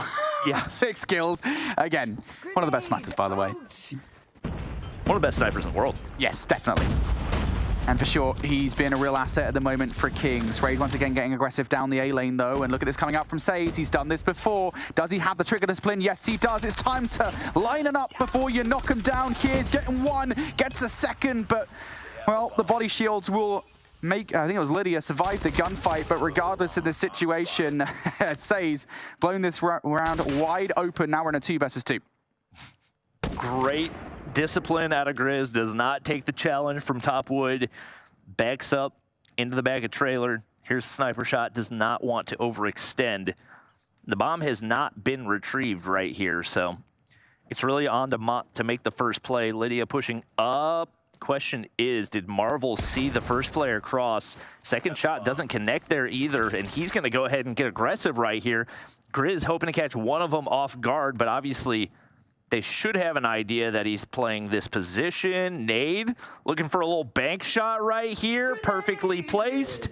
Only a hit marker, though. Does he look to push off of this? They go ahead and back up, and they will be very happy to sit back. Oh wow. There's the kills. Okay, did Marvel do that with a Deke? One was Grizz. I think Marvel might not have done. I thought like Marvel was going to do that with sniper rifle. I think he got that final kill with a pistol. I believe so. Yeah, Kings better in that situation, that 2 versus 2, because Mont, of course, were the ones that had to get the bomb down. And with Marvel watching it from long, there wasn't really much of an opportunity to do that, lest they put themselves at the disadvantage of another player from trailer taking them down. So Kings now 3 to the good here at the beginning of this fire range search and destroy. Doesn't look like they're messing around. Feels like that once again here as Lydia taken down pretty early in this round by the way of Says. And now the reaction to this is kind of curious, right? Because what do you do here? You've got no map control whatsoever, and you certainly don't have the lives. No, Grizz gets at least 1 kill right here. Might be able to make it more. Gets away with his life and nobody in position to trade, and should be able to hear the audio cue off of that as well. Daytel's trying to find something, but Raid shuts him down. Inferno's made his way all the way through, and the map is flipped on its head as JSay's now all alone. Great trigger discipline, but to be honest, it may have been better if he took the pick right there. It's a 1v5. You want to take any type of kills that you can find. I think he may have seen Raid in the mid-map as well, but he's very content to take his time. Finally picks up the first one, takes down Grizz, and may have an opportunity, but the COD timing. Raid just a second too late, and Says shuts him down. Even like I can see Marvel like positioning himself just in through the crack of the door, just to be like, if you push out even slightly, JSay, you are dead. Had no choice but to just sit inside the trailer. I love that. It's so threatening, isn't it? We can see it obviously via our way of mini-map, but obviously they can't see it. Kings looking so strong, oppressive as ever. Mont need to find something now, to be honest with you. We'll probably need to find something about 2 or 3 rounds ago. For the way the Kings have started, this has been it's just insane. Raid going to kick things off strong on this one, but Mont have at the very least got control of the A site. This bomb plant and what the post plant looks like though. I'm curious. Kings starting to get aggressive. Grizz going to be able to find one, opens things up once again. Good trade out of Lydia, so they keep the lives even, but man, Marvel at the crucial time in every round seems to be able to find those picks. Little battle going on right here as he's trying to sniff out Lydia, but she slides the corner at the perfect time. Can be able to stay alive, but there's Says coming in the opposite doorway, and now it's a 1v3 right here. Crosshair alignment was good, but Inferno shot first, and that's Kings now up 5-0, absolutely running the board here in the search and destroy. What else do you say? Kings are just those guys. It's just really is insane the way that they're playing this at the moment. It's like, I think once you know that you can win the gunfights, you know before the gunfights even happen that you're going to win the gunfight, you can just be aggressive. And I think that's the thing with a roster like Kings. Oh. And the set nades as well. Pretty good from Marvel. And the aggression from Griggs, pretty good. So he finds a double. Etsy for a 1v5. He's found one, got the quick scope on the second, probably by way of the fact that they're looking for the execution. But still, players are pretty separated here. There goes the shots. Etsy, come on, man. You really thought nobody was going to be looking at top wood right there? They're just going to let you walk through scot-free? Come on. Come on. Nothing is free up against the Kings. Marvel, 11 kills through 6 rounds. More impressive than it sounds, just because this game has gone by so terribly quickly with no response from Mont. They finally flip to the defensive side, see what they can do. I mean, that could not have been more perfectly timed from Grizz. Literally hopped in the millisecond the flash went off. But there it is, Marvel, Inferno, the snipers from Kings, just too terrifyingly accurate and 2 players remain right here for Mont. They are able to find some trades, but Inferno's able to find yet another, and that gives them the life advantage. Well, King's just 1 kill away from having a flawless fire range search and destroy. The bomb has been planted. Etsy has been involved in so many of these 1 versus X scenarios. At least this one is probably the most manageable of the lot. And the players are split as well. So it's still possible. It's just spotted out Says, but I've got to imagine Says, being the player that he is probably also spotted out Etsy in the situation. And there's the call to Inferno. Hey, look, Inferno, somebody over here for you to take out, mate. Do you want to come deal with it for me? Yeah, of course I will, pal. Don't you worry about it, mate. Kings, 7-0. That's S&D, folks. That's all. That's all you got. They got LG'd. Unfortunate. Dude, you've got to stop. No, that's literally what they call it now. I didn't coin the term. You didn't coin it? Like, whenever I'm playing ranked and I get 5-0'd in ranked, they say you got LG'd. I'm not making up the rules. I just follow them. That's a rough one, and that is going to be a difficult one to bounce back from, as now Mont have to go in and try to reverse sweep a team that has just looked so ridiculously confident. Maybe not as much in the hard point, but in the search and destroy, there was not 1 second where it looked like they were not going to win. Outside of maybe when the whole Deagle magazine wins. Yes. That was the only moment, but after that, nothing.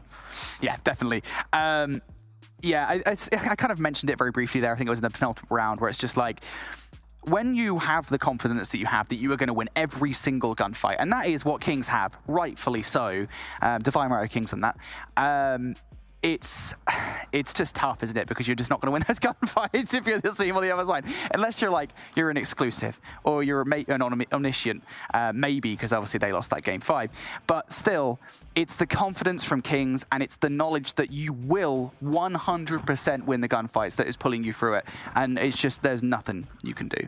Normally in a situation, I'd want to be analytical and say, like, this is how you adapt to what Kings are doing. There is no adapting to just losing the gunfights like that.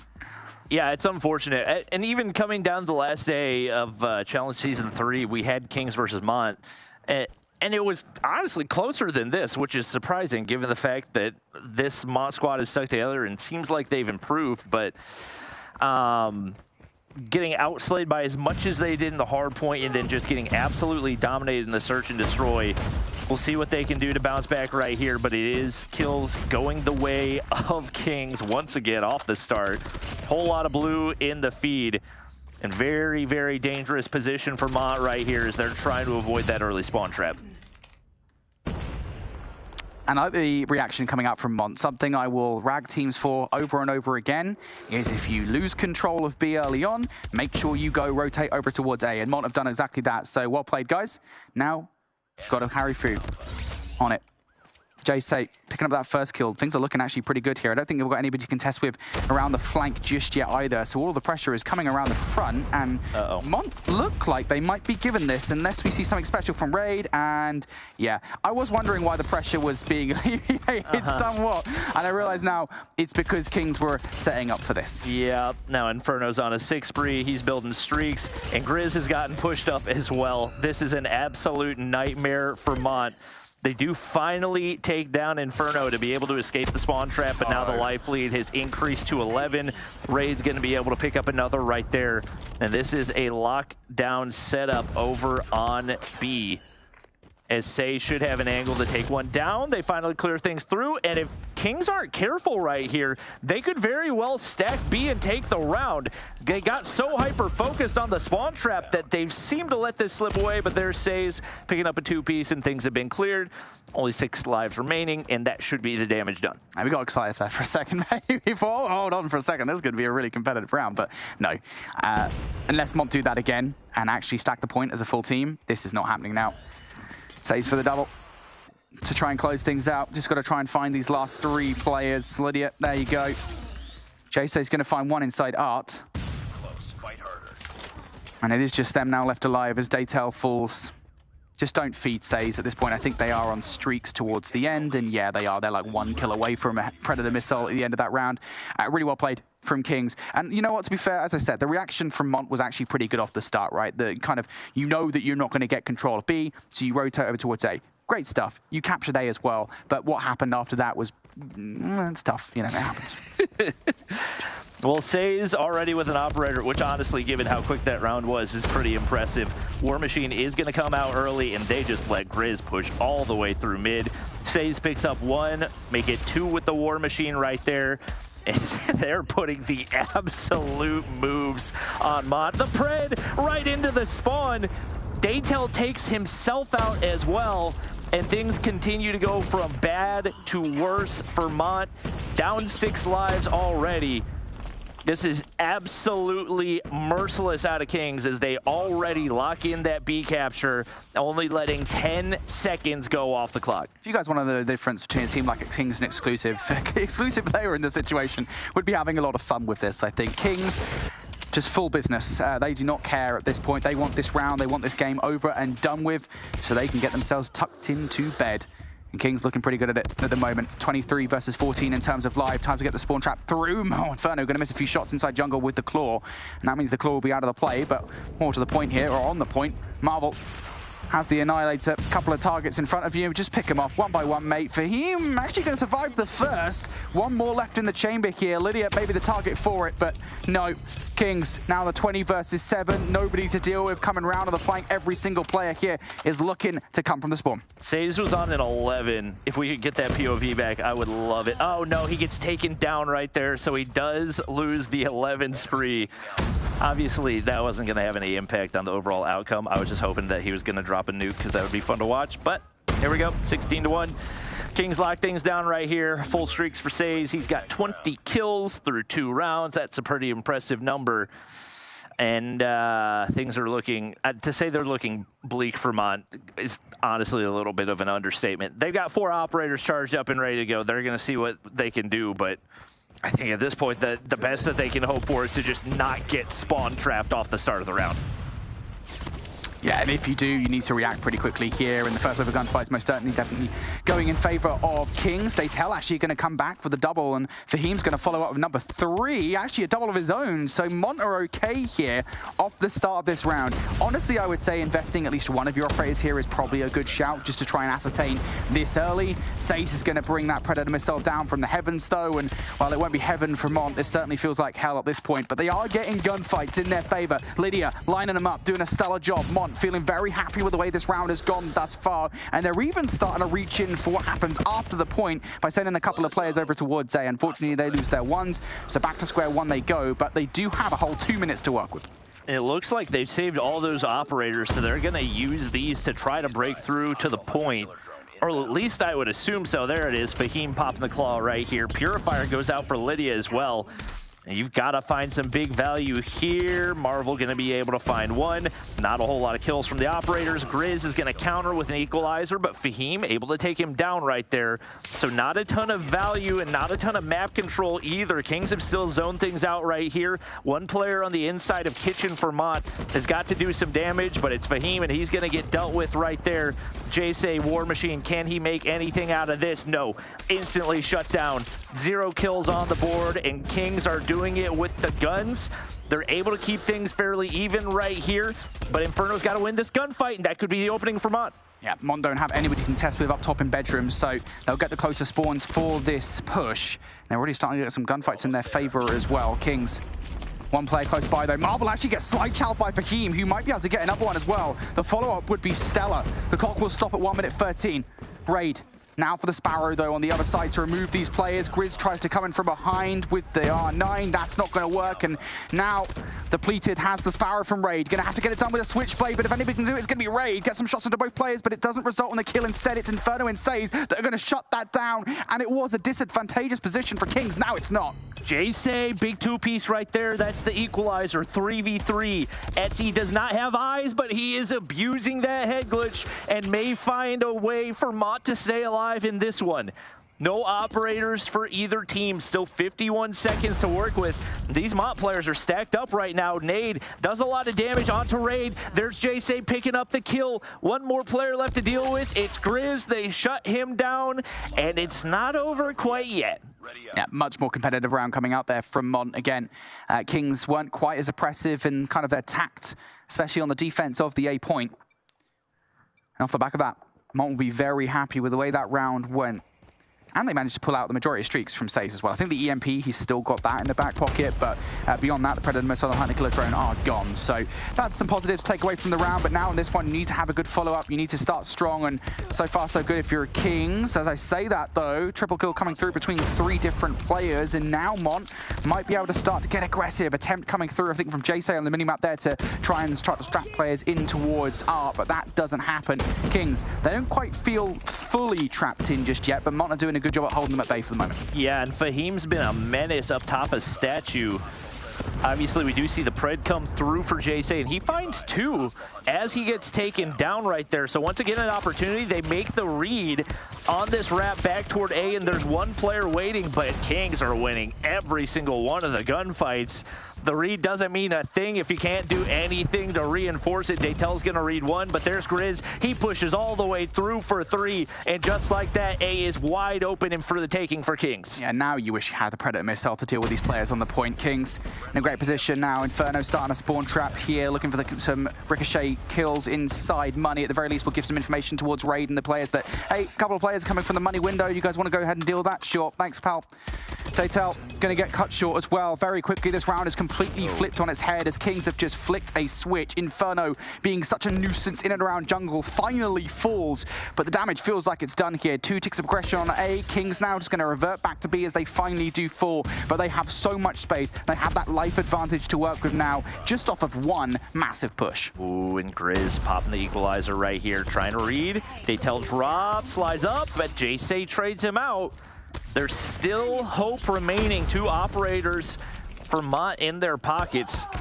Kind of feels like now or never. 3 operators ready to go. You got to use these before you run out of respawns, and another player's going to drop right there. So only 1 respawn remaining. You're down 8 lives. You can only give up 1 tick of progression. You have got to pop these right now if you're going to give yourself a chance in this round. And another player drops. 1 operator comes out, make it 2. Jay going to pull out the War Machine. He drops. Fahim, claw in hand. Lydia and Daytel both have operators, but Lydia lets it go to waste. And now all down to Daytel, Fahim, and Etsy. What can the equalizer do right here? Pick for the first kill versus Marble, second right behind, and Daytel's going to convert for the double. Still 1 more right in front of you, and Saze gets the better of him. And now all down to Fahim in the 1 versus 7, 1 versus 5, just in terms of the raw numbers. But, I mean, 2 players would come off the respawn. It is not happening. King's going to close things out here, 3-1 in the control, and they will close out the series as well. Well, it wasn't quite the same in terms of the map scores, Bobby, but it was still the exact same score overall. 3-0 last time, 3-0 here as well. Yeah, great awareness out of Mont to call those operators that charged up last second, but trying to use them in a pinch like that is just so difficult, especially when the gunnies are hot the way they were for Kings. Great attempt out of them. Honestly, props to them for even being able to take a round, but Kings were 100% locked in on every single map, and it absolutely showed, especially there on map 3. Yeah, definitely. It just, again, I think it's what we've been saying with all these top teams, right? Once they get some momentum under their feet, once they start getting moving in these games, they really do just start to fly off the hand a little bit. And I think Mont are just not quite there yet to deal with that when that happens. And I think that certainly showed out there in the control, certainly showed out there in the search and destroy as well. So Mont, maybe just, again, it's progress, right? I mean, especially compared to the last time we saw these guys face off, it is progress. The hard point was really close, but when it came down to the search and destroy and the control, it just, when Kings want to start getting those spawn traps going, when they want to start getting those kills, yeah, they are a really deadly force to deal with. I mean, Kings also want to make sure that everybody knows that this is their region. They are trying to shut down any and all competition because they don't want anybody worrying about where they sit on this leaderboard. It's going to get even spicier as we move through, and they have to go up against the exclusive. Like, when we get to those matches later on in the season, you guys need to be here for them because they're going to be good. It's going to get really close. And I think this is at least laying the groundwork for our top teams to just kind of set themselves up for an unfailing amount of success now. They've started off with a cushion that heading into week 3, now that we are, you know, halfway through week 2, they're there's no way to topple them out of that top spot. They're trying to solidify those, at least those challenge finals. Yeah, well, of course. I mean, these top 3 teams especially, you know, we were kind of having the conversation before we came into this season. There's the top 2 teams, and then we're kind of not sure. But for me now, I feel as the top 3 definitive, I think that game kind of puts that into perspective. We thought that Mont would maybe be able to give it a little bit more. And I know we were saying, you know, the hard point was a little bit closer, but I mean, in a couple of occasions, it seemed in doubt the hard point for Kings, but the S&D was as clinical as you could possibly want it to be. The control was dominant. I think Mont know exactly what their place is now, and I don't want that to sound harsh, but they're aiming for that top 4. They want to be in playoffs, and that's got to be their goal now. But I think these top 3 are established now for me. I think that is where we're going to see all the competition. Of course, we've already seen Kings against Omniscient, but Omniscient against Exclusive is going to be a crazy game. Kings against Exclusive will be a crazy game, and that's kind of where we're starting it to aim towards. And then that fourth spot for Mont, that's still what they're going to be fighting for, and there's still going to be other teams who are fighting for that as well.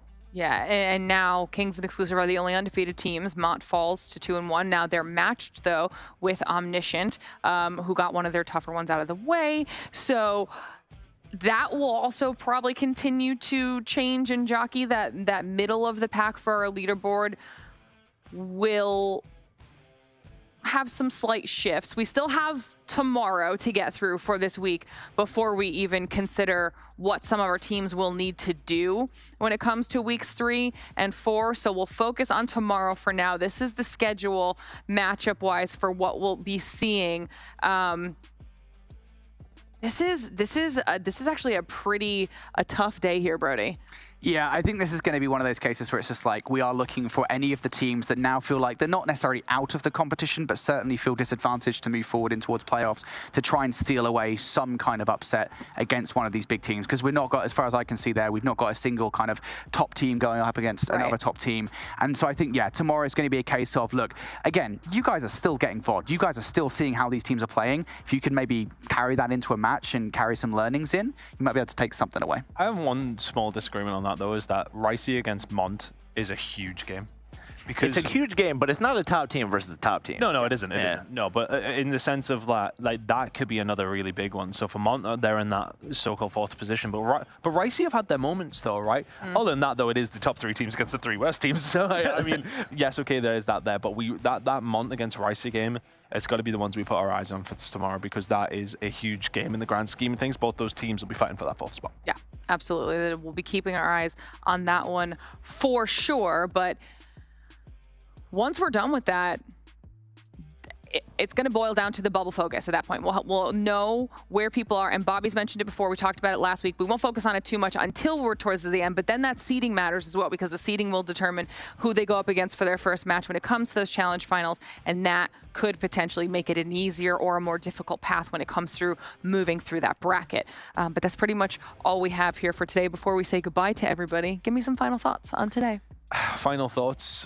I think realistically, Kings kind of proved what they needed to do today, and that was against another relatively tough side and dispatched them in a very, very clinical way. I don't think we've learned a great deal, though, other than what we already knew. So I think tomorrow is a bit more of a tell in terms of the mid-pack, but still, in a couple of weeks' time, when we start to figure everything out, we're slowly getting there. We're slowly getting there.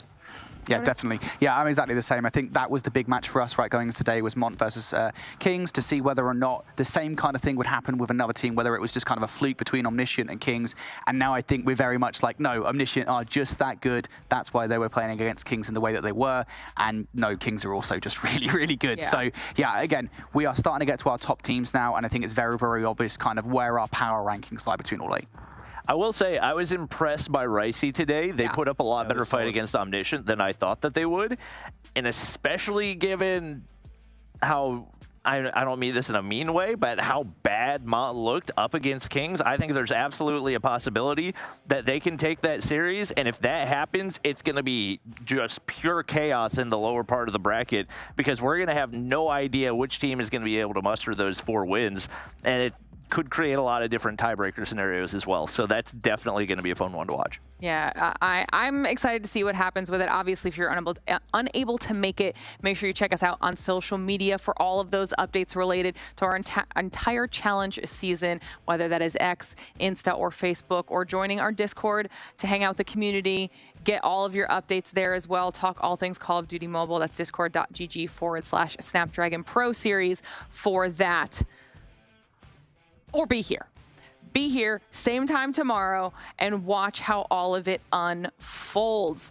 Because we're done with day 1 of week 2, and the top of that leaderboard is looking even heavier when it comes to our top squads. We'll have to wait and see what happens tomorrow to really kind of understand that bubble area that the boys have been mentioning, and it should be really interesting. As always, a huge thank you to Snapdragon, Elite Gaming, Samsung Galaxy, Monster Energy, and DHL for helping us make this whole thing possible. And thank you to everybody at home in chat for watching with us. We'll see you tomorrow. Ain't got no time for no fear. I work too hard to get here. Ain't got no time for no fear.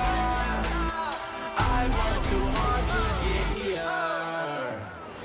I don't got the time, put me in, coach. I've been going hard, time to let it show. Everything raw, give it to me now. Let me have the spot, man, it's going down. Gotta get it here, I don't wanna wait. Take what I want, then I go train. Gotta get a win, I won't lose the game. This is my year, I ain't gonna break.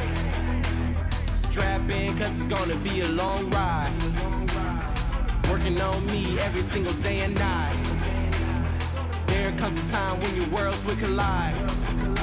If it's holding you back, push it right to the side. Another level, I will never settle. Mind over matter, get the gold medal. On another level, I will never settle. Mind over matter, get the gold medal.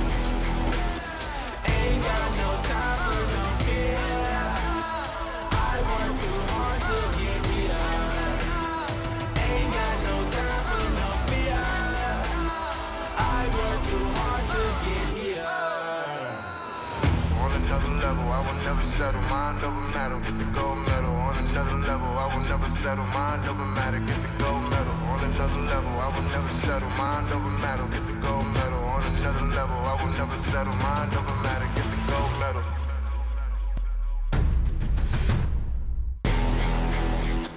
Ain't got no time for no fear. I work too hard to get here. Ain't got no time for no fear. I work too hard to get here. Ain't got no time for no fear. I work too hard to get here. Ain't got no time for no fear. I work too hard to get here.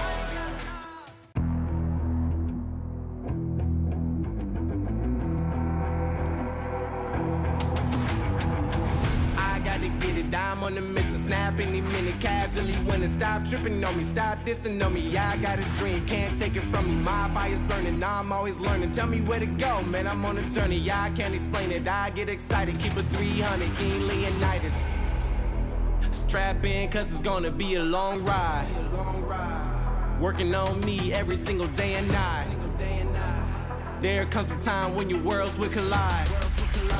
If it's holding you back, push it right to the side. Ain't got no time for no fear. I work too hard to get here. Ain't got no time for no fear. I work too hard to get here. I don't got the time, put me in, coach. I've been going hard, time to let it show. Everything raw, give it to me now. Let me have the spot, man, it's going down. Gotta get it here, I don't wanna wait. Take what I want, then I go train. Gotta get a win, I won't lose the game. This is my year, I ain't gonna break. Strap in, cause it's gonna be a long ride. Working on me every single day and night. There comes a time when your worlds will collide. If it's holding you back, push it right to the side. Another level, I will never settle. Mind over matter, get the gold medal. On another level, I will never settle. Mind over matter, get the gold medal. Ain't got no time for no fear. I work too hard to get here. Ain't got no time for no fear. I work never settle. Mind over matter, get the gold medal. On another level, I will never settle. Mind over matter, get the gold medal. On another level, I will never settle. Mind over matter, get the gold medal. On another level, I will never settle. Mind over matter, get the gold medal.